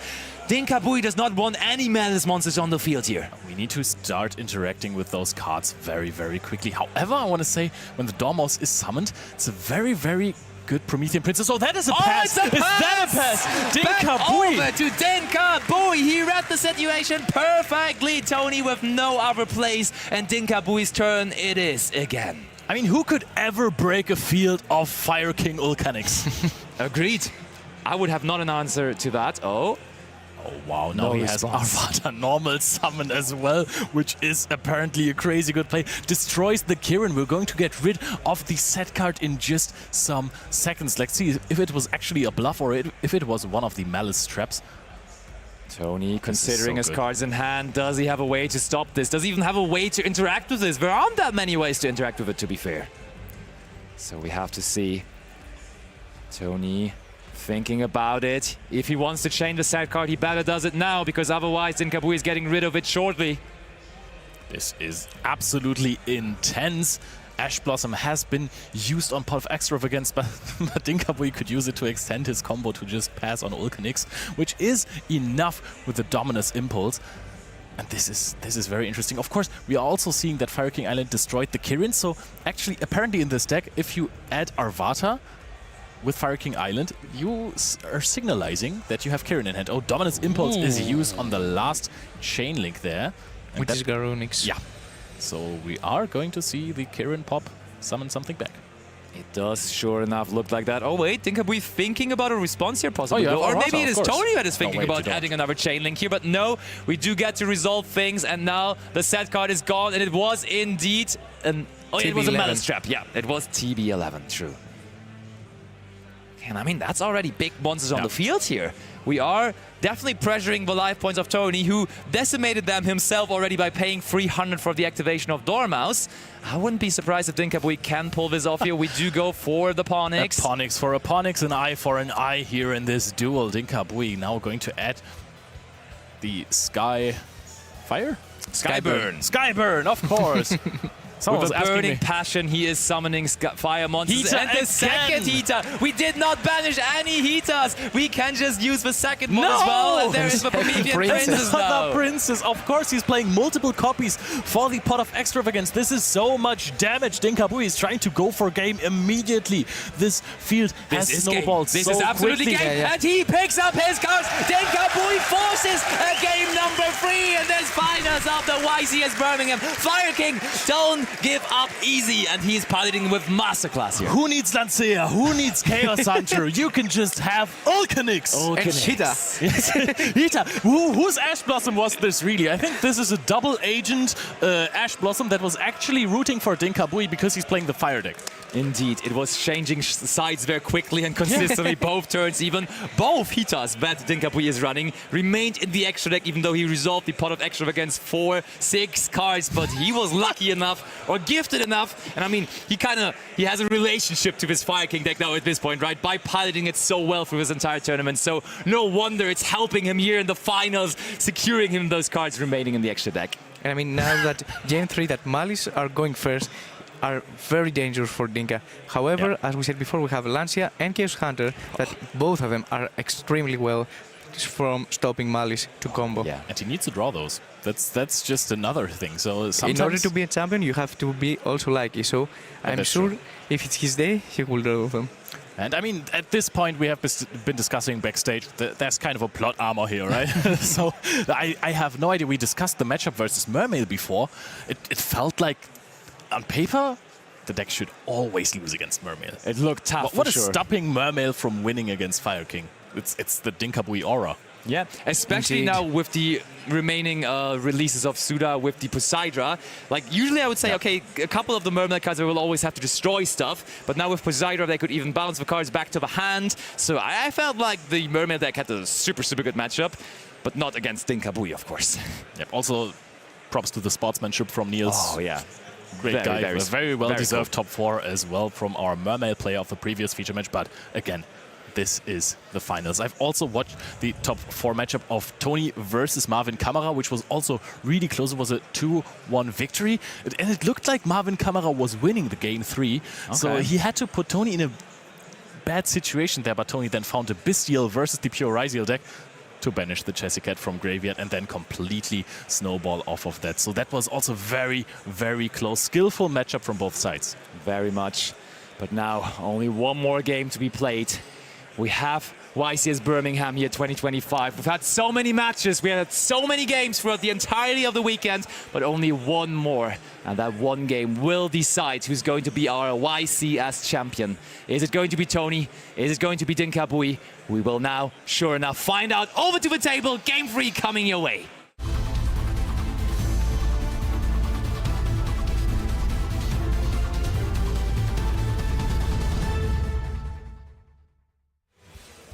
At this point, I think nobody has left this venue. It looks like every player who has attended the YCS Birmingham is still here and wants to witness if Fire King can win a YCS or if Maliss can win a YCS, because as you said, Basti hasn't done that before. And there we have them, ready and roll. 15 minutes left on the clock should secure us a good and entertaining game number 3. Dinkabui, no Artifact Lancea in the standby phase, which is already, of course, not the greatest start, but we know that he does have the Chaos Hunter option as well, possibly coming into his hand here. He hopes for it, that's for sure. Going to see Allure. Are we chaining Lancea to that? No. Oh, Dimension Shifter activated here from Tony, and it is crazy indeed. Oh, so we were talking for Lancea, we were talking about Chaos Hunter, and we totally forgot about... Oh, we have to banish Magnamut though. Hold on. Is there maybe no Maliss cards in Tony's hand? He does not look satisfied. Sad1 passes it over. Dinkabui, the Grandmaster of Fire, that is nodding his head, not facing a field here whatsoever. Is that the actual plot armor? But beware, he also can't really play here because Dimension Shifter is active. What is his plan against the Dimension Shifter? The thing though is, I'm pretty sure that the Fire Kings do activate when destroyed, even when banished, but there is Ash Blossom and Joy Spring right away on the Ulcanix, just for battle phase. And I mean, as long as there is no monsters on the field for Tony, Dinka can also not crash the Ulcanix. And this is a Giga Brain play from Tony saying, hey, I activate Shifter first so my Ash Blossom gets banished so you don't summon it with Heat. He passes back over. There is no way. What is this final? Dinkabui is now sitting there with a graveyard that actually can be... Another Ulcanix is being summoned! Now, pop your Ulcanix from your field or a card from hand that could be even better. There's another Ash Blossom, but we already have the Heater set up. Can Heater get back the Ash Blossom? 2 cards left in hand for Tony. Oh my, Dinkabui has the advantage of monsters on the field. Look at Tony. 5 cards in hand as well. I think that he already knows. Look at Tony. That was not how he expected this game 3 to go. Heater once again trying. Oh, look, Tony is reading, just double checking. Yes, you can use 2 monsters with the same name, of course, as long as you do include a fire monster. And you will be able to go after that Ash Blossom and Joy Spring. The first one not going to the graveyard. This one, though, after the Shifter is gone, now in the graveyard. Everyone cut your Ash Blossoms from your main decks. This is not worth it. Dinkabui is going to come around and summon it with Heater. And we are back in the Fire era. Yeah, and we have to read this card over and over again. Dinkabui is just on a rampage this tournament. What is going to happen now? Is Tony going to answer this? He's thinking about an Impulse, maybe? Possibly, yeah. It could be Impulse. The thing is, Ulcanix was already activated this turn, so even if you go into the Promethean Princess, Dominus Impulse is the answer to the Heater, the Fire Charmer Ablaze. Even better than an Impermanence. Oh, just the battle phase. Another More kick. battle damage, shipping in here. Life points of Tony diminishing. And he needs a top deck here, because if he just passes it back over to Dinkabui, that Heater would be free to go after the Ash Blossom in the opponent's graveyard again. He needs to find a big top deck here. The deck has so many one-card starters. I think he... Normal He summons did Dormouse! He is ready to turn this back around. That is the card he needed, And but there is the Lancea. Solemn Strike of Lancea! This is impossible! Tony is going crazy here. The home country hero, Solemn striking Lancea, winning the Lancea minigame. Can they win the YCS? Resolution though? Oh, and that is not possible. The Lancea did not resolve, therefore you are not able to activate this triple tactic thrust. The monster, the activation was negated, so it is like it never happened. And therefore Tony cannot activate it. There's no effect Veiler activated. Tinkerboy, do you have Dominus Impulse to answer the Rabbit? Or does he?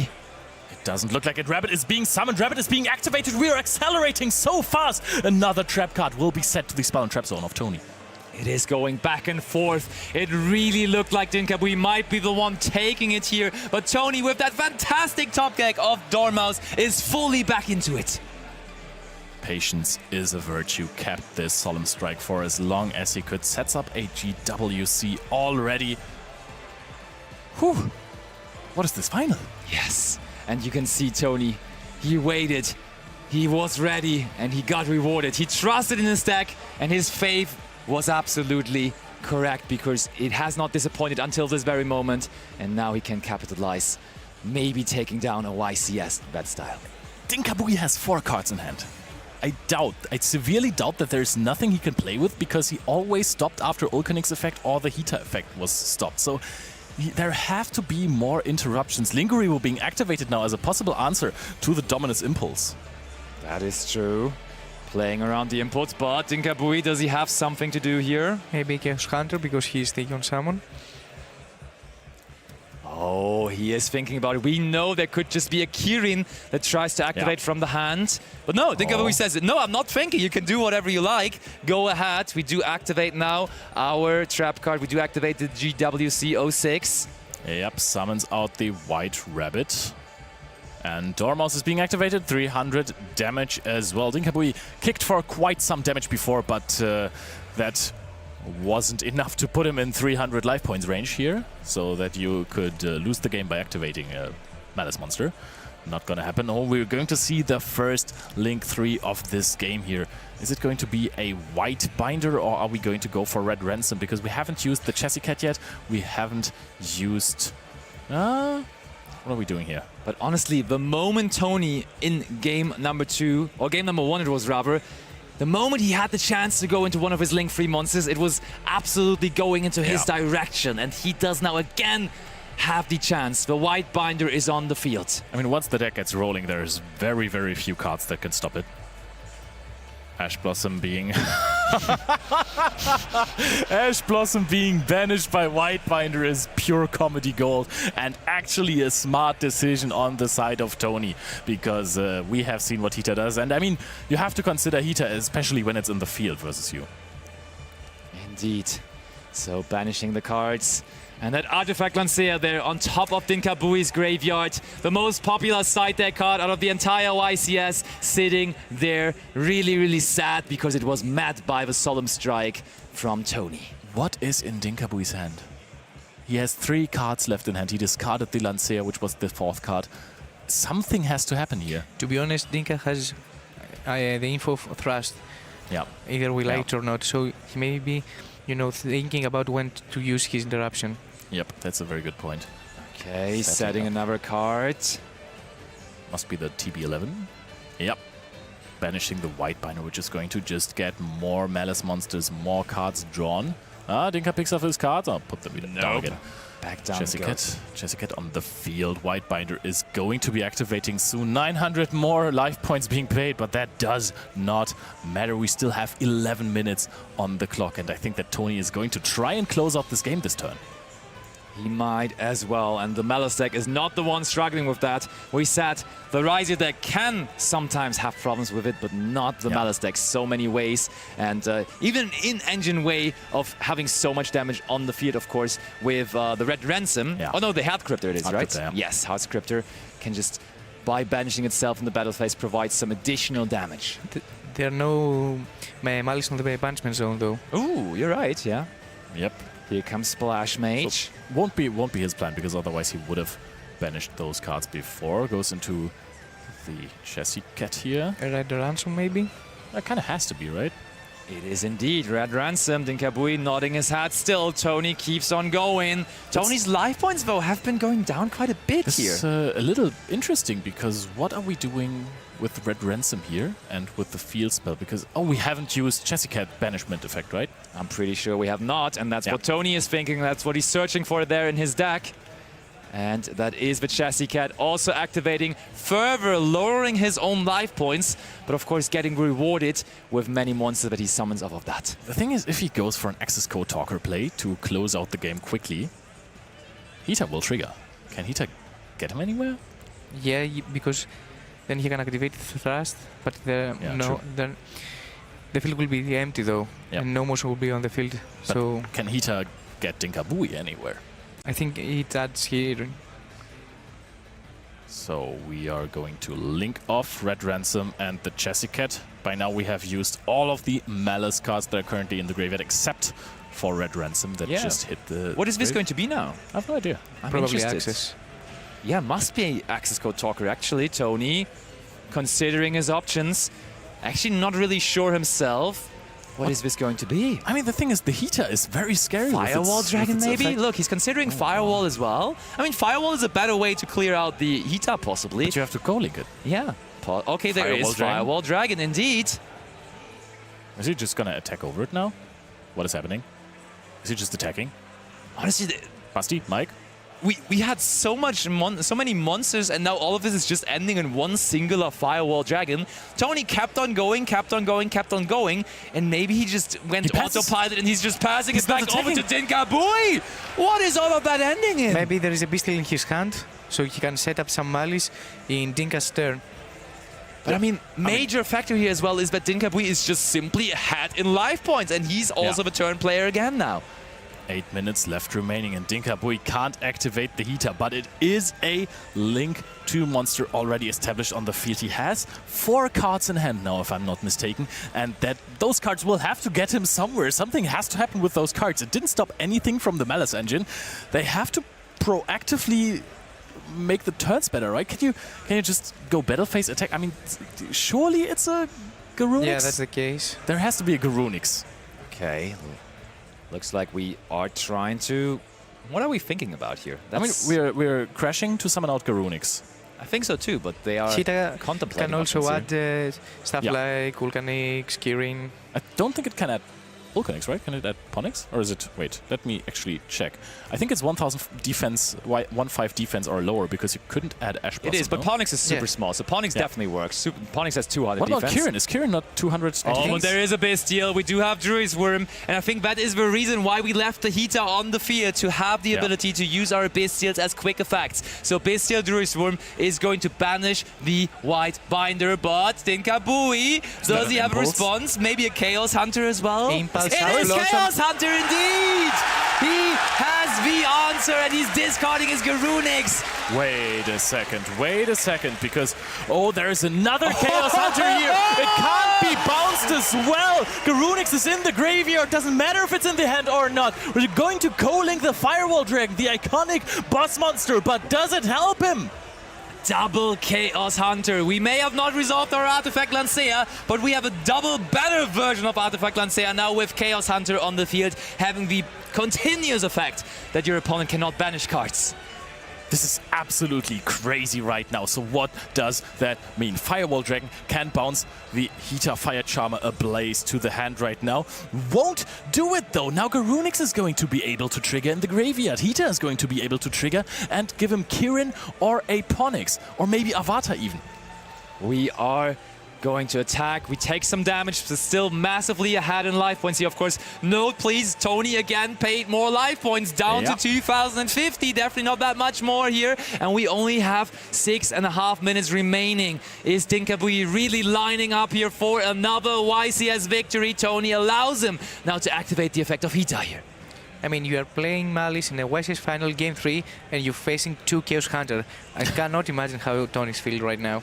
Yep, and that is, he revealed the triple tactics thrust way too early when he couldn't activate it. Given that information, Dinkabui just didn't activate the Chaos Hunters when he didn't have to. So now, on his turn, proactively he can summon them out. Very interesting. It also didn't chain them to the Druid Worm. I mean, Chaos Hunter only works on the summon of the monster, right? Isn't that how Chaos Hunter works? I think on the special summon of the monster.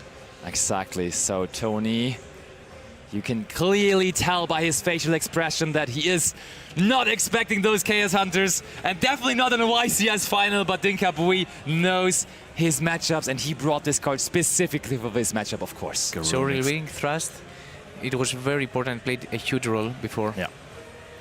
Garunix coming in hot here is going to not coming in hot here. We're still waiting for this. So Garunix, what could possibly happen now? Garunix can special summon itself out in the damage step already. We have taken some damage. Firewall Dragon can still bounce once. It is calling to once. It can only do that once per duel, if I remember correctly. It's been a while with this card.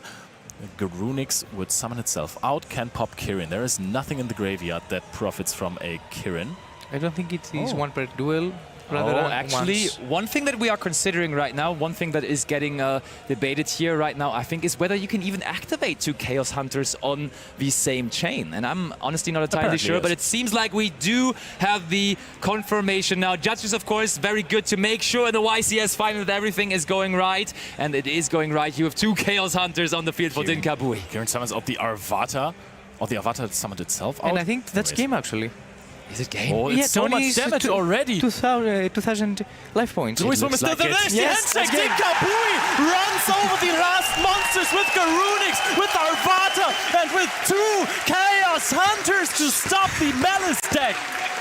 Dinkabui is a 2-time YCS champion and our champion here of YCS Birmingham 2025 with these Fire Kings! Pure Fire Look Kings! at this! Look at this! They're People are going celebrating. crazy. His friends are running over, and that's beautiful to see. They all know what a brilliant player he is, and he deserves this title so much. So tell me, a friend of yours comes and tells you one day before the event that he's going to play a Fire King. How do you react? I laughed at him, honestly. I did play against him on first day, and both of us, we looked at his end field, which he created, which was 2 Garunix, and we both started laughing for a minute straight, and now he's a YCS champion. And look at him now. This is the trophy that he's going to get. He's a 2 times YCS champion. He is indeed. What a masterclass. Is absolutely out of his mind. He's one of the best duelists in the world, has 2 YCS titles now out of 4 finals that he has reached, and he always plays those completely crazy out-of-the-box decks. Speaking of boxes, you can just buy 3 Fire King structures and you basically have the deck. I was in a group chat earlier and someone said, hey, does anyone have the deck list of Dinkabui? And someone just replied with the back of a Fire King structure deck. Pretty funny indeed. And you may as well say, actually, he got the gift before the finals already because European Championship now is going to be in his hometown as well. So he's a YCS champion. He does not even have to travel to the next European Championship. We may as well give him a title for that one already as well, right? Yeah. Actually, yes, and the next to a QCR reveal card is going to be Garunix or Ponix or something. This is absolutely insane. Nobody would have seen this coming. It makes still no sense to me at all. But after seeing the deck, no, I don't get it. Yeah, it's beautiful to see that still in 2025 you can just go into a tournament, play a strategy that was on nobody's radar. Because sometimes we have, of course, those decks that are going to be there a couple of times. But honestly, what do you think? How many Fire King decks in total were in this tournament? 2,500 players. I would say at max it was 5? Maybe just 1, honestly. Maybe this is a 100% conversion rate. Yeah. I believe it's the only one, to be honest. Possibly, yeah. Everyone kind of disregarded the Viking strategy after, of course, the Snake Eye cards, especially, of course, the Snake Eye, the original Sinful Spoils, was forbidden on the latest Forbidden and Limited list. And that was usually a way from getting into the Snake Eye engine to the Ponyx. But who needs the Snake Eye cards? You can just normal some of the Ponyx or normal some of the Olconyx. And he's just, he showed us that. Who needs to do anything with those extra deck shenanigans? I mean, Heater is enough, but only if your opponent uses Ash Blossom and Joyous Spring. It's just entirely optional to go into your extra deck on the first turn. When was that the last time? Maybe so the combo Domain is to Monarch. activate Extravagance, get asked, and then go to Hita. Yeah, exactly. Yeah, so this is combo tutorial right here. Yes, immediately figuring out how this deck works. And I mean, you just saw multiple combo tutorials there. You're ignoring every single hand trap because you're just not doing a lot. That is true. And that should also be the sign for everyone at home that you can just go to a YCS with the approach to have fun. Because honestly, that is what Dinka Bui said before the event. I'm playing a fun deck. This is supposed to be a fun experience. And guess what? It's now also a YCS winning experience. And it was a fun experience for him. I bet this is the most for insane everyone, thing. I believe. Yeah, Watching. exactly. So everyone just stayed in the venue, watched Dinka Bui win the YCS finals. Huge respects to Tony as well. He played this magnificently. But now, we have seen Dinka Bui multiple times. We have seen how he plays this deck. Let's hear it from him again. Thank you very much, Leo. Let's everyone give it up again for the YCS champion, Dinka Bui.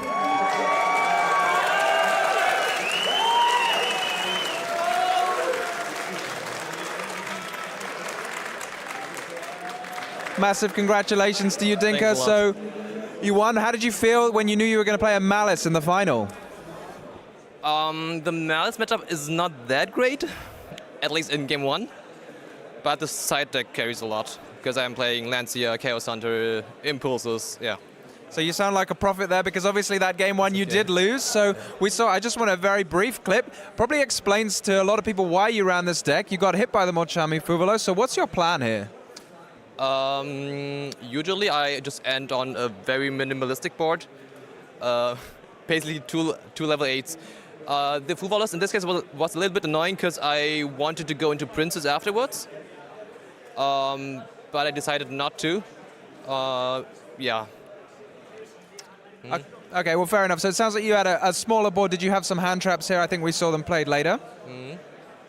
Yeah, I backed the field up with 2 Imperms.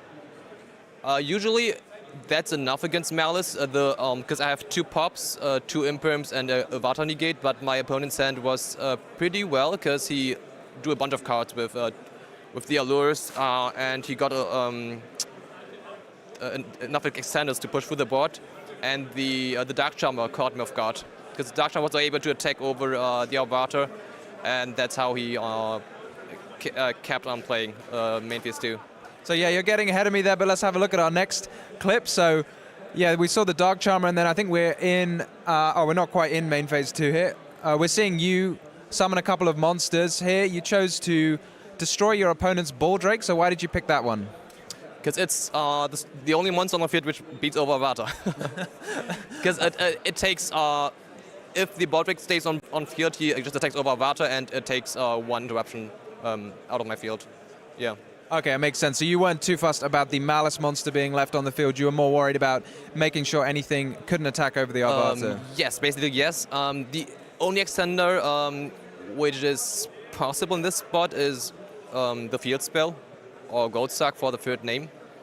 And I cannot prevent that without Avatar. Yes, I mean, if we go to the next clip here, we see your opponent's already activated terraforming, so they very patiently played through all of your interruptions. They used the Charmer, as you mentioned, which took you a little bit off guard, and managed to keep playing. So what were you feeling in this situation? Did you feel confident, or did you think it may have been slipping away? At that point, when you flipped the terraforming, I knew it was game over. Okay, yeah, I mean, I thought it was a fantastically played game from your opponent in that round, but obviously you went on to win the next 2. We just saw in that last little clip, if we could go to that one, where he chose to SP your Fire King Island. Is this something that's happened much this weekend? Obviously, it's kind of a classic play, gets through the defense of it, and then destroys your field. It happens sometimes, but usually I have more interruptions, so I can prevent the SP. but in this hand it was not possible. I did not get to the Skyburn, for example, which makes the matchup a lot easier if I go first. So that concludes the first game, but in the second game, let's have a look. So you mentioned using the Princess. In this game, you managed to use the Princess, bring back Olkanix, pop it. That seems like a very nice synergy. Is that something you've been doing a lot? Yes. That's the standard optimal endboard, to be honest. Olkanix pass. And is it easier to do, or do you normally have to use your opponent's monster, or is it you maybe have a Ponix or something? You need a very engine-heavy hand to go this route, or your opponent ashes one of your plays. This was ideal for me. So you like it when your opponent plays Ash Blossom? Sometimes, depending on my hand, of course. Yeah. Okay, and then in the next little clip here, we just see your opponent. They tried to play. You had the Dominus Impulse, I think it was, for their one play, and then they just passed back to you. So did you know that point you had the game in your hands? Because I have game through basically every hand trap in the game, because I have Avatar. Yeah. So yeah, Fire King, we see, like, even though it doesn't do a huge amount of special summons, it can do a lot of damage very, very fast. And then let's go into the third game. That was absolutely crazy. We saw a lot of passing back and forth. So the beginning of the third game, what are you thinking? What do you want to see in your opening hand? Lancia or Chaos Hunter. I opened 2 Chaos Hunters and a play. So my hand was good, but he had thrust anyways. So in that spot I just needed to hope he had no play, and he had no play. I got lucky at that point. Yeah. So yeah, we saw. Is this Dimension Shifter that was dropped here? I assume that's a bit of a problem for you. Yes, it is. It's of course annoying, but with this play I wanted to get access to Ponix, which searches the Skyburn, to have like a pop 2 on my opponent's turn, or even pop 3 with Garuni's in hand. Yeah. Okay. So in our next clip, we saw this strike being hit on the Lancia here. Was that quite... That was strong, yes. He top-decked the Dormouse and had the strike for Lancia. Yeah. Yeah, I assume when he was reading that heater for a long time, did you think maybe it was a strike? It was definitely a strike or a solemn judgment. And so, given your opponent showed you the thrust, did you choose deliberately then to keep those Chaos Hunters in hand for such a long time? Yes. I mean, he played really well around Chaos Hunter by not going into Lizard Dose, so there was no actual good spot for me to Chaos Hunter, especially after I saw his thrust in hand. So, between Chaos Hunter and Lancia, which one is your favorite? Have they both been doing a bit of work, or do you have a preference? Lancia is the safe choice, but Chaos Hunter is just game if it sticks. So I'm going with Chaos Hunter. Well, especially considering our next clip, the moment you won, dropping 2 Chaos Hunters and then crashing your heater, which seems to be your signature play, crashing your Fire King monster. Crashing monsters is the way. So yeah, how did you feel here attacking for game? What's it like winning a YCS again? Incredible. What can I say? Well, thank you so much, Dinka. You're a fantastic champion. We'll be over for your prize ceremony in just a moment, but for now we'll head back over to our casters. Thank you so much. We're all so happy with such a deserving YCS champion, our first YCS champion of the year 2025, and the 2-time YCS champion now with Dinka Bui. And we all have not expected it at the beginning of the weekend. He's a menace. I mean, I have been expecting that Dinka Bui might win a YCS, but I just didn't expect him to do it with Fire King. This feels like he's not taking this seriously anymore. But I think that you called it, right? That Dinka will be in the final. I mean, I am, of course, definitely aware of how capable Dinka Bui is, how good he is at the game. He is consistently showing it. And honestly, you got to say, he's doing it in a very special way always. There's plenty of amazing players out here in Europe, but there is only one Dinka Bui that builds decks like no one else does. For that, I think this is going to be us from the caster side. Thank you so much for listening to our analysis and our commentary throughout the weekend. But now there's only one more thing to do. We have to hand over the trophy, of course, to our new YCS champion. Back over to the stage we go. Attention duelists, I give you your YCS Birmingham champion. It's Dinka Bui! The crowd have been on your side the entire time. We saw you win in Milan in 2018. You've been a regular finalist, and now you're here again, getting the trophy, a champion once again. How does it feel? Great. I have no words for this. I mean, you also brought a deck that people didn't expect. You played through the meta. Does it feel good to not only just get that trophy, but to dominate a new format? Yeah, for sure. Well, congratulations. We have for you your trophy and also your prize card of another Versalaria. And that is very exciting for you to have. It's not your only trophy, but it is something to have. There we go, everyone. Your new YCS champion! That is going to be it from us, but congratulations again to Din Carbui for being the brand new YCS Birmingham champion. This has been absolutely brilliant, and we will obviously be seeing you guys at the European Champion 25th to 27th of July in Berlin. So make sure all of you guys are there or tune in for that. But give it up one more time for your new champion! Thank you very much to all of our judges and all of our staff. Thank you very much to all of our players, who without this it would not be possible. Thank you very much to also my amazing colleagues who've helped make the coverage. Thank you very much to Konami, and thank you very much to all of you at home for watching. We'll see you next time. One more time for your champion! That's it from us. Take care. Good night.